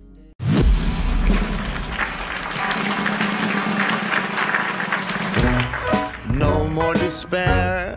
I have paid more than I owe. Now what you see is what I give you. If a vapor's been robbed, which detectives are assigned to the case?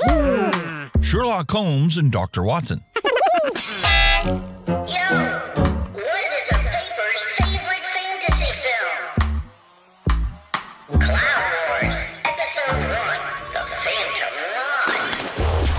Hey man, what do you call advice from a vapor? Drip tips. Hey, is that a mechanical mod in your pocket? Or are you just happy to see me? Hey, don't throw your mod at people or else it's battery.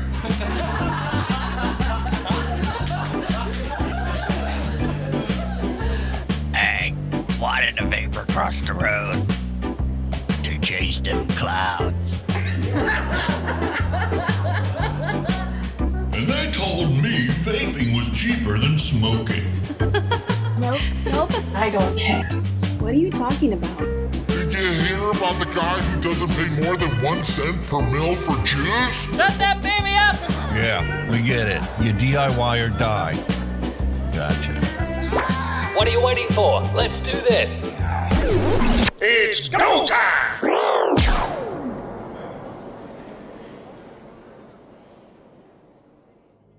This show is for adults only. I'm going to leave it right there because our first slide of the day says, I'm going to bang you so hard your gynecologist is going to need therapy. Holy fuck. Woohoo! Would you like to see more feminine Yataja? Like Ripley or Her Majesty?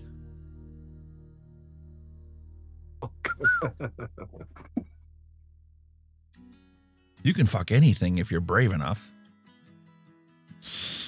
No. No. No.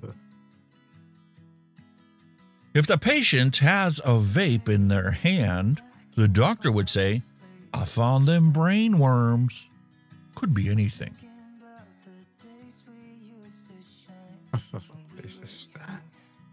Yeah. Compliments of Dr. Brian King. It's time to put the dick down when your appliance start calling you out. You slut. You're such a slut.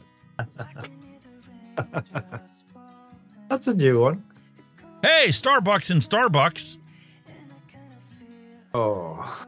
Remember Starbucks? Starbucks. Battlestar Galactica. All of them shows. I will review them with 5 stars for the service. Please don't touch yourself. Ask your server for help. Thank you. Oh, I'll have some of that, yeah. New place to go for lunch. Definitely. Oh. Listen, I know I'm an IT geek and all, but the safe word must be at least 8 characters long and must contain 1 special character. That's just a bridge too far. Oh, Jesus. When you nut in her ass and she farts in her sleep. Oh, fuck off. Oh, no. Would this be a tiny rover or a range mini? Or a range mini. A range mini. Jesus. That looks so ugly as well. A narcissist wants the authority of a king while having the accountability of a toddler. True. So true. That sounds like Dr. Very Brian true. King to me. Definitely. You know the system is broken when you can legally smoke something that is proven to kill you, but something that's proven to save lives is being scrutinized. Scrutinized. Hell yeah. Very true. Got kicked out of the stained glass class again. Oh. It's kind of like the leg from Christmas Story. You know, you put the leg in the front window. Yeah. Kind of sexy how you put those cuffs on me. Will I need a safe word? Cop. The fuck is wrong with you? Instead of cleaning the house, I just watch an episode of The Hoarders. And, well, I think my house looks pretty great. That's so true. Do you understand your error? Yes, sir. No jalapenos before oral. Oh, Jesus. Ancient bidet. It's a hole in the floor. Every time the wave comes by, it does a nice little cleaning for you. Well, that would pin you to the roof. That then would clean you. No pressure regulation there. Pound cake. You ruined my pound cake. I thought that was your instructions. Oh. Him. Come sit on my face. Me. Okay, but you will get very wet on this ride. Oh, jeez. Oh. Listen, when you go that see. far off the one side with all the science and advocacy and the facts and the contravening information, you're going to have to expect the dad jokes to go just as far extreme on the other end of the spectrum. Definitely, yes. Definitely. And I wasn't even using the right scene. Vic's not here. He's on his way home from work. When you find out Elsa is a squirter?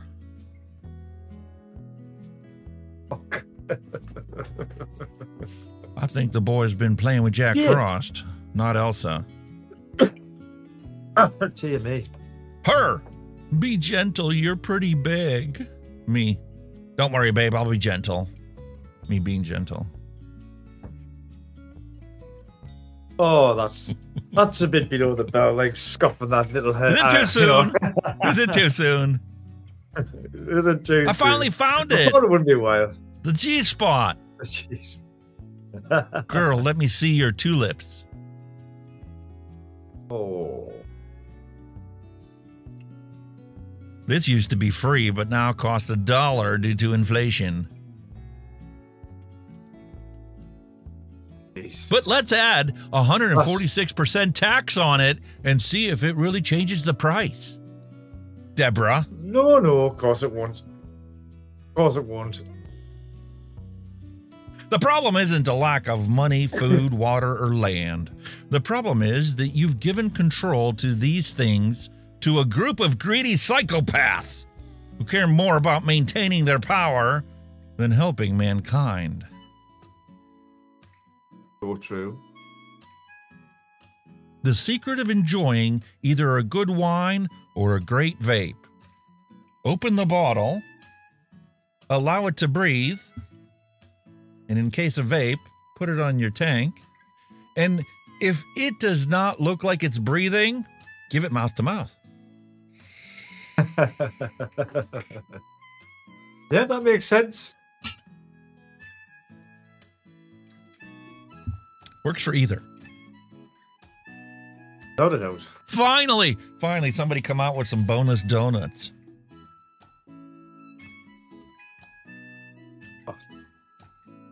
Bonehead. Who's the bonehead to put that sticker on there? There you go. Yeah. The forgotten generation's most iconic anthem. Don't you forget about me. Happy. Don't you forget about me. Hey, Rolling Stones concert at JFK Stadium in 1978. Something modern bands these days have never been able to duplicate. Hell no. Look at that. Exactly. You don't even see that kind of a crowd when you get a new president elected. No. Hey man, beef jerky is just cow raisin. Changed my mind.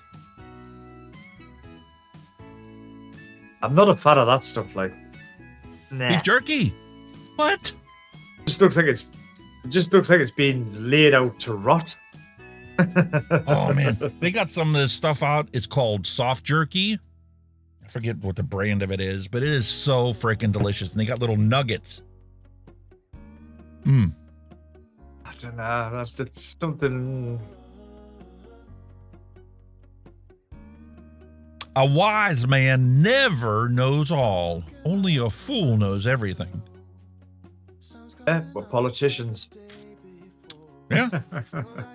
But you know what? That's the truth about science. The more you learn, the more you have questions about. Because you want to try and reconcile all the different things that you read and learn about. And reality tells you that, well, it's got to be a combination of this and this and this. Who's wrong about what part of it? Well, they say science has no boundaries, has it? It's got Right. no You boundaries, question has it? everything. Yeah.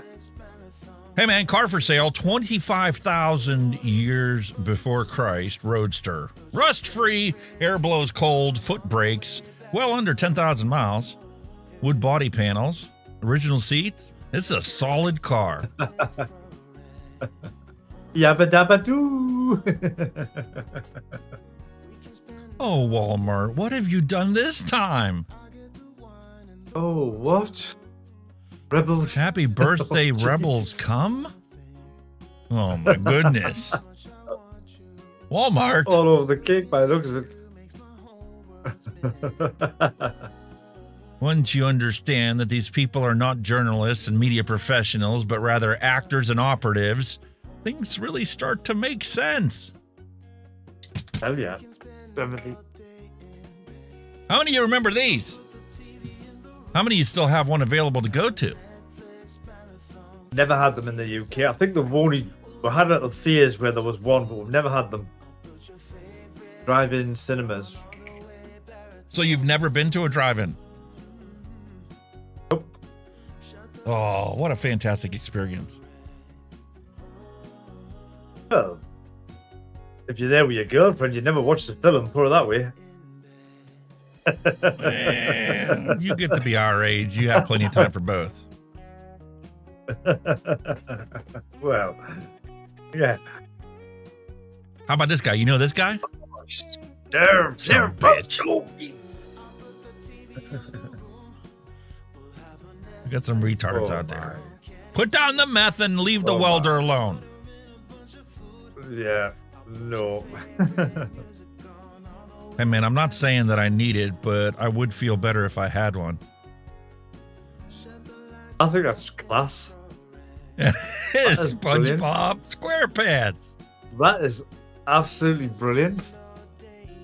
I would have one of them. Yeah. That's brilliant. There you go, mate. Here's an Ohio driver's license for you. Right from the Capitol. You'll get the D later. Buford T. Justice. That's right. Mallery had it nailed in a heartbeat. You know what? I talked to my son the other day about, borrowing my car and how, if he does this kind of shit, he should probably clean it before he comes home. And unfortunately, he said, well, dude, that wasn't me. That was mom. Oh, Jesus. That's brilliant. You know, a sword never kills anybody. It's a tool in the killer's hand. Just like you can't blame it on the vape. It's the kid that broke the freaking law in the first place. Definitely. You don't go after vehicle manufacturers allowing people to drive drunk. We don't have mandatory blow tests to start your car every freaking time you get in it. You blame it on the person who chose to consume too much. Definitely. Here's a little bit of tidbit I found really fascinating. You know, here in the United States, if you had something like this, a landslide like that, the road would be shut down for years before they got around to fixing it. Unless it's a major thoroughway like 28 when it happens here. Then they'll close it off to one lane and have somebody standing there, directing traffic, back up traffic for miles. Meanwhile, Japan, they just build it all the way around it and they get it done in a couple days. Oh, they're so good. I seen a one. It was a sinkhole it went across one of the main streets, a sinkhole. The whole road disappeared and they repaired it within 24 hours. Yeah. Like that. Japan does the same thing. No They've got these about- scaffolding units that they put out, and they've got these pre-constructed things. They haul them in on a tractor trailer, put a crane, drop them in. Road's open. Now let's get to work on fixing it. Here That's like the in UK, California. I mean, when in California they 3 repave years the doing it. roads, they have a moving construction line where they tear the stuff up, pave the new road, and the construction zone is constantly moving. It's not like here in Pennsylvania. Pennsylvania, they're working on the turnpike, right? They'll have 20 miles of it shut down and not a worker in sight. It'll be shut down for like 3 years before they finally get it done. I like over here, man. Takes forever to do anything. Oh, hell, There you go, my Mallery. God. Open carry in Texas. Oh, hell. I wouldn't have any road rage with that guy. How many of you guys remember these books from when you were a kid? Did you have those in the UK? Children's activities books similar. you had to do? Yeah, we had similar stuff. Not now. You know, the thing about smart people is they sound stupid and they sound crazy to dumb people. Oh, true. Well, that's a fact check. And for Deborah, this lesson's for you. Ignorance of hardship and suffering is the most accurate measure of privilege. That tax isn't going to be very much for people that buy vapes. 46% increase. Have a nice day. And that's for the low E liquids, the low milligram concentration. 146% if you're, using a tiny pod system. With 20 milligram in it. All days. Hey, do you ever notice that the black sheep are sometimes the only ones telling the truth? True. Very true. And for those of you out there that are constantly having to deal with Tahir Turk's bullshit, no response is a response. And it can be a very powerful one. When he posts something and nobody follows it, nobody likes it, nobody comments on it, he's an idiot. That's the response he deserves.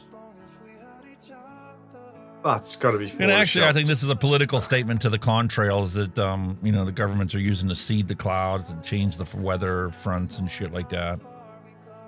I did see that. I did see that. Wow. You got community noted. Hey, Bick, is this true? In the Netherlands, this bridge was built over a highway just for squirrels to provide them safe passage? I can well believe that, because in the UK we've got little tunnels under main roads for frogs and shit to go under. I can well believe that being a thing. I think it's time, since the Poochies woke up. It's time for the boner treaty dispensing. time. The treaty time for the Poochies. Definitely. Is it a boner dispensing time? I love automation, man. There they go. Who wants a There they are. They bone? know. They know. There's the tails going. Ah, straight in.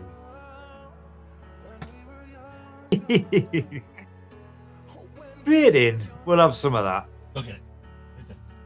Come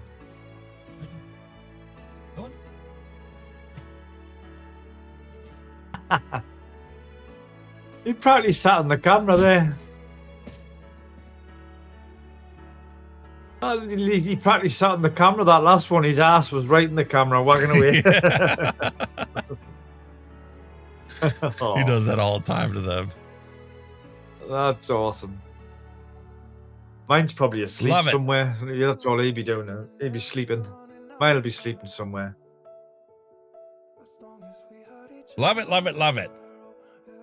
And I love the automation, because That's now class. that the other scene, I spent some money this past week, man. Starship Enterprise got an upgrade. Oh, the Enterprise got an upgrade, eh?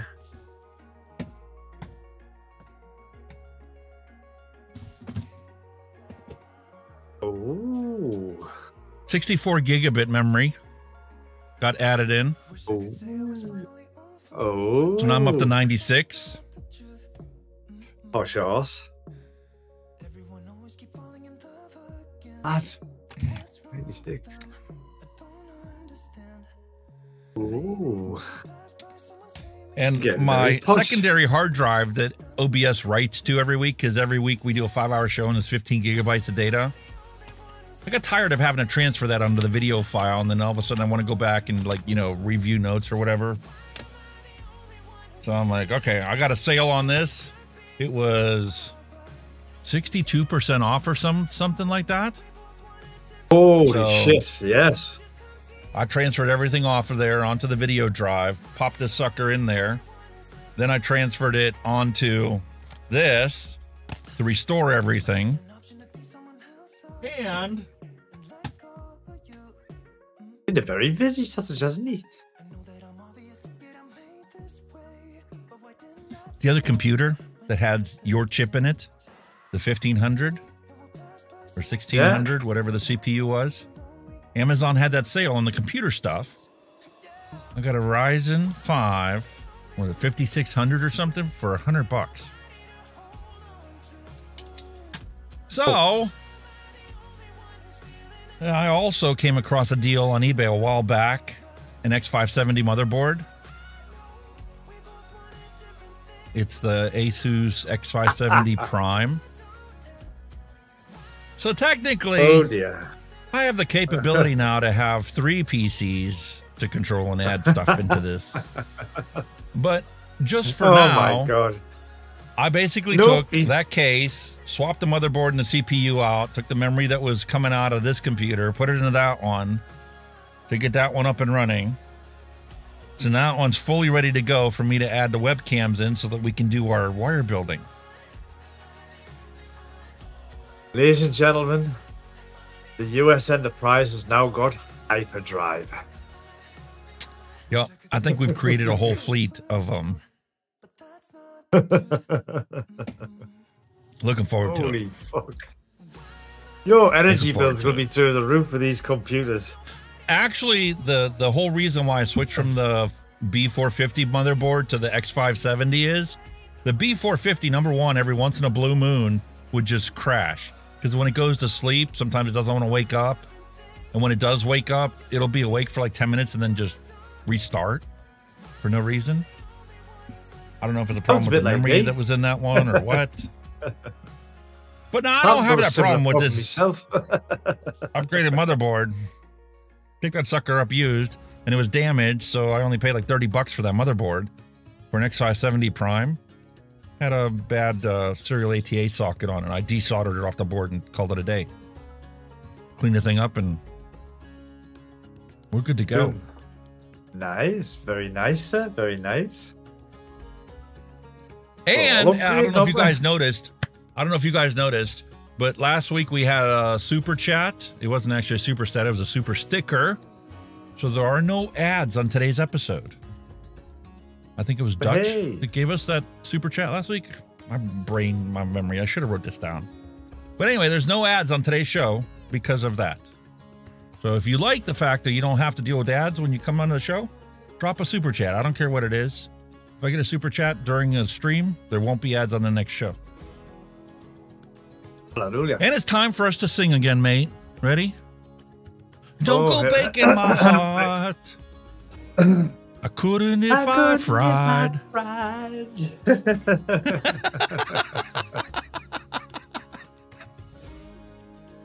Elton John and Kiki D. Is that who that was? If I remember correctly. Don't go breaking my heart. I couldn't hey, man. if I tried. This one's for you. I poured root beer into a squared glass, so now it's just beer. Yeah. The square root of a beer is a beer. Symbols. Hey, Alexa, play a little Mozart, will you? Hello, Alexa? Alexa? Hey, she's in the living room. You're talking to the can of tuna fish. I think we're all going to end up like that one day, aren't we? Why is it not working? Listen, I tried to whisper, but she still heard me.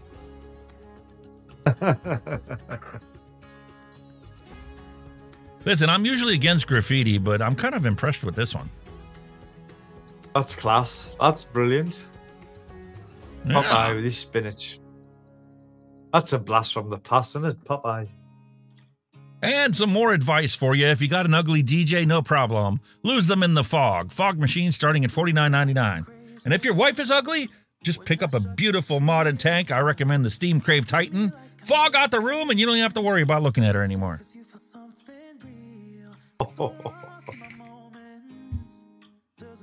Well, you can put some 70-30 in that and just not even bother, just breathe it in. Perfect. Conformity is doing what everybody else is doing, regardless of what is right. Morality is doing what is right, regardless of what everybody else is doing. Yeah, on that one, yeah. Someone said that I am rude. Well, here's a beautiful picture of my rudeness and what I said and what I could have said. Yes. Perfect example, isn't it? I bite my tongue more than I should. You know, a man who tells the truth doesn't mind being questioned. But you better damn well believe that a liar does. Because they can't remember what they got done telling you.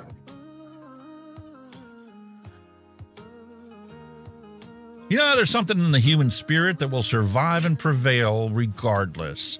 A tiny and brilliant light burning in the heart of man that will not go out no matter how dark the world becomes. Leo Tolstoy. Yeah. Very true. I used to love reading Leo when I was younger, when I was in high school. Leo Tolstoy, Jesus. True leaders know that leadership is not about asserting power over others, but about inspiring and empowering them. Dr. Brian King, you moron. Narcissist little... Motherfucker. Meanwhile, we're the narcissists because we're on social media. It's a circus for narcissists. Didn't you know that? B.B. King. The beautiful thing about learning is nobody can ever take it away from you, except Alzheimer's. Hell yeah. So learn early in your life, because you'll remember it when you get older. You can't remember what you had for breakfast, but you sure as fucking remember what you knew 30 years ago. Fucking hell do you, Jace, eh? Hey, you know who these people are? Oh, God, it's, it's the Hillbillies or something? There's something along them. Am I on the right? Beverly Hillbillies. Am I on the right track? The Beverly Hillbillies, that's it. Because the reason you're through is because there it's colour. We used to always see it in black and white. It was always only in the black very and white, end was it wasn't in color. Yeah. Yeah. And for those of you that are versed in IT stuff, you'll realize how ridiculous this is when your organization blocks you from yourself. 127.0.0.1 is blocked. Your organization doesn't allow you to view yourself or anything on your computer. That's the way I feel about Windows sometimes. Oh, yes. Remember how I was so excited because... I was so excited because, you know, whenever I click on the OBS recordings file and it finally loads like instantly, I thought it was so fantastic. I put the new memory in and it was even faster. I restarted the computer today and now it's back to being slow again. I click on the OBS folder and there's a little circle going. Let me re-index this folder, create and check all the thumbnails. And when I do that, then I'll sort it for you and then show you what I found. Gets off Windows. And it gets mad at me because the other computer, I set it up as a Windows 10 Pro machine, right? And as soon as I did that and it goes, hey man, your CPU and everything is compatible with Windows 11. You want to upgrade now? I'm like, no, go away. I'm keeping Windows 10 until I absolutely have to upgrade it because Windows 11 sucks. Yeah, it does. Speaking of sucks, you ever hear about Amazon Fresh? Ooh. Amazon Fresh dicks? Well, you know. Wow, that's a combination. I can safely say I've never delivered one, like. You don't know what's in those packages. You'd have to be very obtrusive to find out what's in those packages. We talked about that earlier. Oh, trust us. Sometimes you can tell. Trust us. And that was before your nap, so don't say that you didn't hear that part. Hey man, I'm at the age that if you text me after 9 p.m., I'm texting you back at 4:36 in the morning. Oh, get in. Called responsibility. Speaking of Windows 11, hey man, we auto-save all your files for you. Hey, thanks. Where is it? I don't know. We just saved it. They want you to use the search feature for everything. They don't want you to go to the actual folder because you know where the folder is in. It's not like, your telephones. Remember back in the days when you didn't have all these people saved in your phone? You had to remember everybody's phone number, and you would just type it in and hit call and send? Well, now your computer's like, hey, I saved all your stuff for you. Automatically saves it, backups and everything. Where'd you put it? I don't know. Let's use the search function. Where's the name of this? Where's this file at? Well, I don't know. It's not here. I don't have it. I don't know what you're talking about. Or it says it's somewhere, and you go to click on it. It says you do not have you cannot access this folder. You do not have administrative rights. Fuck you! It's my computer. Yeah. Speaking of which, does this actually work today? Yes. Hey! Hallelujah! Hot diggity dog diggity!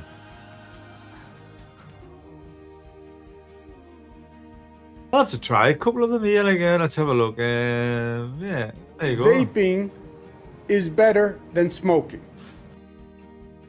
Yeah, I've got my buttons going here as well, matey. There you go.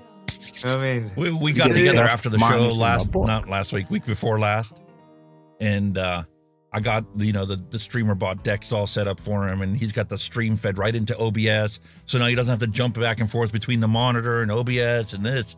It's all inside OBS now, and he can actually actuate. Go ahead, roll your bumper. I know how much you love your bumper. Oh, do I have to? Okay. And now with great fanfare, get ready to meet someone special. Check it out. Motivation and inspiration, just as good as pineapple on pizza. Congratulations. You scream, we scream, we all scream for... It's the Vapin' Heat on Mixin' and Chillin' with Hunky Vape.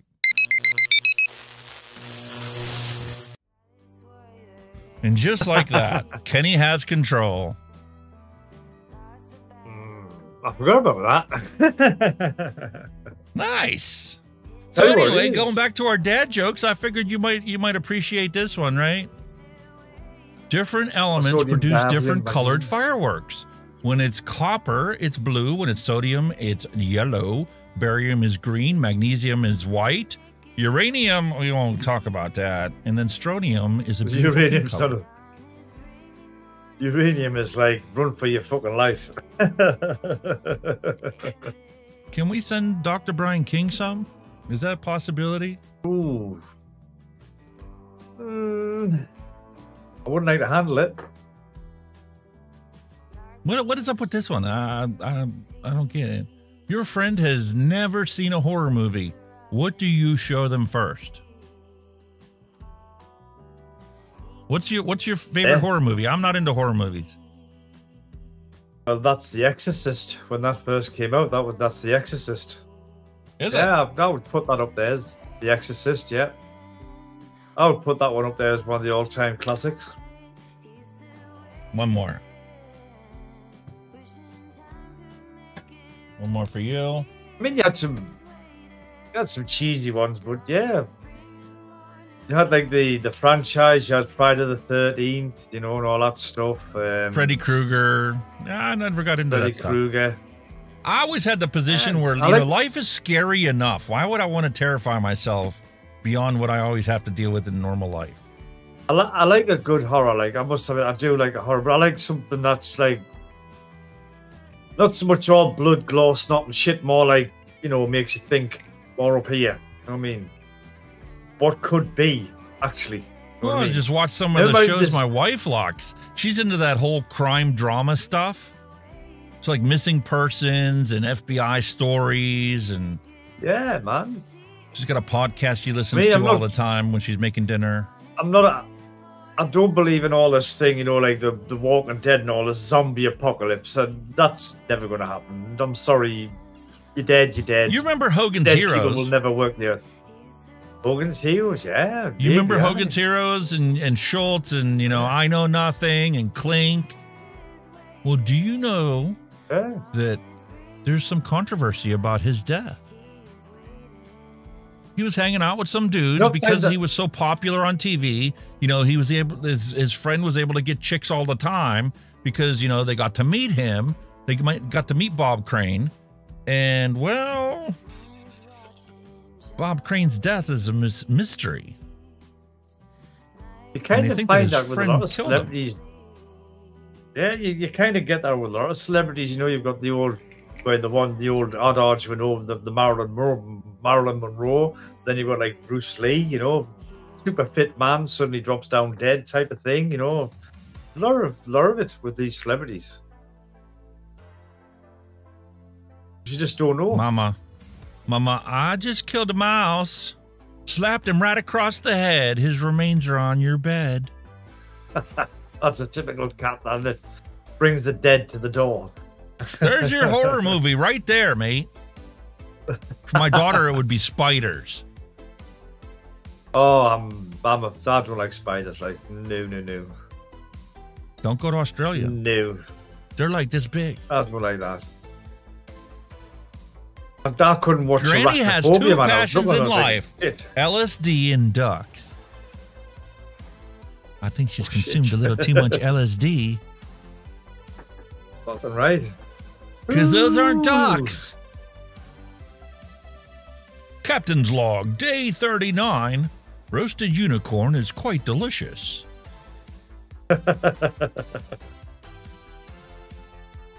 Official beer recycling center.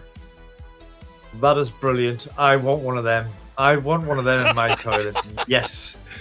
You're that a machinist? Man cave material. Go buy a keg when it's empty, that. cut the sides out, and turn it into a urinal. Job done. That's man cave stuff. That is definitely man cave. Love it. Definitely love it. And once again, a reminder of the most expensive vehicle to operate in 2024. Even without Deborah Knotts. Wonky wheel trolley. That's not a bad Wonky tax. wheel trolley. And rule number 1, if you're going to Holy. fuck something up, do it so bad that everybody's going to wonder how it's even possible. It is one of them, isn't it? You're like, holy fuck. There's a reason they put clearance signs on things.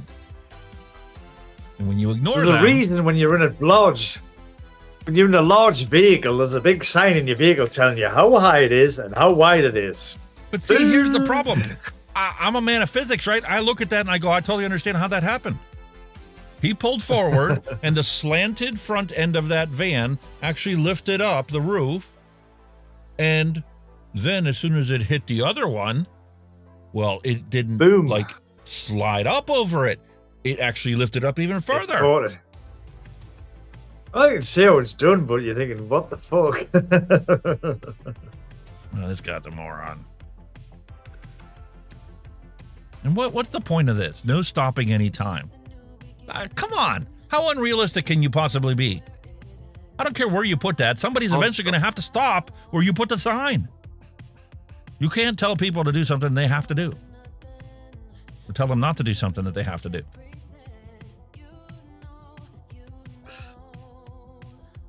Read the whole sign. This is the greatest thing ever.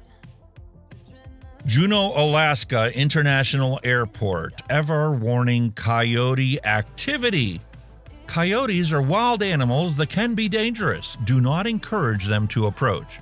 They are smart, fast, and will take what they can get.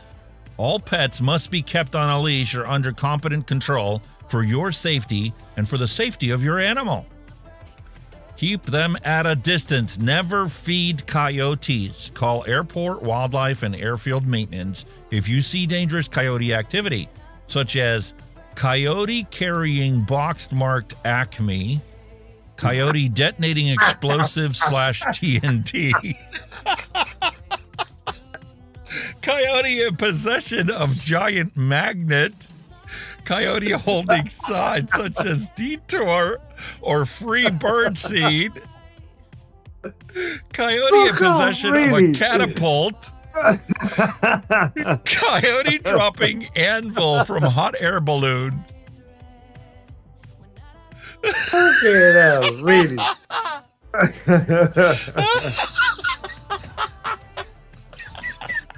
Meep meep. Jesus, is that for real? Hey man, I found it on the internet. It's got to be true. Okay, now that's class. Okay, now. Ronald's gonna give it to ya. Oh yeah? How? McAnally. McCoy.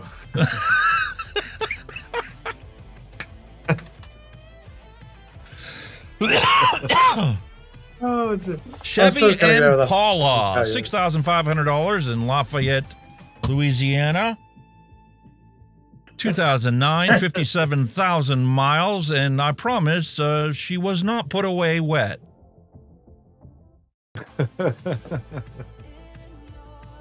Oh dear. Look, a couch. Oh, come on, you fucking scraping the butt now, like, Jesus. How about sirloin and steak with chips? Ooh, where you got to put the steak? That's the question. In the middle of the sirloin. Tells you, you know, rare, medium, well done. They put a steak right in the middle of your steak. Oh, see, I'm sorry. You're in the UK. I was talking about Texas steaks. You know, when they bring it out and it's like bigger than your plate. You need a steak for that. I bet you do. No, you don't need a fucking forklift truck for the ones you just get. Jesus Christ, that's and huge. A family of 6 to help you eat it. Welcome to Dull, paired with Boring, Oregon, USA. Drive safely. Island safaris, 1 mile ahead.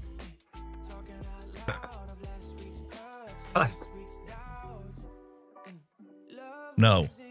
Oh. No? No what? No? No what? No. Jesus. Okay. No. Wow. No. Okay. No. That's a useful sign. Don't drive like a wanker. Country roads need safer drivers. Wanker. That's a good sign, actually. I like that. Yeah. Cool. You big wanker. Just saying the How word about without damn actually boring saying the road. word. Oh God, that would be a boring drive, wouldn't it? It wouldn't go very far. Look, they got a sign right there to prevent you from even going very far. That's why it's so boring. Makes you wonder why they put the sign up, because why is it's not even a road? You should have a minimum distance of, you know, how big a road has to be before they actually have to call it something. Yeah, how long is a road before you declare it a road? That's the question. That's a very good question. A beer in every hand and a foot in every ass. Red Foreman for president.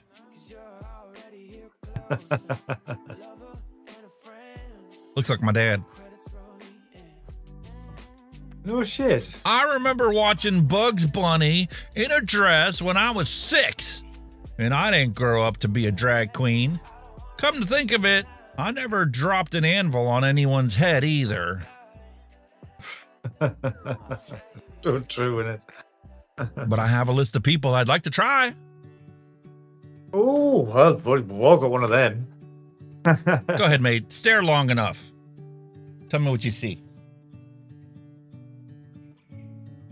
Godzilla. Not what you first saw. Sorry, folks. I can't resist a good joke. Fuck off. Jesus. Can you tell me what the value is of that resistor? No. No, I can't, right? Because I'm not a geek. It's just a book. No harm ever come from reading a book. I beg to differ. Logically, the existence of Kylo Ren implies the existence of Kylo Stimpy. Jesus. Okay. Oh my God. I'm almost certain that there's got to be an easier way to blow up that balloon. Don't really know. Oh my God. We don't have the scientific studies yet to prove that, but I honestly think there's probably going to be an easier way to blow that balloon up.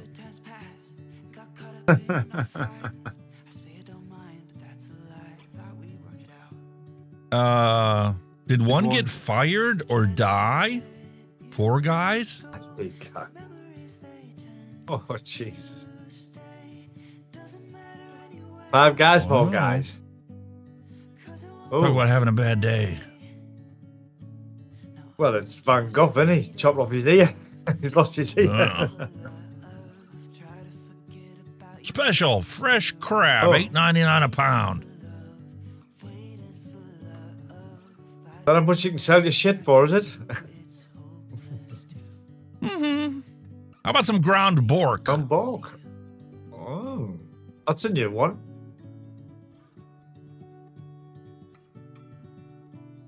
I can't dance to save my life, but when I step in dog shit, I can moonwalk better than Michael Jackson. That's such a true statement, that you're like, ooh, ooh, ooh. Dog life. Listen, I'm not saying I'm old. I'm just saying that my dinner time and bedtime are getting dangerously close to each other. Oh, definitely. And the necessity for daytime naps is growing as each year passes. Oh, my God. As I've just proven. A fish's life is just as valuable to them as yours is to you. Oh, yeah? How come fish can eat other fish, but we can't eat fish? Petter blocked you. Goodbye.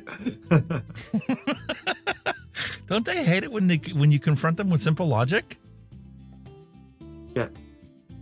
Okay, this is a good one, all right? Lauren Boebert, right? You know, she got a bunch of bad news because she was vaping in the theater and her old man was groping her because they were having their night out, their weekly night out, away from the kids. And then she posted this.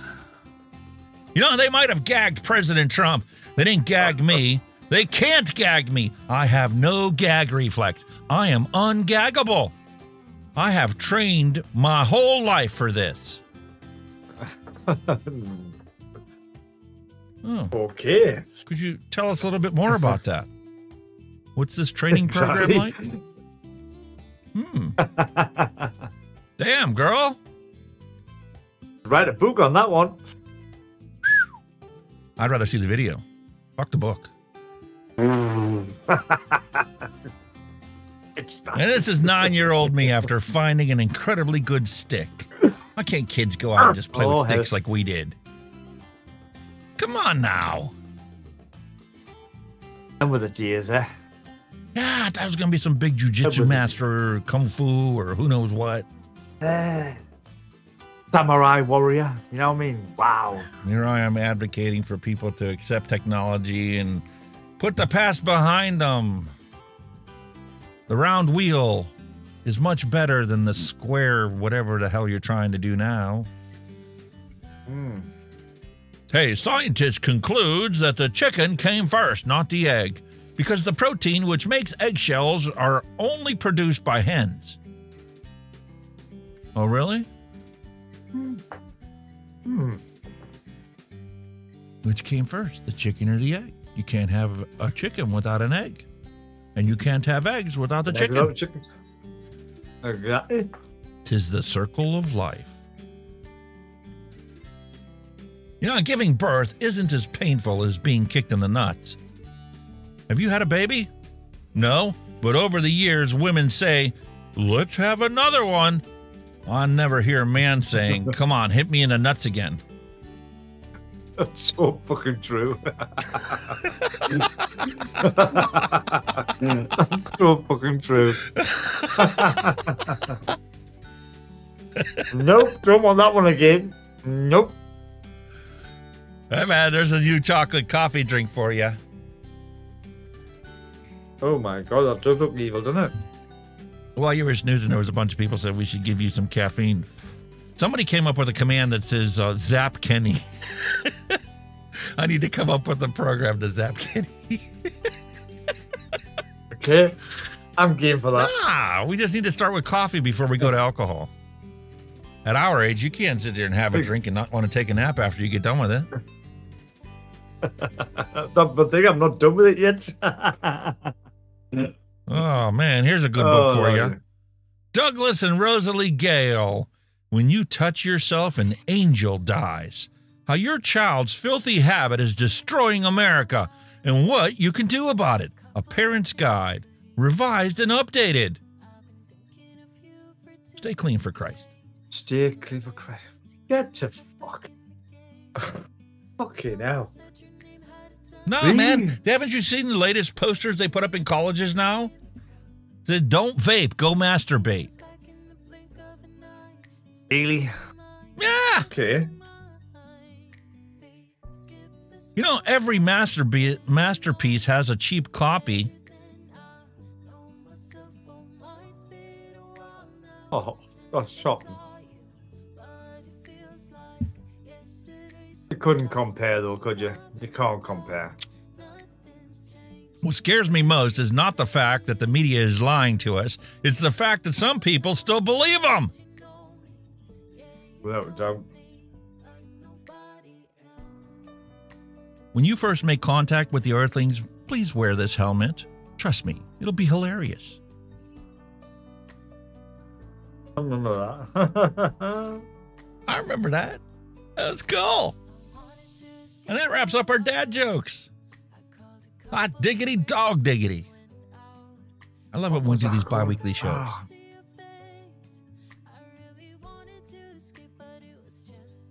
But angels die.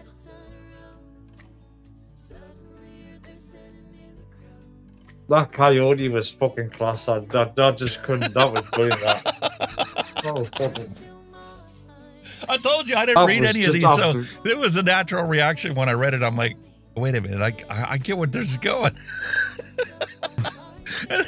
I get the mental images playing in my head of, you know, Wile E. Coyote. That was brilliant. Absolutely brilliant. Bloody fantastic. All right, so are we ready to find out? Are we ready to find out? Can you take vitamin E acetate and actually mix it into e-liquid and not notice it right away? Is that possible? The stage is yours, sir. The stage is yours. All right, let's find out. Is it possible?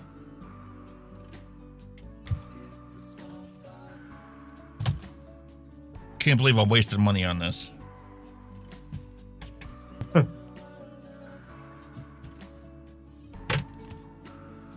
Just do some research. You might find a use for it, man, eventually. For what? I don't know. Or you down your toilet or something along them lines, you know what I mean? I don't know. No, man. Vitamin E oil is fantastic, right? When I was in high school, I was a dumb kid, right?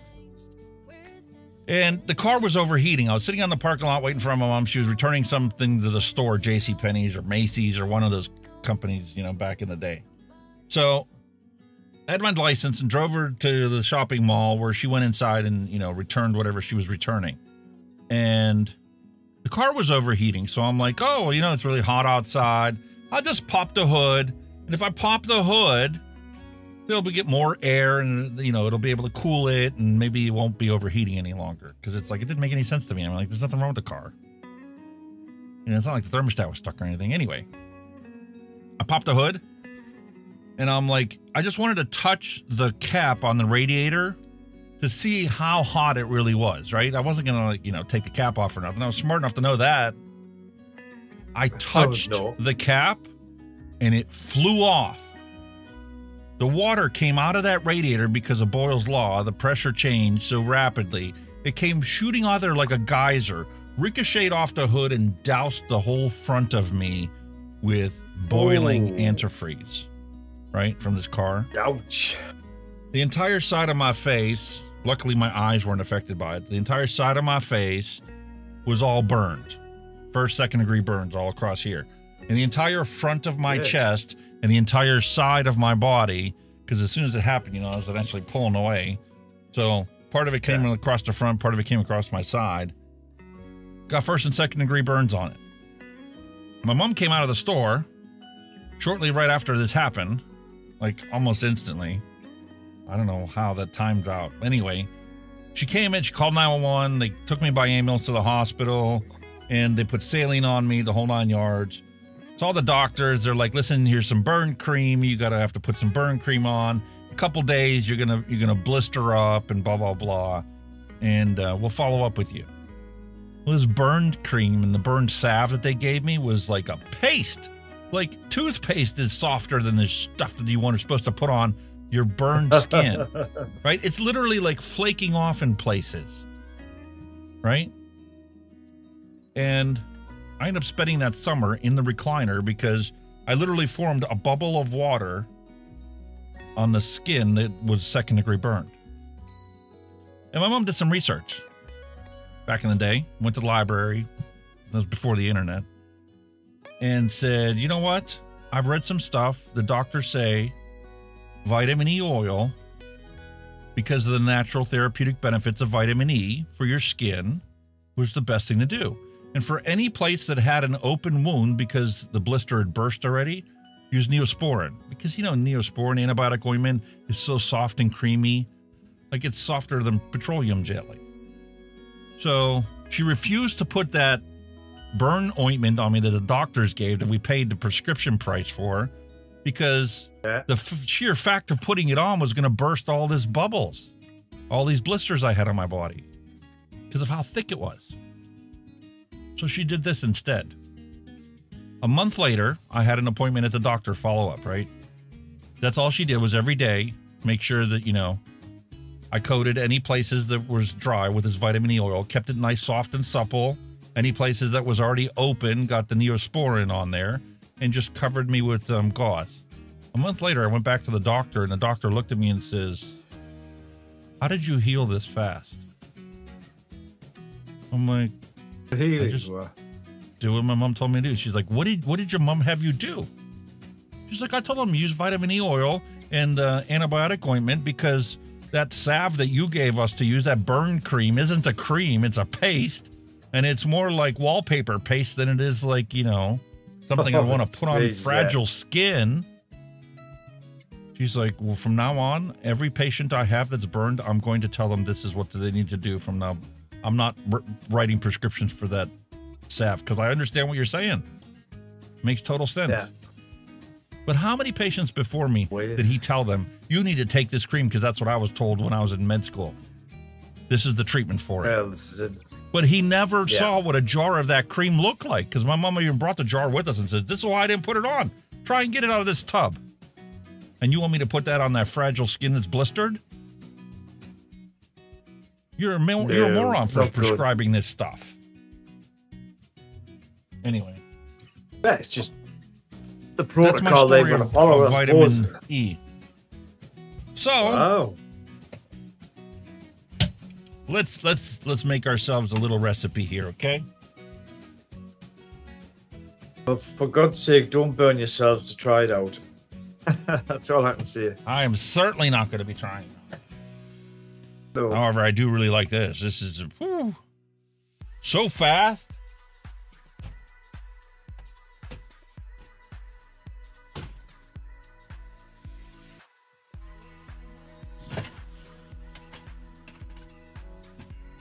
I was thinking of upgrading my memory, but I was thinking of upgrading my memory, but it's so expensive at the minute over here. It's really pricey. I don't remember how much I paid for that. How much memory do you have in yours now? 32. That's more than enough. I mean, unless you're working on 4K video files. Exactly. Do you have a solid state drive or M.2 drive? Yeah, or? I've got I've got 3 solid state drives in here. All right, so just since the new Da Vinci's come out, it's just shit. It's just it's really slow. It's slagging like hell. And you know, that's another conversation we need to have after we get done with this one today. Who was it? Brain fart. I can't think of his name. Anyway, somebody posted on a Facebook group about VG and has anybody used this brand of VG? And it's I looked at it and I'm like, hey, that's the bottle I got. Ah, right. This raw care. I ordered it from Amazon, right? Raw care VG. Yeah, it's just, you know, it's supposed to be 99.97% pure or whatever, same as everybody puts out there. It's USP, pharmaceutical, food grade, kosher, whatever. And I've been using it now for probably at least a year now. And I've used the River Supply. I've used Bull City Flavors VG. Moogie, what the hell's his name? Anyway, I've used a bunch of different VGs. Biofarm. Yeah.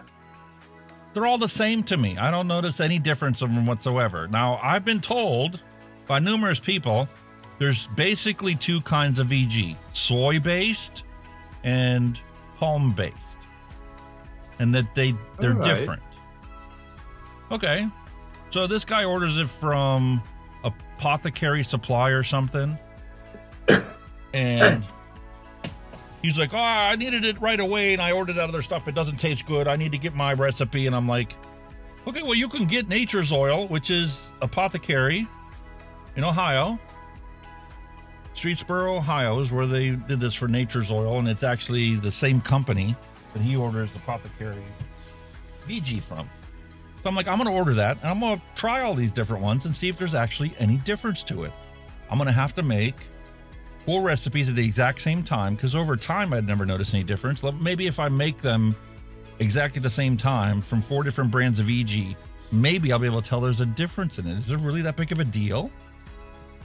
Well, VG's I've VG. never noticed anything like exactly. I thought all the same stuff at the end of the day. As long as it's pharmaceutical. I don't know why I got the obviously, scale you know, out. I don't need to measure this. It's just an approximation. I've never noticed anything like that with VG. Like, you know, it is what it is, isn't it? But again, it could be, when you think about it, like if you go to different manufacturers of flavorings, how they differ slightly. Maybe VG does have a similar tract. Perhaps it does, perhaps it doesn't. I don't know. I think glycerin is glycerin. Maybe there's some off notes depending on how they processed it or something, maybe. I don't know. See, because I think some people just overthink. You know, you just overthink it. You don't overthink it. It's VG. He said he VG. mixed up a bottle of his juice that, you know, he's obviously selling to friends or whatever, and it doesn't taste right. There's something wrong with it. And he blamed it on the VG. You would know if you made it up and you know what it tastes like, but I don't know. I want to find out for myself. And it's sad that, you know, in this industry, that's what we have to do if we really truly want to know the truth about something. We literally have to be a chemist and experiment with ourselves to find out, is there a difference between this brand PG and this brand PG? Does one of them have an off taste on it? You hear people bad-mouthing this band or that bad-mouthing this brand. You try both of them and they don't taste any different to you. So it's like, maybe you got a bad batch. Maybe somebody contaminated or messed with your supply of it. I don't know. What do you want to do? I was going to go for that, but I don't want to go on camera. Behind there, because the leggings be pockets. Just charged on here? Yeah, but I could. Oh, God, what you like? You can plugged in, done. It doesn't. No, that's not my phone.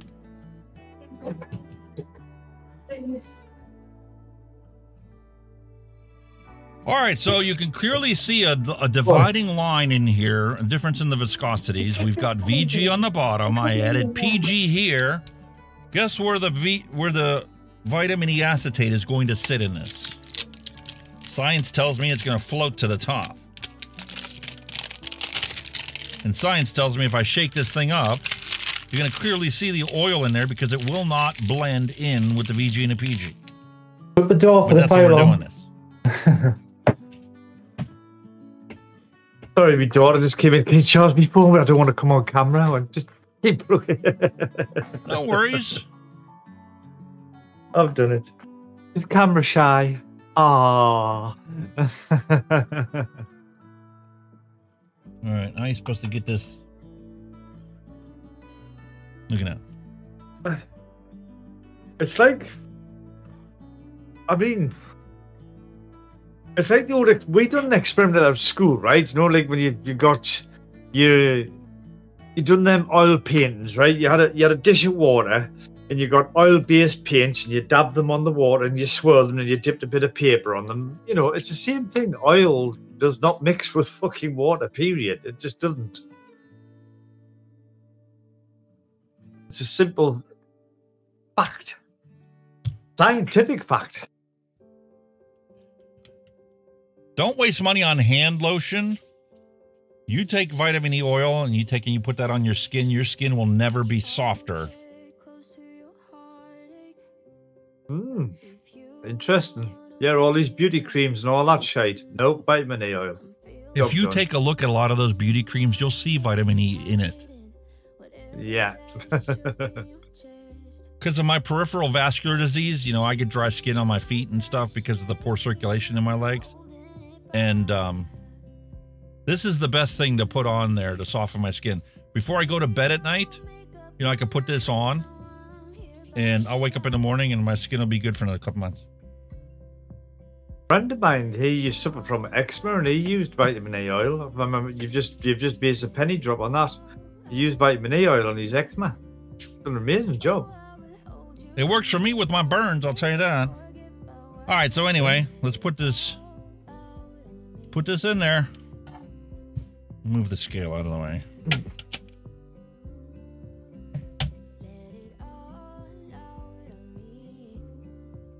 And like I said, this is the cheapest vitamin E oil I could find. So it's not even as dark as some of the other stuff that's out there. Yeah.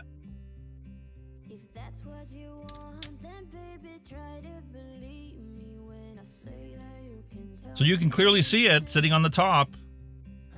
That's vitamin E, that's PG, and that's VG.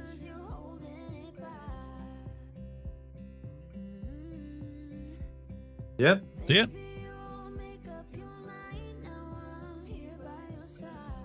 Just give it a good shake. The PG and the VG should blend together, but the vitamin E oil, according to the knowledge I know from science, is going to end up staying identifiable in there. Look at that.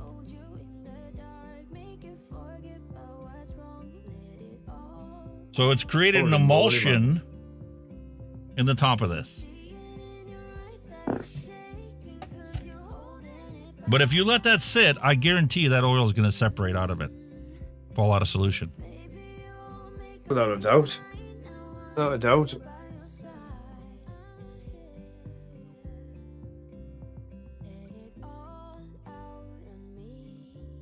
Oh yeah, you can clearly see the oil in there. Yeah, coming up the top there. It looks like a lava lamp. Bubbling up. Yeah. That's probably what it is in a lava lamp. It's an oil and water mix because you've got the oil bubbles up and down and stuff like that. I always thought it was some kind of wax. Looking inside here, you can see the overhead view. I want to show you this. You can clearly see the top of this bottle.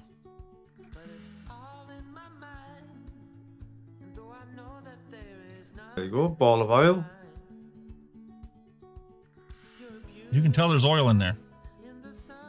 That's your oil. It's your ball of oil floating back and forwards. Looks like an air bowl, but that's the actual oil.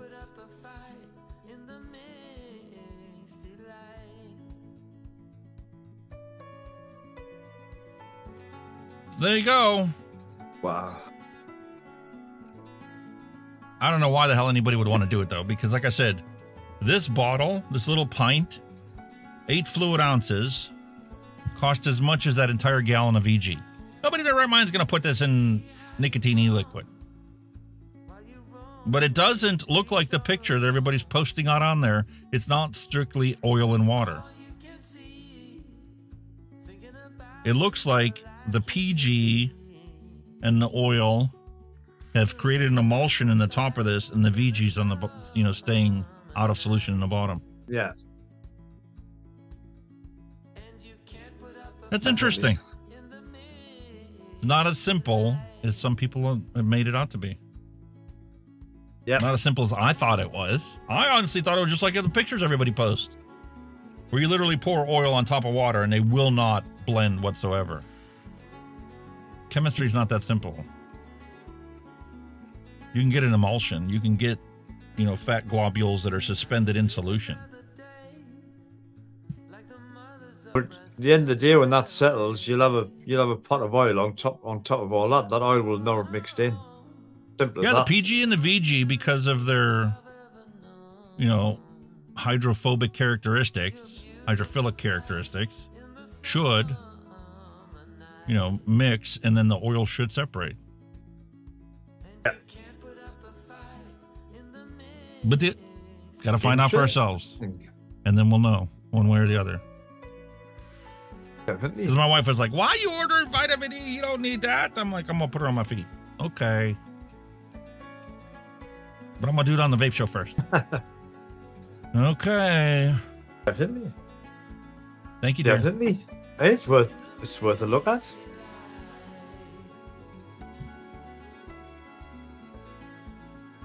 That's fascinating. You can see it in there. It's not like any e-liquid I've ever mixed before. Like, you can see some striations when you first make up some e-liquids based on some of the flavorings. But it very quickly, when you shake it, those quickly go away and you get a, you know, equal blending of the solution. Here, no matter how much I shake it, still getting some in the bottom. Still pretty much exactly the same. It's not changing, is it?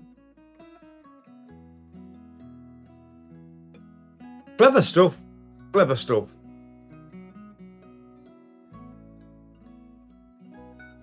But it isn't as simple as people made it out to be. I'm going to bring it up. I'm going to show you the picture everybody else has been posting. Add image source.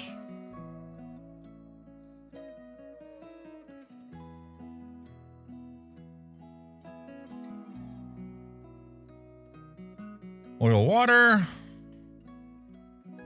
Get our latest file.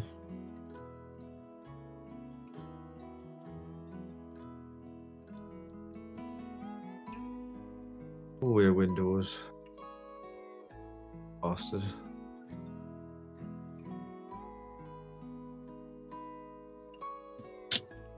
There she is.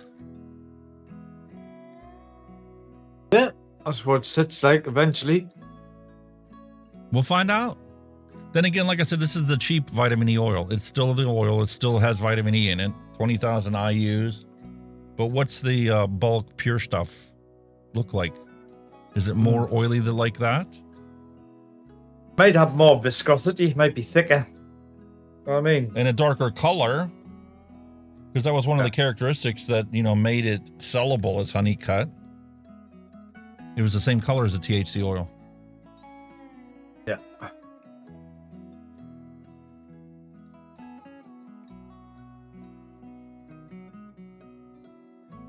I'll tell you what, if I mixed up e-liquid and it looked like that, I definitely wouldn't vape it. Oh, hell Why the no. hell would you? It doesn't look right. There's something wrong with it. Yeah, it definitely looks wrong.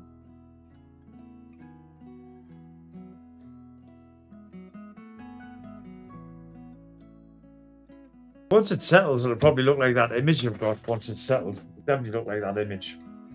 Because it's just fact. Oil does not mix with water. It's as simple as that. Yeah, I definitely wouldn't vape it either.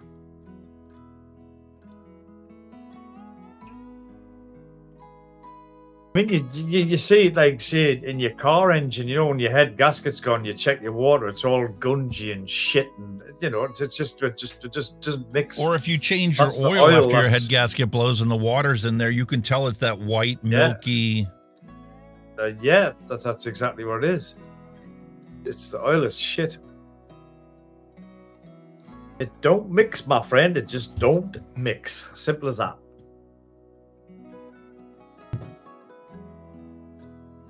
We all love to pass that tip on to oversimplify the ladies, like. I'll pass that tip on to the lady for skincare. vitamin E. Get some vitamin E on your skin. Whoa, like a baby's bottom. It is a little greasy, so like, you know, that's the advantage of some of the hand creams is you don't get any of that greasy stuff. But if you like did this at night before you went to bed, wake up the next morning, and then, you know, you wash your hands like you normally do in the mornings, your skin would be so soft and supple. But that's what I use to treat my burns. Just don't put too much on, because if you go to grab your wife, it'd be like trying to grab a bar of soap. Whoop, it's gone. Whoop, hey, man, that might be fun. I remember the old days when I had the water bed. You pull the sheets off of it, you slip and slide. Oh, no. Yeah, that reminds me of the other song. Slip sliding away. Slip sliding away. No. Hell no.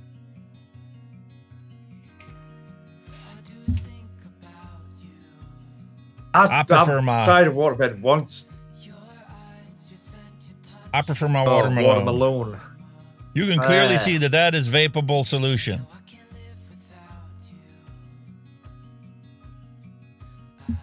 Speaking of taste tests, have you got anything, you know, that we mixed last week that you can try again?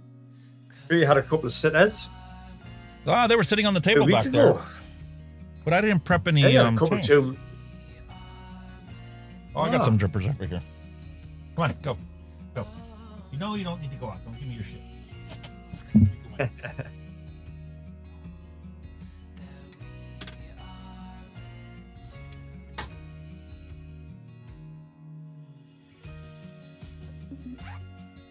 All right, hot diggity. I'm going to save this one for when we go to camp. That should be ready. Oh, banana marshmallow. Custard tart. I wasn't a fan of that Cheers Big Ears, but I can give that another try now it's sat here for a while. Yeah, I think you said a couple of them need to sit, so why not? This one, how light it is, makes me question whether I nicked it up or not. Giddy's Nanner Pudding. We shall find out. And there's this one. Luscious Strawberry Swirl Clone. Ah, yeah. Let me do that one. Strawberry. Ooh. Actually sounds quite nice, that. Oh, that was the other thing I wanted to show you while we're here. Listen. I say this before. I don't follow my own advice, unfortunately. Look at that coil. Ooh. Wow, it's disgusting. What the hell what was wrong with me? This is what she's supposed to look like. Oh, dear. I mean, all I did was pull the cotton out of that and ran it underwater. That's what this one looked like before I dry burned it. This is what your coils are supposed to look like. So make sure you put yourself on a schedule. Yep. So that every week, at least once a week, you clean them, dry burn them, throw some new cotton in it. And, you know, every 2 months or so, put new coils in it. Don't wait for it to not have a hot spot.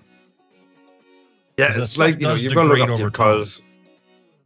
Of course it does. Of course it does. All right, which one of these we're going to try?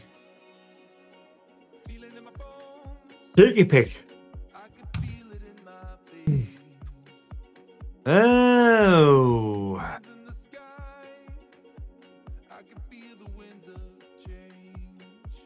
Oh, the big ears one. Go on with that one. See if that one has mellowed out. You weren't 100% on it, were you? No, I wasn't sold when I mixed it up.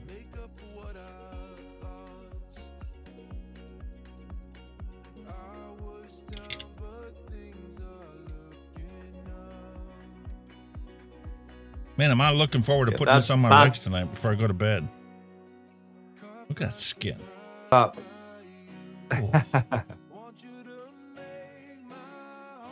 No white spots, no dead skin. It just... All right. Yeah, man. Cotton. Mine. Oh, I'm sorry, mate. I've got calluses. calluses on my hands, working hands, them, mate. Manual labour, working hands, calluses and everything on them, matey. Yeah. I need to go out and cut the grass this evening. We've had so much rain lately. We had a freaking tornado in Pittsburgh. We've been quite warm, but it's been a bit rainy today.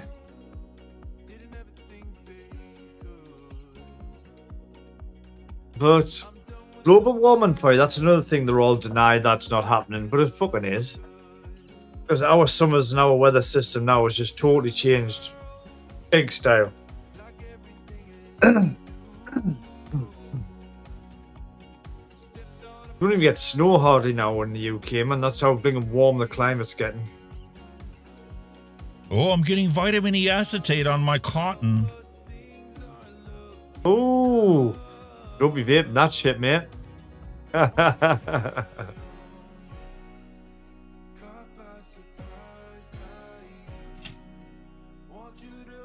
You know what? YouTube has this channel marked as a dangerous channel anyway, so... What the hell? What the hell? I'm not gonna die from a single vape of it. It's not possible. What was that?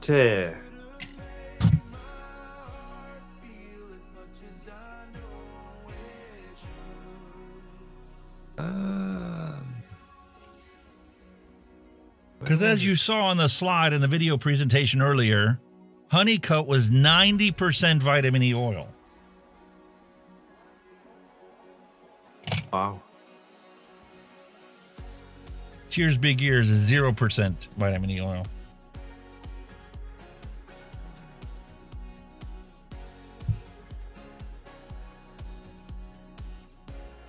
Got a battery. Good. It's going to look redonkulous putting this little BP mods Mojito V3 on this. Oh, it's a cracking little mod, man. Cracking little big tank, that, man. Love it. Look at that color. Oh, it's got a very dark color, mind, hasn't it?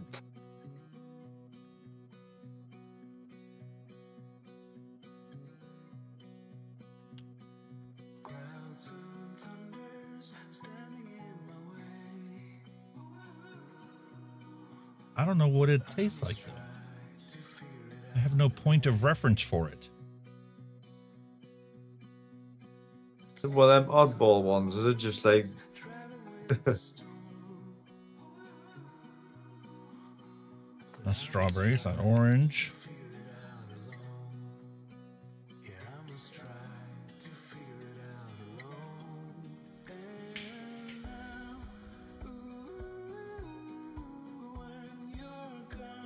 Well, it's not musk.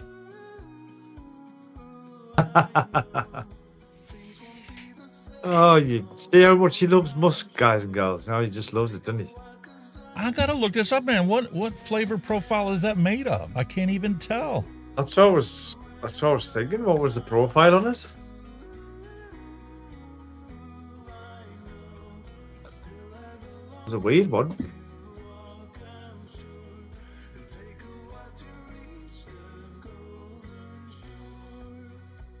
Creaming soda, which is not a cream soda. It's more like a sherbet fizzy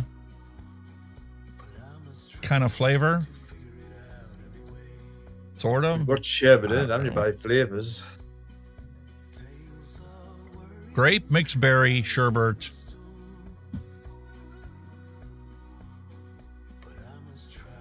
Makes me wonder. Grape, fizzy. Flavor list.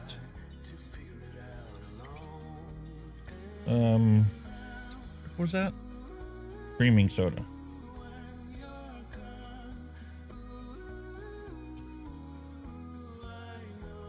Like a type. Jeez, oh man. Oh, I'm terrible at that, mate. Mr. One Finger Typer.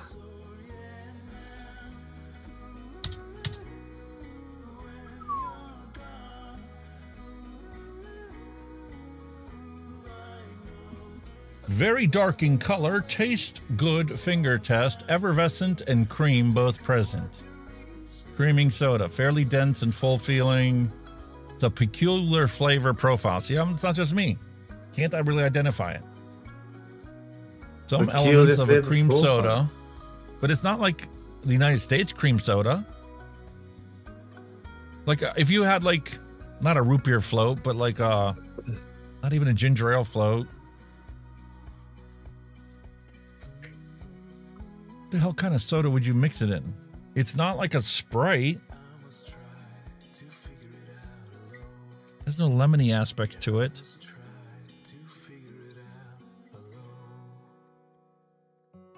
I guess if you took club soda and put an ice cream float in it. So just carbonated water with, you know, an ice cream floating in it.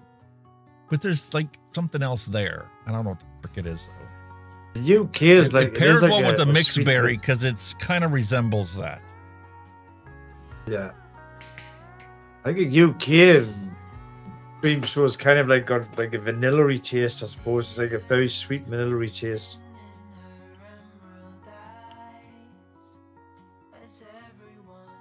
Like an old-fashioned cream soda in the U.S.? No. You must not have had real cream soda. Maybe from the 50s and 60s, the old soda jerks, the cream soda they used to concoct. I could see that, but it's not like the modern cream soda.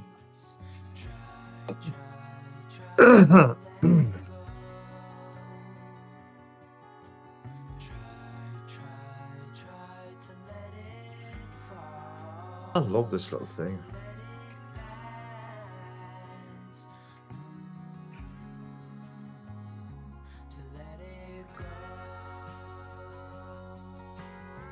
Definitely not you know cream what soda. I took out with me the day?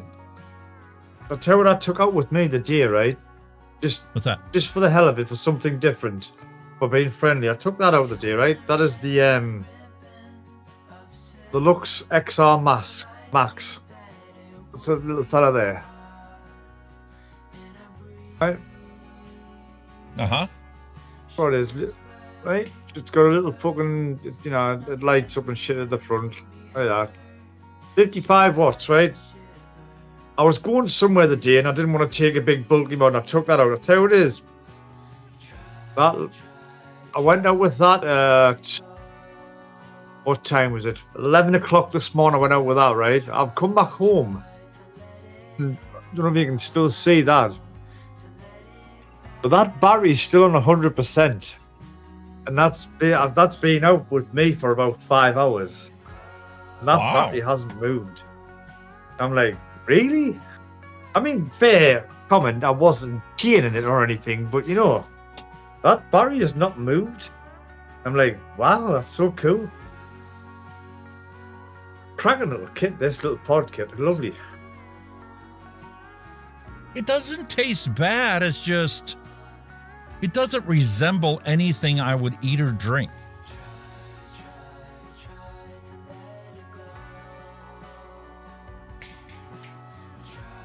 Uh-oh. Hang on a minute, boys and girls. My battery's dying again. About the 4 hour mark, so it just makes sense. These things don't last like they used to, mate. The old one, I tried to, you know, hook that up first today because the old Movo one actually worked. To him, and him. Drop him off, drop him off, drop him off. There we go. So I tried hooking up the old one today, the old Movo one, and as soon as I hooked it on and I was trying to change the settings in Windows because it gets that echoey thing, I changed the settings in Windows and it said that the battery was at 40%. I'm like, how? I just pulled it out of the charger. So I ended up putting this one in because this one lasts 9 hours, no sweat. Like we get done with the show, I can keep this thing in, I can go out, mow the grass and come in and still not be dead. Really? Wow. I think you've just a look at the draw on it with some of them with the battery length on them. I mean, some of them will last forever, some of them don't, you know, just. My problem is the Movo one, when I connected in there, I never had this echoey problem. You know what I mean? Whereas this one, it's been a constant battle. And every time it turned it on, Windows changes the settings, makes it the default microphone and the default speaker. Right. No, stop it. Yeah, Windows again. So I got it to not change the output to voice meter potato, but unfortunately, it still wants to route the audio through Windows to the Bluetooth. Got you. I don't understand. Windows 10 was so much simpler, and Windows 7 was even better. I could manually go in and change any setting. I can go in the registry, override, defaults that Windows wanted to do. Can't do it with Windows 11. It's trying to be smarter than you. It's like, no, you really don't want to connect to that. What would you say was the best ever version of Windows up to date? 7. And the only reason I didn't pick XP was because the first couple years of it really sucked. It wasn't until the end that they got it 100% right. I was an XP Pro. The home and everything was crap, but XP Pro was really good eventually. It did take a while to get there, but I thought XP Pro was fantastic. Well, also take a look at where it was coming from. Windows 2000 was like horseshit. It was junk. Crashed all the time, more than Windows 98 ever did. Flopped, did it? Windows Millennium and 2000, that flopped badly. That wasn't even out that long before they updated it, was it? They literally updated it within a year. It was that bad. It was awful. That's why they pre-released XP before it was ready. Yeah. Because XP, when it wasn't ready, was still better than ME ever was. Again, Windows 95 was fun. That was nice and stable as well. Windows 95 was brilliant as well. You never crossed that. Yeah, it depends on the software you're using. I found it was really good. And if you had the right drivers for your hardware. Yeah.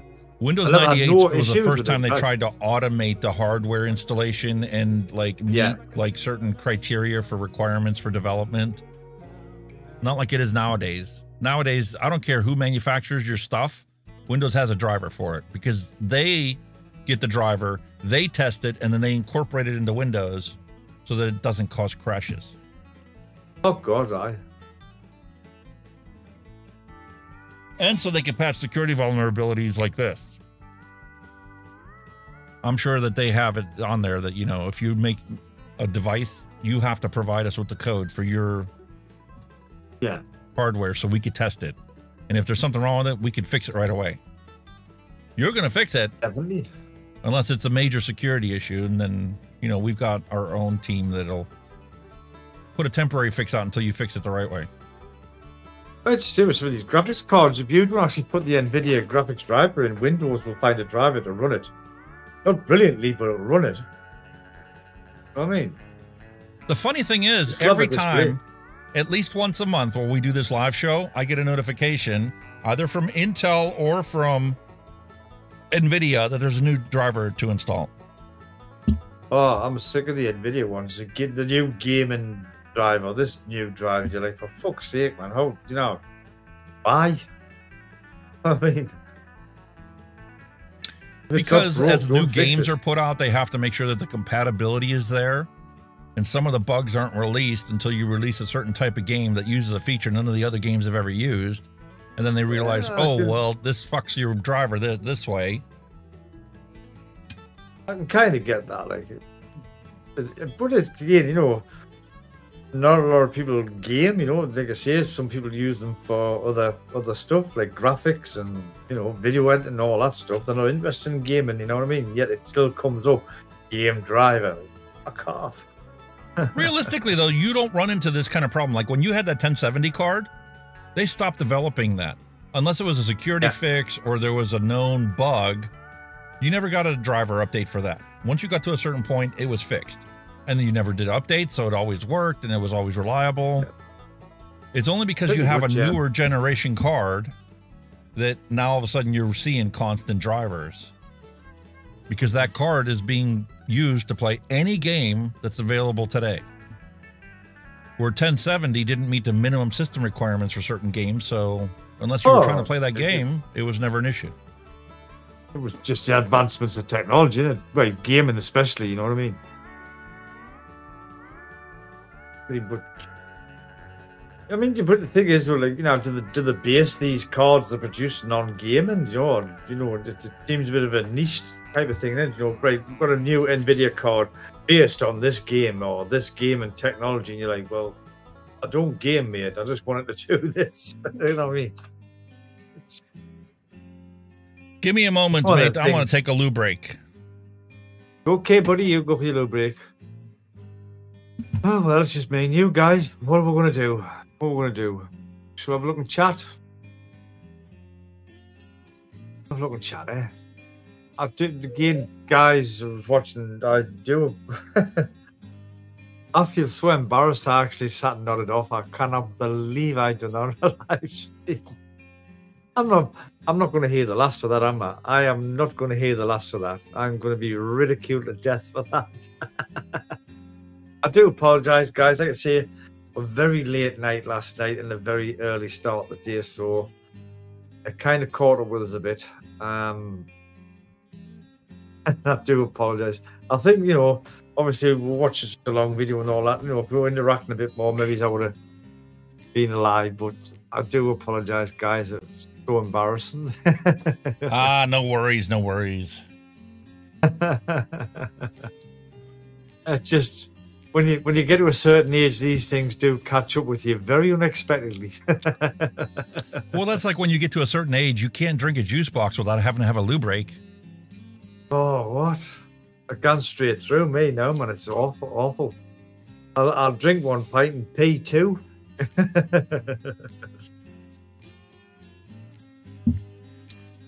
You know what? When I single flavor tested that creaming soda, I got the same characteristic I'm getting out of this. I can kind of tell there's some grape aspect to it, which I'm not a fan of lately, so this isn't one that I'm getting into vaping. I'm very hit-y-miss with grape.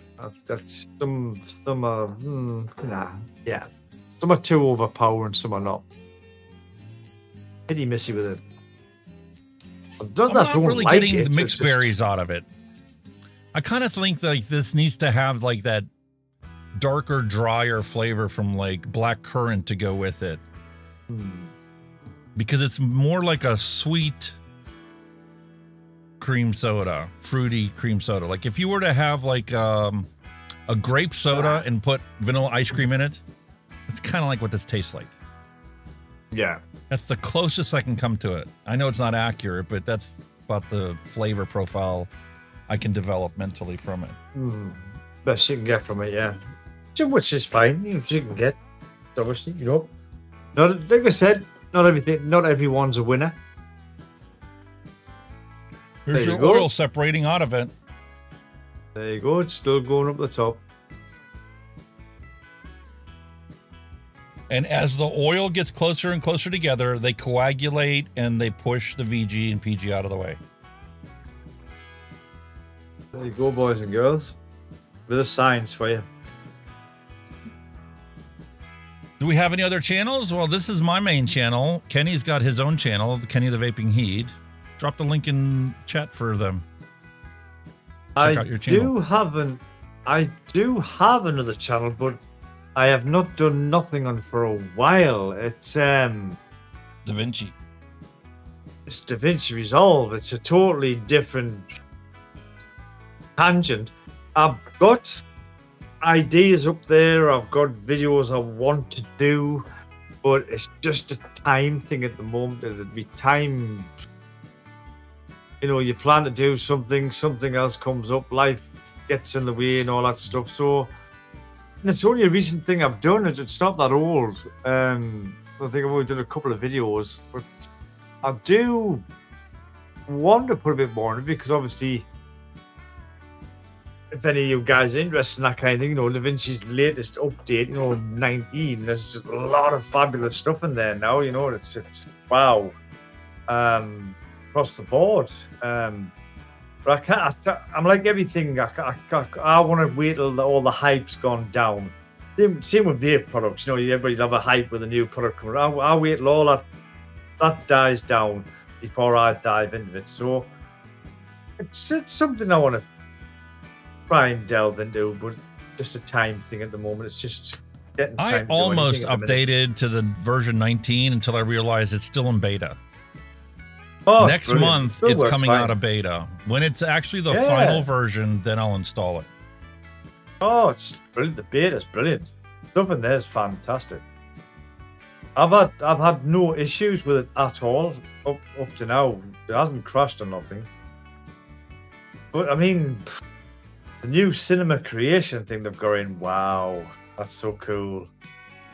You know what it is? I don't know. Have you ever heard the plugin called Dehancer? Gives you the film emulation plugins, actual film stock. They've kind of took that idea, but they haven't put the film stock in. So obviously they don't steal Dehancer's ideas. Sound. There's a link for his channel. Yeah, Mama, thank you very kindly.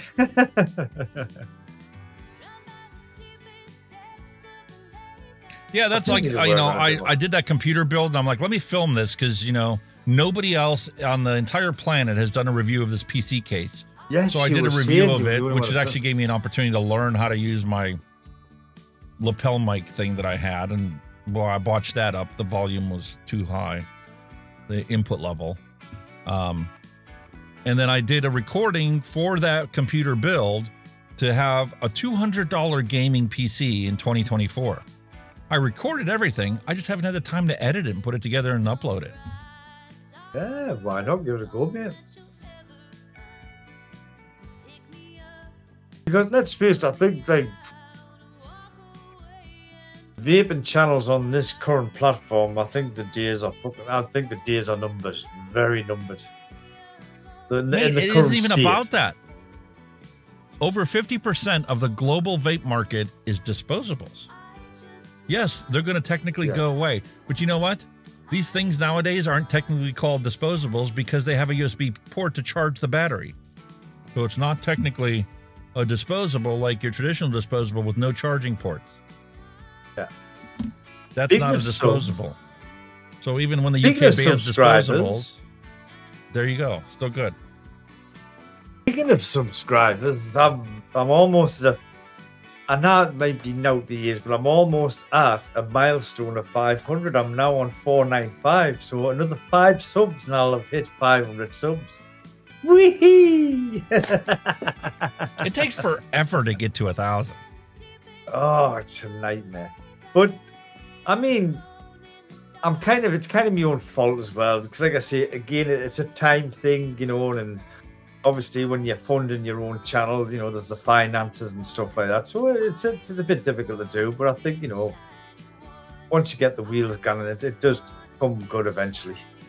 But yeah. The other thing is finding the right editing style so that people enjoy your content and don't get bored with it. Yeah. I get knocked by a couple people I know personally have, commented on the fact that, oh, you're editing your videos for views. I'm like, no, I'm editing it so that if I was watching it, I would want to watch the whole thing. But this is it. That's why it's all chopped I've up always and kind of music is put in and all that other stuff. I've always looked at that. I mean, I'll be honest, my editing sucks. I'm absolutely shit at editing. I just do the basics to get it to go. That'll do, and that's it. The editing's crap. Absolute crap. Best purchase I ever made. It's not how I edit. I can do all that. I can do the. It's. I've got the tools to edit. It's how I perceive the edit, and it just doesn't fucking work. I think I'm going to do this, do that, and it just doesn't work. And I'm thinking, well, I'll go back to basics. Bum, bum, bum, bum. And I kind of stick For me, with the it. one that really got me in the habit was when I was doing the news. And I would write all my stuff out ahead of time, and I wouldn't read it verbatim, but I would have it so that I would keep my thoughts organized and stay in the flow of things. And there was lots of times when I was like, I'd lose the train of thought, and it would be like ums, and I would have to redo that last thing. I'm like, go back and reread that paragraph. Okay, let me talk about this. And I would have to chop it, and I would literally have a 2.5 hour long recording for a 1 hour video of the news. So, I kind of find that way. 60% of that got cut out. Yeah, I'll do the ums and ahs, and then I'll find I'm repeating myself as well. So I'm like, I need to fucking stop doing that kind of shit. So that's what I did was, you know, now I record the whole thing and I do it naturally, and I try and, you know, record the whole thing in one take, but I still find myself chopping out dead space. You know, if I was gathering my thought for 4 seconds, you don't need to see that.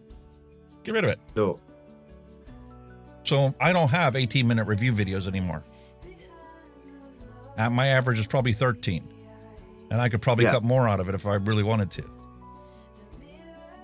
I think that's the way everybody's wanted, because obviously, like, you know, with the TikTok thing, people just want instant in your face, you know? I mean, the days of long, 15, 20, even 30-minute reviews, they're gone now. People get bored of them, they just switch off now.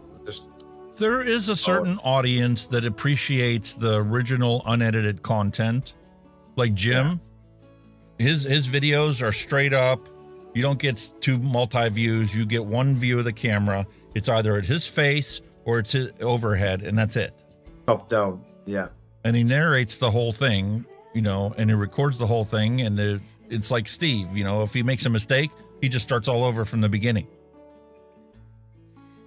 Because he thinks that's a natural flow, and that's fine, but I think the world has changed, and me putting a 13-minute video up, I'm losing half my audience because it's not less than 10 minutes.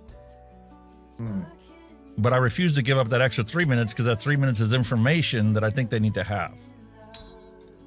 Without a doubt, you know, it's oh, Goosebumps. Goosebumps, welcome, hello and welcome. How old are we? How old are we, mate? Do we really want to give that information out? Well, me, I was born in 71. I was born in 66. That makes me, what, 57? 57? Yeah, 50. Jesus Christ. Brain fart. Am I that old? Jesus. You can tell. I'm starting to fucking fall asleep on live streams now. Jesus 54. Christ. See, that's why I'm not going to do a live anymore, because you'll have probably half an hour of us sitting there going. And William Dobson's taking the 5th. And Robert would do the same thing if he was here. Of course he is. He would take the 5th in, because I know what he's like. All right, so I'm going to ask you guys this question here. Do you have any ideas for special effects you'd like to see put in there besides Zap Kenny? I think it's fair to say that an e-cigarette user, puff for puff, is getting less carcinogens than a smoker. Good news, everyone! I do have one idea that I'm going to be working on here after the wife's birthday. It'll be 2 weeks from now. But I want to be able to empower you guys to up the volume of Chrome when it's too quiet. Because for him and I, we hear it and it sounds normal for us, but it might be quiet for you guys. When I rewatch our episodes, I notice sometimes it's a lot quieter than it should be. So I want to be able to let you guys go Chrome Plus to raise the 2 decibels and Chrome Minus to quiet it down if it's too loud. That's a good idea. And then Chrome Reset obviously would take it back to 0. He's such a perfectionist, isn't he, boys and girls? He's such a perfectionist.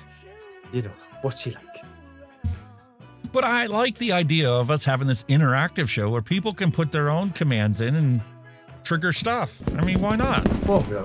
Nutty's got a great, you know, idea there with all this stuff. Without a doubt, yeah.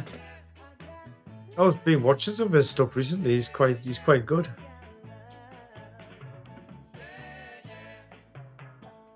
Vaping is better than smoking. That deserves a round of applause.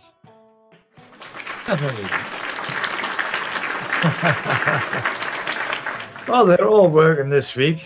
Pity the fucking rest wasn't. I finally figured out what the problem was with it. Here, the problem was I had 2 commands that were exactly the same, and one triggered one action, the other one triggered the other action. The problem was they were in the same queue, so nobody was actually qualified to use it, including myself, because it wasn't enabled. Got ya. So I'm like, Almost get rid of that, counteract move the it other to one. straight to here. They both trigger the exact same thing. Problem done. That's the new one. That's the spin. Yeah, you bastards. And that's different than...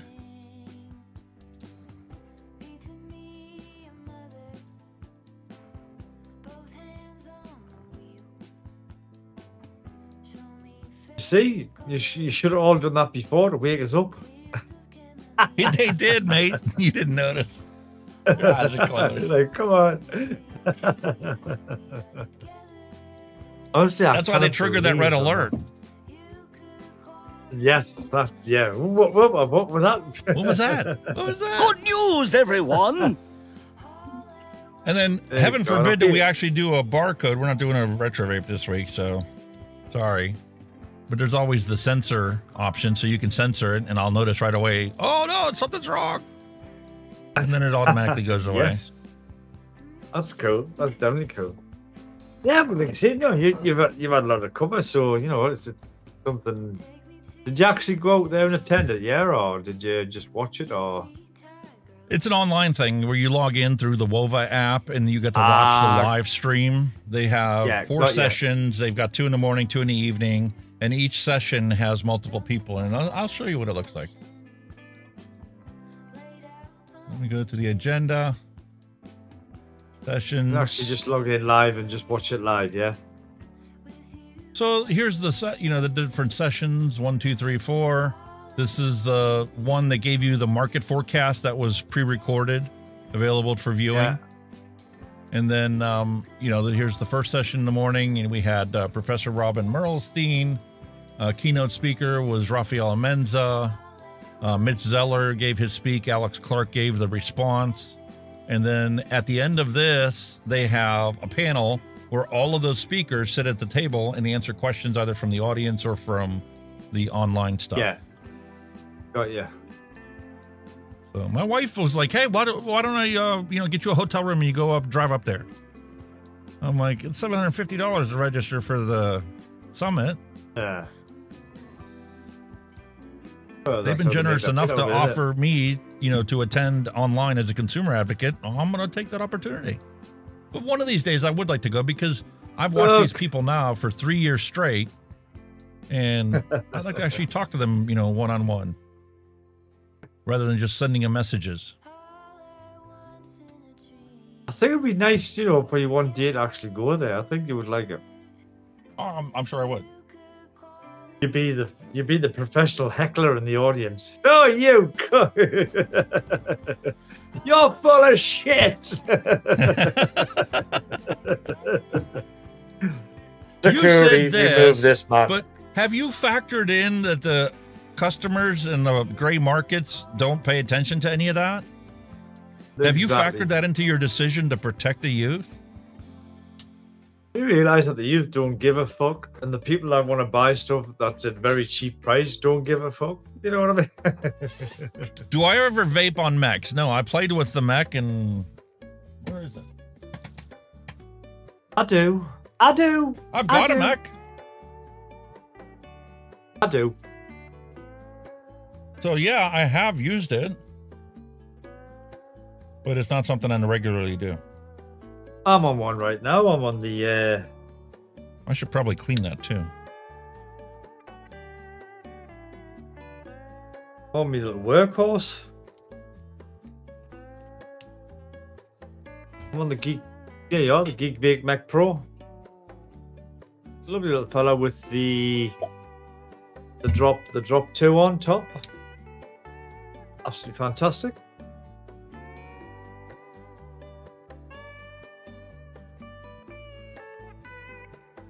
Tremendous.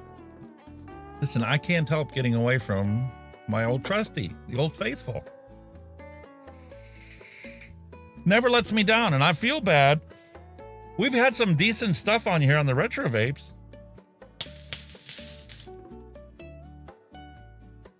But most of the time, they just sit on my desk. And after a month or so of them sitting here, I go, I haven't touched it. I'm cleaning it up, putting it on the shelf. Nothing wrong with it.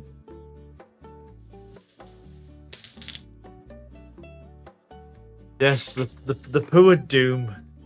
The poo of doom, mate. The poo of doom. Oh. I saw it, honestly, I really do hope you get that one. I take that wish back. You would, because... That's good juice. That's that freaking sweet apple sugar baby. Oh, is that fucking delicious? That's Fusion that make it. Frusion, isn't it? Frusion Juice Company. Frusion. Are they UK or US? US. Available everywhere. I even seen on Ecig Mafia. Element has it.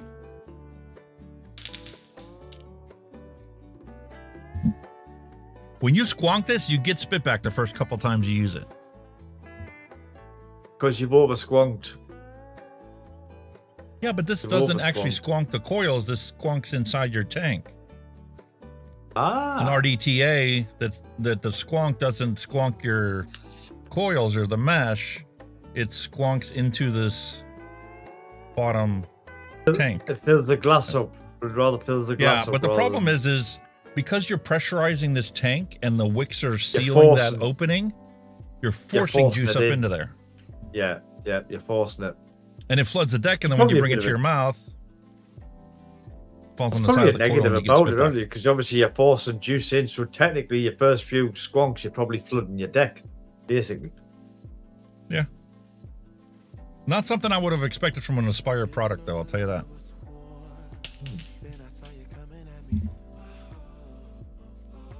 This one stayed on my desk a long time. Didn't your wife use this? I've got two of them. Yeah, what a... where is it? I think it's still here. Would that be it?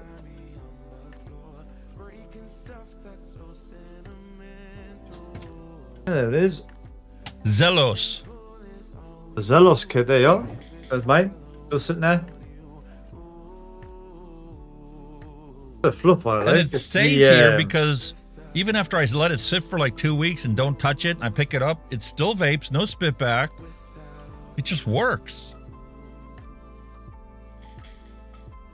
Yeah, it's got the Nautilus 3 tank on it, hasn't it? The Nautilus 3.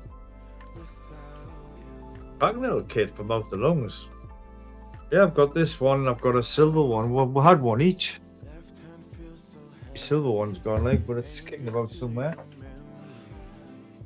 That's it. Oh, there it is. There's a second one there. Oh my god, that's disgusting. Look at the clip of that. Sat there. That's disgusting. Look at the base of that coil. Oh, it dumped its look at juice the clip out. Of that. Look at the clip of that juice, man. It's fucking. Oh, it's pissing out and everything, man. It's it's gone well fucked up. That one. That one needs really. I'll put that there. I'll clean that straight away. Holy moly. That's the way I am with this one. It came out the air hole on the bottom. Yeah. That's really bad, that one. I'll have to give that one a clean. I should do that, you know.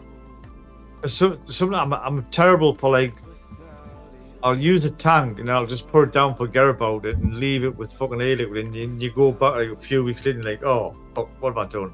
And you've just Don't left do that it. with a smoke tank. Oh no, hell no, it doesn't work with that. That one's getting cleaned. Old round wire. Meanwhile, the Freemax one, check it out. Still works flawlessly. Awesome, my friend. Mesh. Give me a sec. I need a lube break. 2 shakes. Ah, no worries. Shit. Oh god, do I not? Damn. Still have an RBA deck for your Kanger sub tank. Awesome. Kenny's not allowed to use the hog anymore. Or am I pushing the wrong button? You guys ain't even looking at me. That was something I had a hard time with when I first started doing the recordings and editing the videos out, is cutting myself out of the frame. I'm like, oh, you want to know who's talking to you, don't you? And as time went on, it's like, there's more important things for you to worry about than what I look like. Like this thing, 30,000 puffs. And they're going with some horoscope theme to all of them. Each flavor has its own horoscope sign. I can't get over how good the flavor is on this stuff. It's better than the drippers that I've used. And I know it's not just because they crank the flavoring up in it. They crank the sweetness up in there. There's sweetness and ice in it. It's just more flavorful. And it's a pleasant experience, not like, you know, spit back from your old tank like this. Even though the juice is fantastic.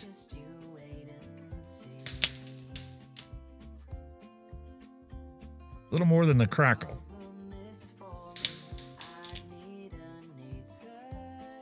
See, 4 drags into it, now it's working again the way it's supposed to.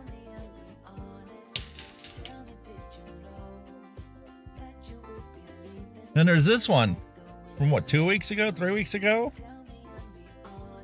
What a gorgeous little tank.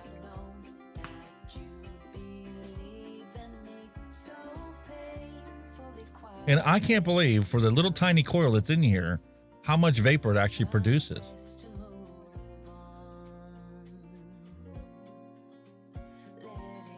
Wow. That's just unbelievable. All right. So how about we give this a try today? I've had this thing sitting here for a while. Zero tobacco nicotine juice head pouches. Yes, it's the same company that makes the e-liquid. And it gives you a little top section for you to store your used pouches. How we open this one up, this is a peach pineapple. Guess I have to use the old fingernail trick.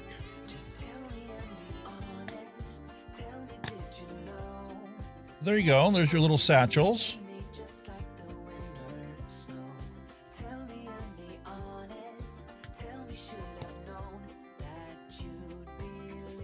I'm not sure how the Swedish people got women to adopt and accept these pouches. I don't know any women that ever used a satchel or a pouch or a dip or any of that other stuff.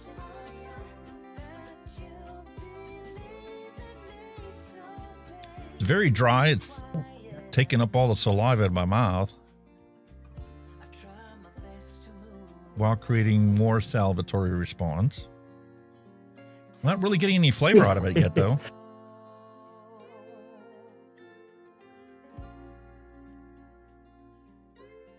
That's back. Sorry about that. Jesus, when you gotta go, you gotta go.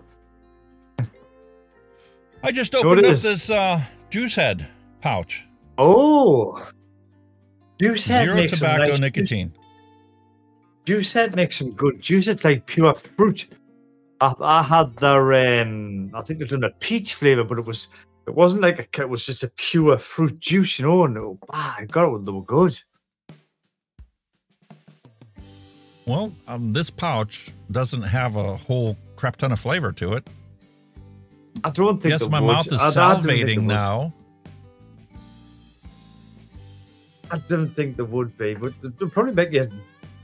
That would be the thing. If you put something in your mouth, you're gonna be dribbling like a bligging acid burner, aren't you? It was constantly. No, actually, the other pouches I tried, the snus that I tried, it isn't like snuff. It isn't like Copenhagen or any of that other, oral stuff. Right. Yeah. Yeah. And you don't have to spit it. You can swallow it. Oh, that sounds I'm good. getting a tingling sensation from it because of the nick. You don't spit, you 6 swallow milligram.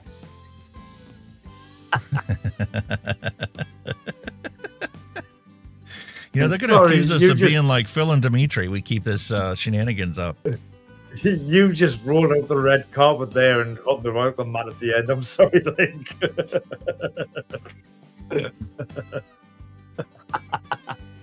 Sure did.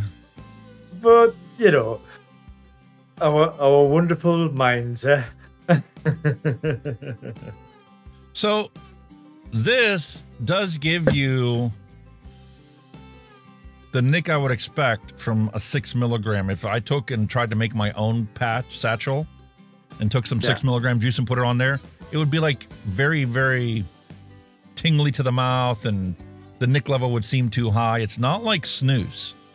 The snus that I bought, and it was Camel brand, but it's actually, you know, pasteurized like real snus is supposed to be. Yeah. It doesn't like make my mouth water more than normal. It just sits there, slowly releasing the nicotine and giving you just a hint of flavoring.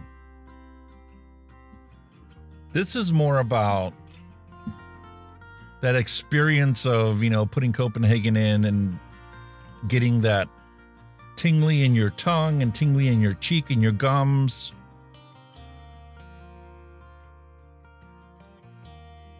Because like, I'm not a fan of zero tobacco nicotine anyway. I've had some e-liquids that were made with it and just don't care for it. Nah. Yeah, I mean, I've done like, I think now when you go for certain jobs, you've got to take a drug test, which is basically like a big fucking lump of cotton fucking wood that you've literally got to stick it in your mouth for fucking 5 minutes. And, you know, and after I was like, damn, I was dribbling, you know, I was like, you know, it's just because you've got something in your gum. And the same, well, you've got to salvate. I'm going, fucking salvate as I'm salvating me bloody jumper as well. So that's how I thought how them pouches would work. You know, you get a lot of salvation and that, and you would either dribble or you've got to friggin', you know, swallow it if it's safe to do so. You know what I mean? I would imagine it would be, because you've got to put it in your mouth. It must be safe to swallow whatever produces. You would think. I thought I still had that tin up here for the snus. Not sure where I put it. Maybe it's in my camera bag. But that's a nice one. That snus is nice to have when you're out and about. You're not allowed to vape or smoke or whatever. Or if you're like, going to go see a long 3-hour movie or something.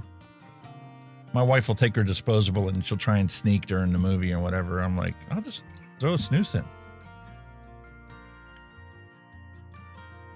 Oh, I'll sorry about that. William's fucked off like now. He's gone for an early night, but you know, I'll have to rectify that one, mate. I will rectify that for you next week, mate. I will get it set up and I shall get both of them out for you next week, matey. So there you go. I will do that. I will rectify that. I'll have to pull out my Titan. I don't have a hog. Just because when I use it, it just actually hotboxes this room instantly. That's the thing. So it's just like, I mean, I've got the window open now and there's just no breeze. So it's kind of starting to linger a bit again. Like, but the summer's coming, so I'll have to invest in a new fan. We've had loads of fans, but they just die eventually. But I'll have to get a new fan, I think, as well. I've got one sitting in the doorway. You can't even hear the thing running. It barely makes any noise whatsoever, but it is a tall, cylindrical fan.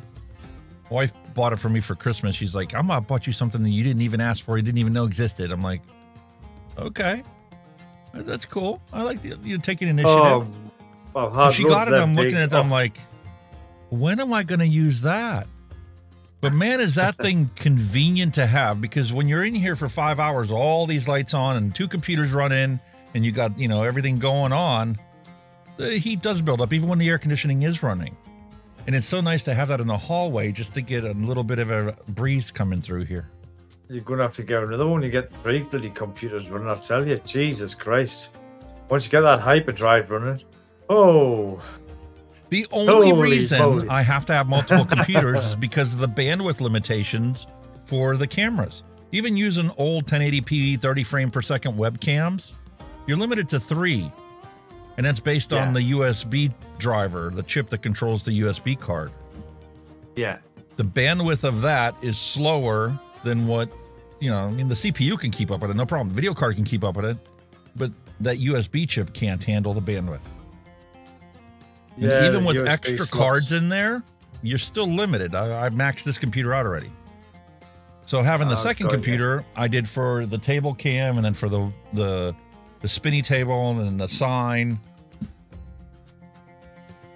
My wife always asks me, she's like, why don't you just record that and just use that as a video file? I'm like, I don't know, I could. It's food for thought, isn't it? You could I do. suppose I could. All the cameras are live. Yeah, no, but like, again, you've got a live feed, so, you know, if that's what you prefer, you can switch from one to the other depending on what you're doing. Well, see, the original plan was I was going to have the table so we could work at the table. I could switch to a scene and have a microphone sitting there with the camera. And you could, you know, like when I unboxed that coiling tool. So now it's sitting behind me. I got a camera set up that's showing this whole scene. But if I turn it around, it would be like my face cam. I got my charger. Sorry? Charger from over there. Huh? I got my charger. Yeah? Keep the door shut while the smoke on. Get off. He's got a phone charging. Everybody's diving in for phone chargers. That's because we're at the 5-hour mark, mate. We already hit 5 hours. No way. Well, I probably slept for half. Sorry. You're allowed to. I'm sure there were people that went to the conference and slept during the conference. Oh, Jesus Christ. Some of these people are not very good presenters, I'll tell you that. Unbelievable. The most used word in the entire conference is Yeah. And the most common occurrence, regardless of who was behind the podium, was the pops. The audio this year was atrocious. The microphones kept coming out. They had people around bringing them new microphones because they were rechargeable or whatever. And there was constantly, like, there were very few speakers who used the same microphone the whole way through their presentation. Really, was that bad?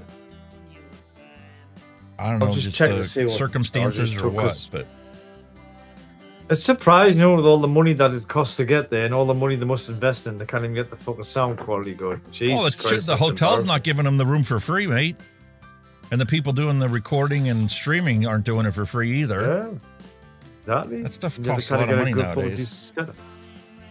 It's unbelievable, isn't it? That, you know, they're basics that you think they will get right, though. You know, audio is a basic thing that they need to get right. You know, people speaking, doing speeches and presentations, surely that's the first thing you need to get right, isn't it? Is the audio. You would I think they used the exact same equipment last year, and it wasn't that bad. They were able to keep it, relatively under control. But you know, it's a year old. You know, they might need to update. Well, plus the FCC's changed the requirements and frequency allocations for wireless microphones and stuff have been intruded on by other wireless technology devices. And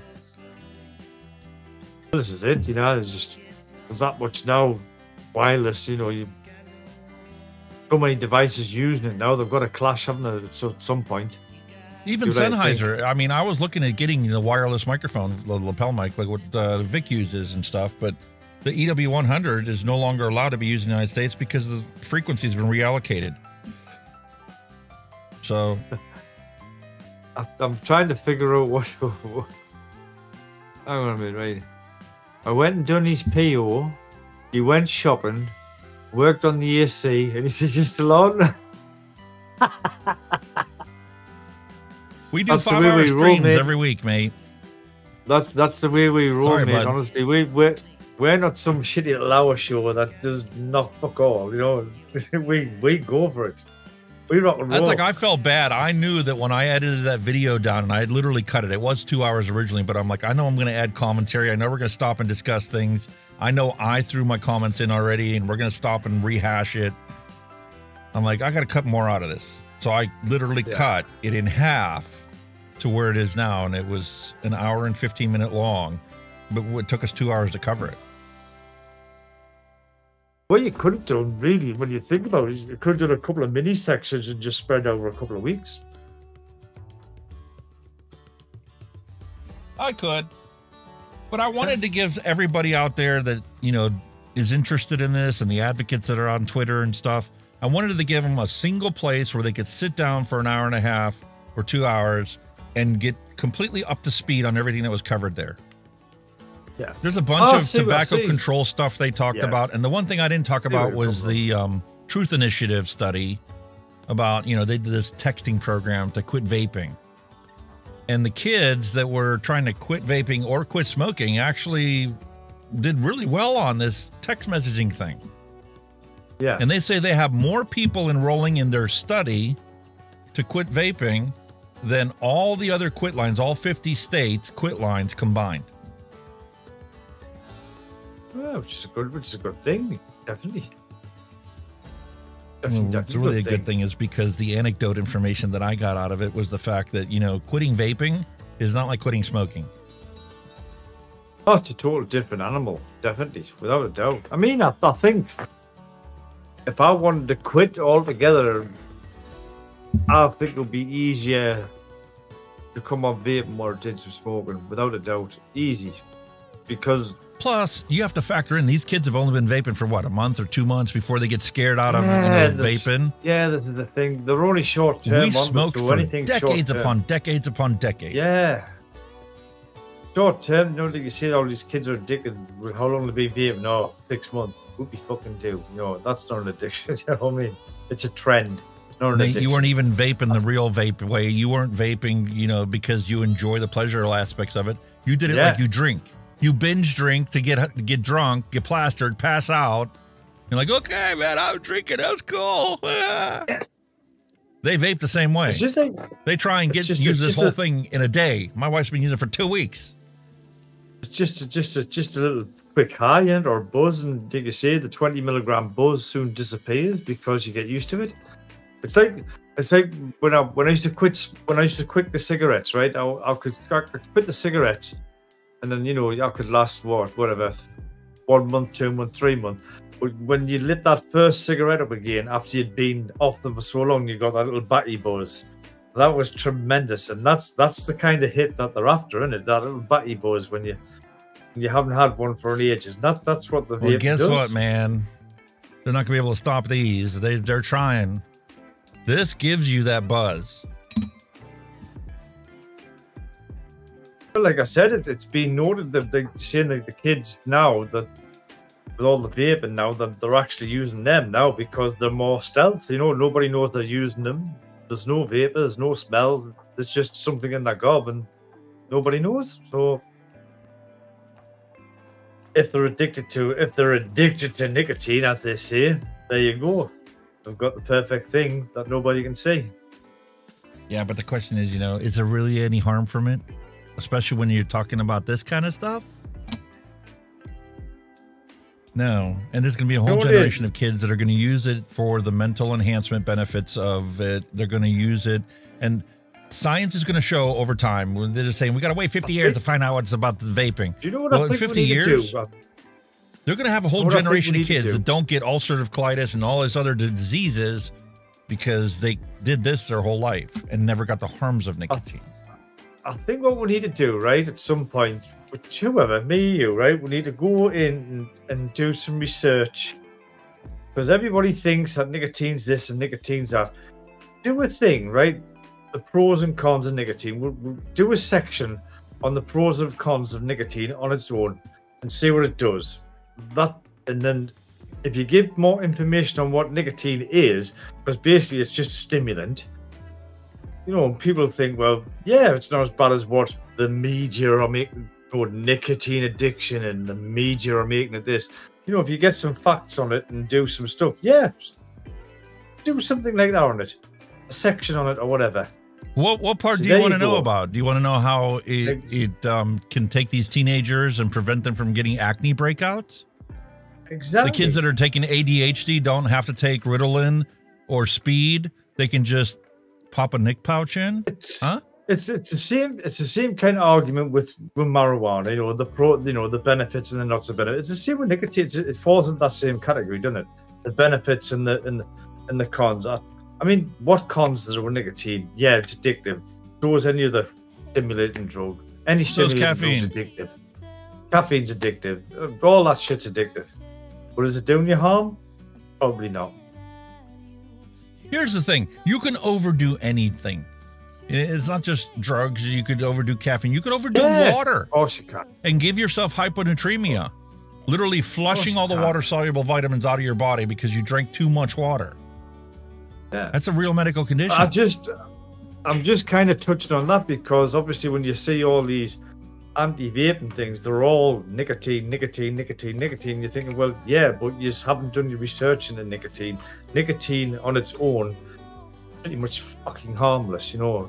Why are you saying it's a nicotine addiction? Why is a nicotine addiction so fucking bad? You know, yes, it's bad if you're doing it with a cigarette. Of course it is. But there's other ways of taking nicotine, which is perfectly safe, healthy, and normal. Why aren't you pushing on that? Well, just like the presenter there, the professor literally said, the risk to youth is almost non-existent. When you're talking about these pouches, there's nothing there besides nicotine. This is what I mean, because like you see, you've seen all these anti-things like nicotine in developing young people, you know, damages the brain cells and all that bullshit. You know, you need to put that stuff to bed. Say, no, it fucking doesn't. Cigarettes, mate. I get where Brian King is coming from a scientific perspective. I get where he's coming from whenever he talked about how it primes the brain for other drug consumption. But you know what? So does a bunch of other things that they deal with and they experience in life. Athletes, runners, track runners get an endorphin rush that primes that brain to look for that rush the rest of their life. That's what it is. It's that old saying with, you know, drug addicts. You're always chasing that high. You're always chasing that high. You get your high off the first few times, fantastic. But as you get used to it, you're constantly chasing it. So you're constantly taking more, and you're chasing the high. That's what you're tasting. And you know what? We don't even need to talk about drugs to experience that. How about you get a teenager? My perfect example is my son, right? He grew up as a junior firefighter because he was always interested in me being a firefighter, right? Yeah. Became a junior firefighter when he turned 16, learned all the fundamentals and stuff, and got that adrenaline rush when the pager goes off. Oh my God, I got to go and help save somebody, right? Yeah, boom, that's it. That adrenaline rush. He's not a smoker. He's not a vapor. My oldest son, right? But he is a firefighter. So much so that he works a full-time job and works a part-time job at a volunteer station to staff the station in the evening hours, and then comes home at midnight and starts his day all over again the next day.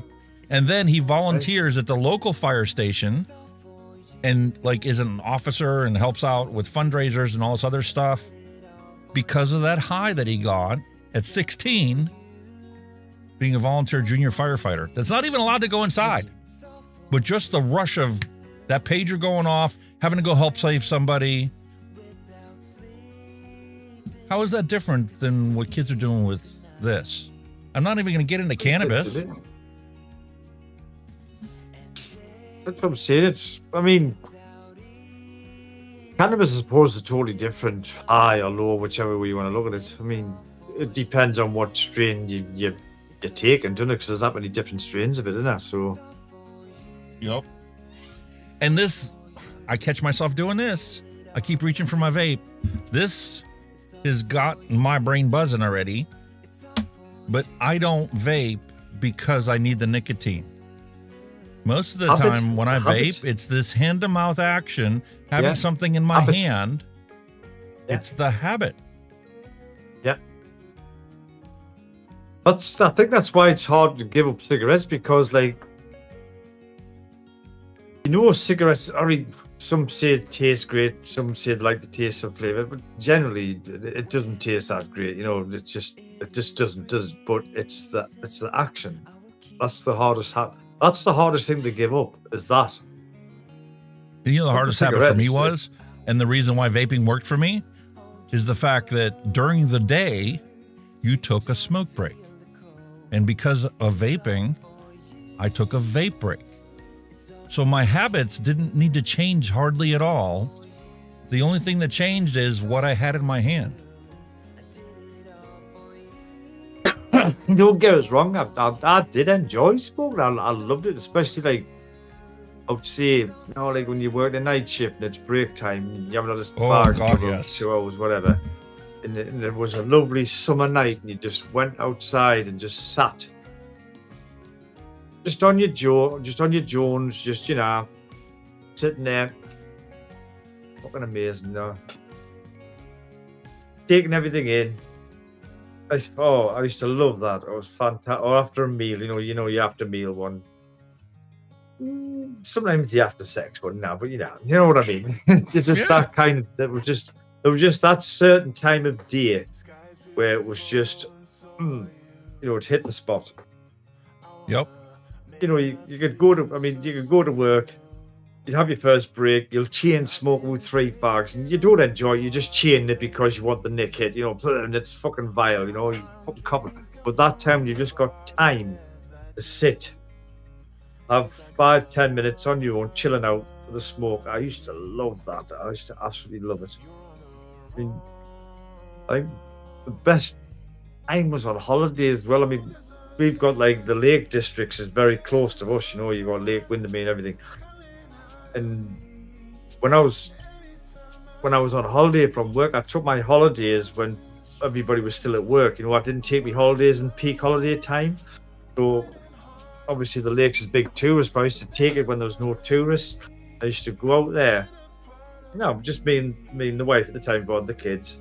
We used to just go out there on my own, hit the lake, park up, sit there and just find a nice spot, sit down, and just sit and have a smoke, and it was just out of this world, man. It was fantastic. But now I'd rather have a vape. I'd rather do the same thing. I'd rather recreate that scene with the vape. I totally get it, mate. But I think we all did at times. We all enjoyed a smoke at some periods of the day, you know. You just did, didn't you? Just, you know, your way of unwinding and chilling out and all that stuff, you know what I mean? Like I say, when you work and you just smoke to get your nicotine hit, but when you finish work and you have that time to unwind, and then you can appreciate it a bit more. But I'm kind of like that now with vaping. Now just like to chill with the vape now. Yeah, and it's nice to know that, you know, looking at the facts, I mean, from a public health standpoint, it sucks that, you know, everything is now gray market and black market products. But the fact that that is as big as it is, knowing that they can never just poof gone. My worry is about, you know, what happens if I ran out of these or ran out of those or whatever? It's always going to be available. Cannabis has been illegal our entire lives until just recently. Medical purposes for legal in this state. Next door in Ohio, it's legal for recreational purposes.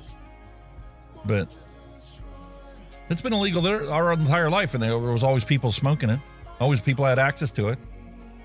Well, it still is here, and you know, every corner you go around, you can smell it. So there's people still using it. You know, I mean, nobody gives a toss about it, because penalties for it now are minimum. You know, if it's for personal use, you pretty much get a slap on the wrist. Take it off you, you get a slap on the wrist, and you go, "Well, good, I can't buy some more." I mean. How about the guy from Ash, New Zealand, when he was talking about Australia? He said that they completely decriminalize all drugs in Australia.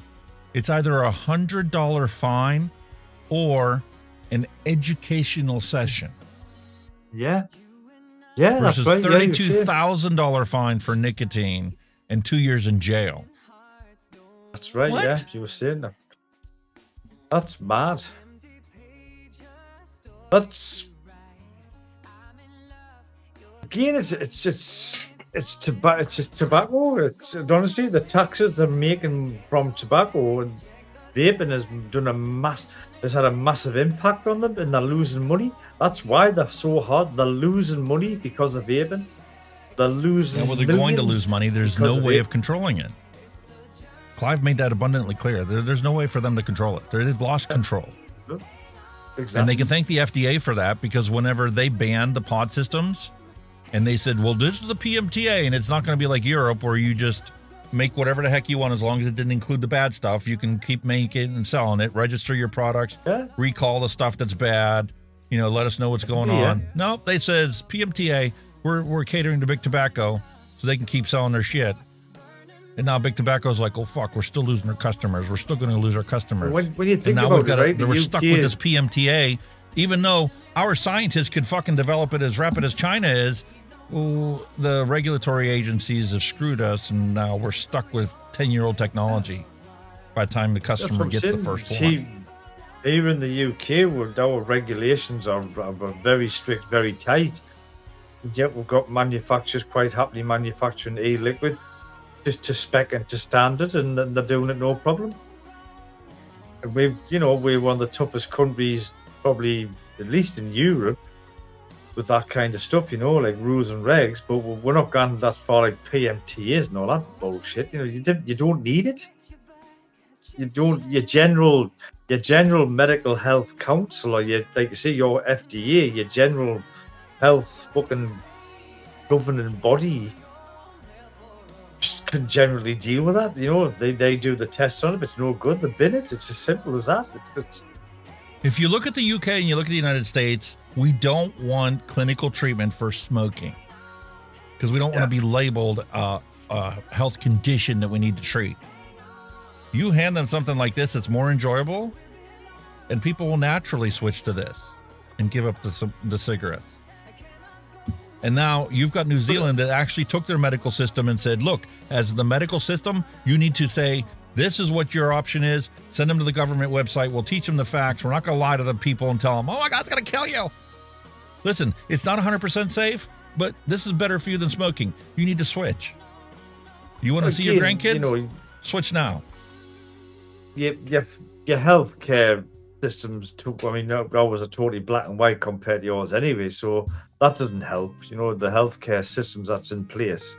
Like I say, ours is government funded, so it's in the government's interest not to have, people inundated with crap and what it's costing the health service, whatever, and smoke-related illnesses and all that shit. It's a financial thing for them, and it's government run. But whilst in the US, it's all private, it's all big pharma and all that crap, and it's all they were basically just all about to make money. They don't give a fuck what you've got as long as they can make some money. That's why I threw my commentary in on that guy. Dr. Yagi was sitting there talking about the M&M, and it's nephrotoxic and it's better than him dying today from an MI. Okay, fine, I understand that, but let's be realistic and tell the people, guess what? If your kidney does fail and you have to go on dialysis, you could live for decades on dialysis. Once, 2, 3, 5 times a week, whatever you got to do to keep your levels in check. But guess what? That's why the cost varies from $10,000 to $90,000 a year for just the dialysis. That doesn't include transportation to and from. It doesn't include any of the visiting nurses if you're having it done at home to save money. Yeah. Oh, definitely. It's just all about money, mate. It's just all about money at the end of the day over in your part of the world. The pharmacy companies want to make money out of you, whether you live or breathe and die. You know what I mean? Probably make money out of you when you die as well. Mm-hmm. I mean, it just seems to be putting, as always, you say, what kind of price do you put on a life? Well, if I find in the US, you can put a price on a life. While other you do it all the time, every single day. Yeah. That's just so wrong. I mean, now, I think the latest thing we're talking now is assisted dying now for terminally ill people. And you're like, well, there's so many arguments for that at the moment, because I think it was either Jersey or the Isle of Man, like the island of the UK. One of them, I think, are pretty much going to go for assisted dying for the terminally ill. But then now they're trying to push the boundaries. Instead of being happy with what they've got, they're trying to push the boundaries of people who are disabled, who are living in pain every day and all that. And it's where do you stop? Where do you stop and all that kind of thing, And listen, man, it's whenever a massive I was debate about it. When I was running on ambulance and I got to see those people firsthand that are bedridden for years and years and years, slowly withering away, and their families refused to give up on them, and they had cancer treatment, and they did this. They're bedridden, they're vegetables, and they still subject them to the torture of cancer treatment, radio and chemo, and they're puking half the time. They can't keep a meal down.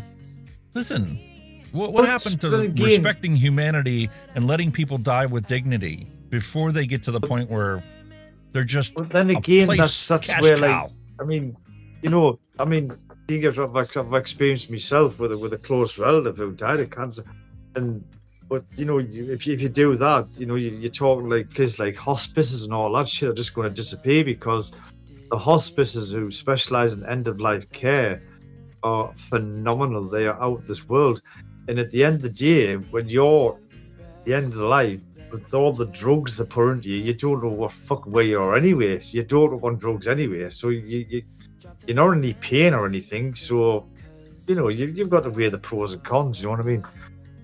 It's not for everybody, but there are certain circumstances where I think people should be allowed to choose to end their life on their terms and not wait for the Grim Reaper to decide whether he's going to show up or not.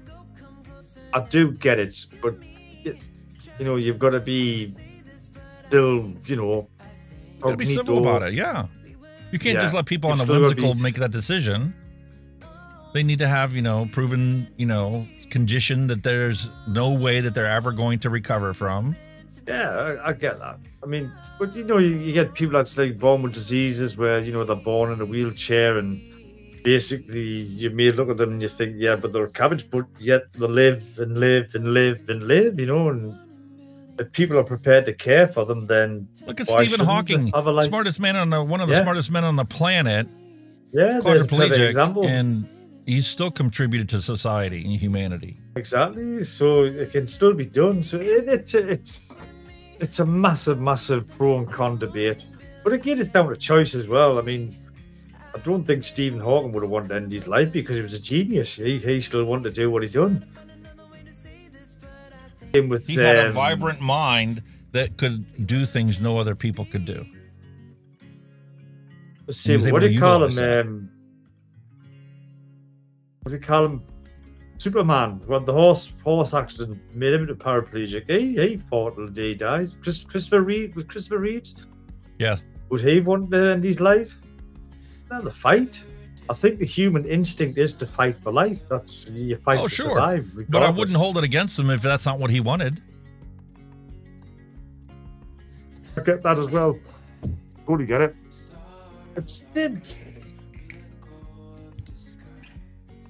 I don't know. It's got to have, if somebody chooses to do it, there's got to be a lot of like questions that need to be asked and answered properly. There needs to be safeguards in place so that it's not abused. Yeah. But you know what?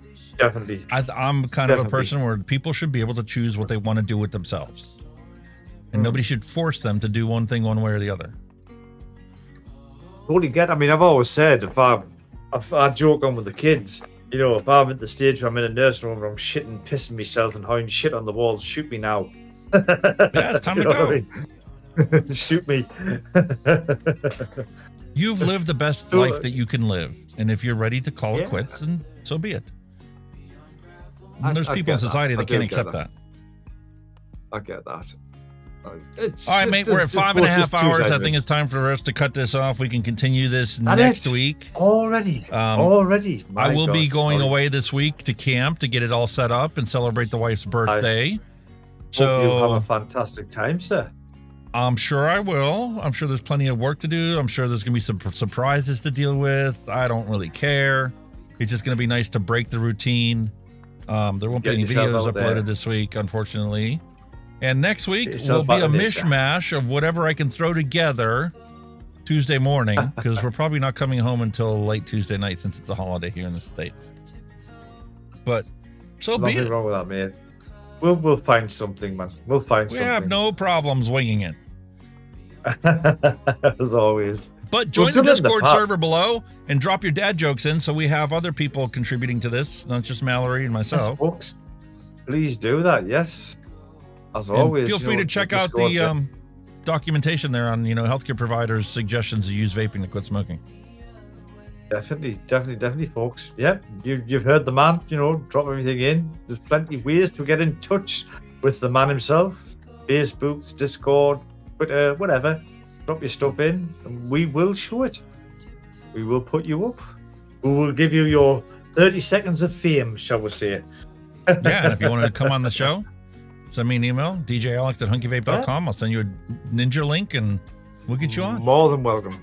More than welcome. More than welcome. Definitely. All right, folks. My wish is always peace, love, and a hunky vape to end cigarette combustion. Hope you guys have a fantastic week ahead, and I'll see you next week. Yeah. As always, boys and girls in chat, thank you very much for joining us in the show. Again, my humblest apologies. I feel awful, but you know, no need to apologize.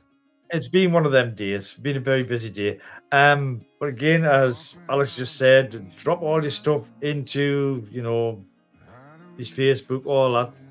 Even dad jokes, whatever, you know, anything you want to drop it in. We will try our best to feature it on the show. There you go. It's separated. It has now separated. Fully separated. So vitamin E acetate is on the top. PG and VG have mixed together on the bottom. There you go. So there's that myth busted. But yeah. Myth busted. As always, boys and girls, thank you very much for joining us. We will see you same time, same place next week. And until then, you all stay safe. You all vape safe. And we'll see you all very soon. Take care now. Bye-bye. Thanks for listening. We'll be back next week again for a fresh round.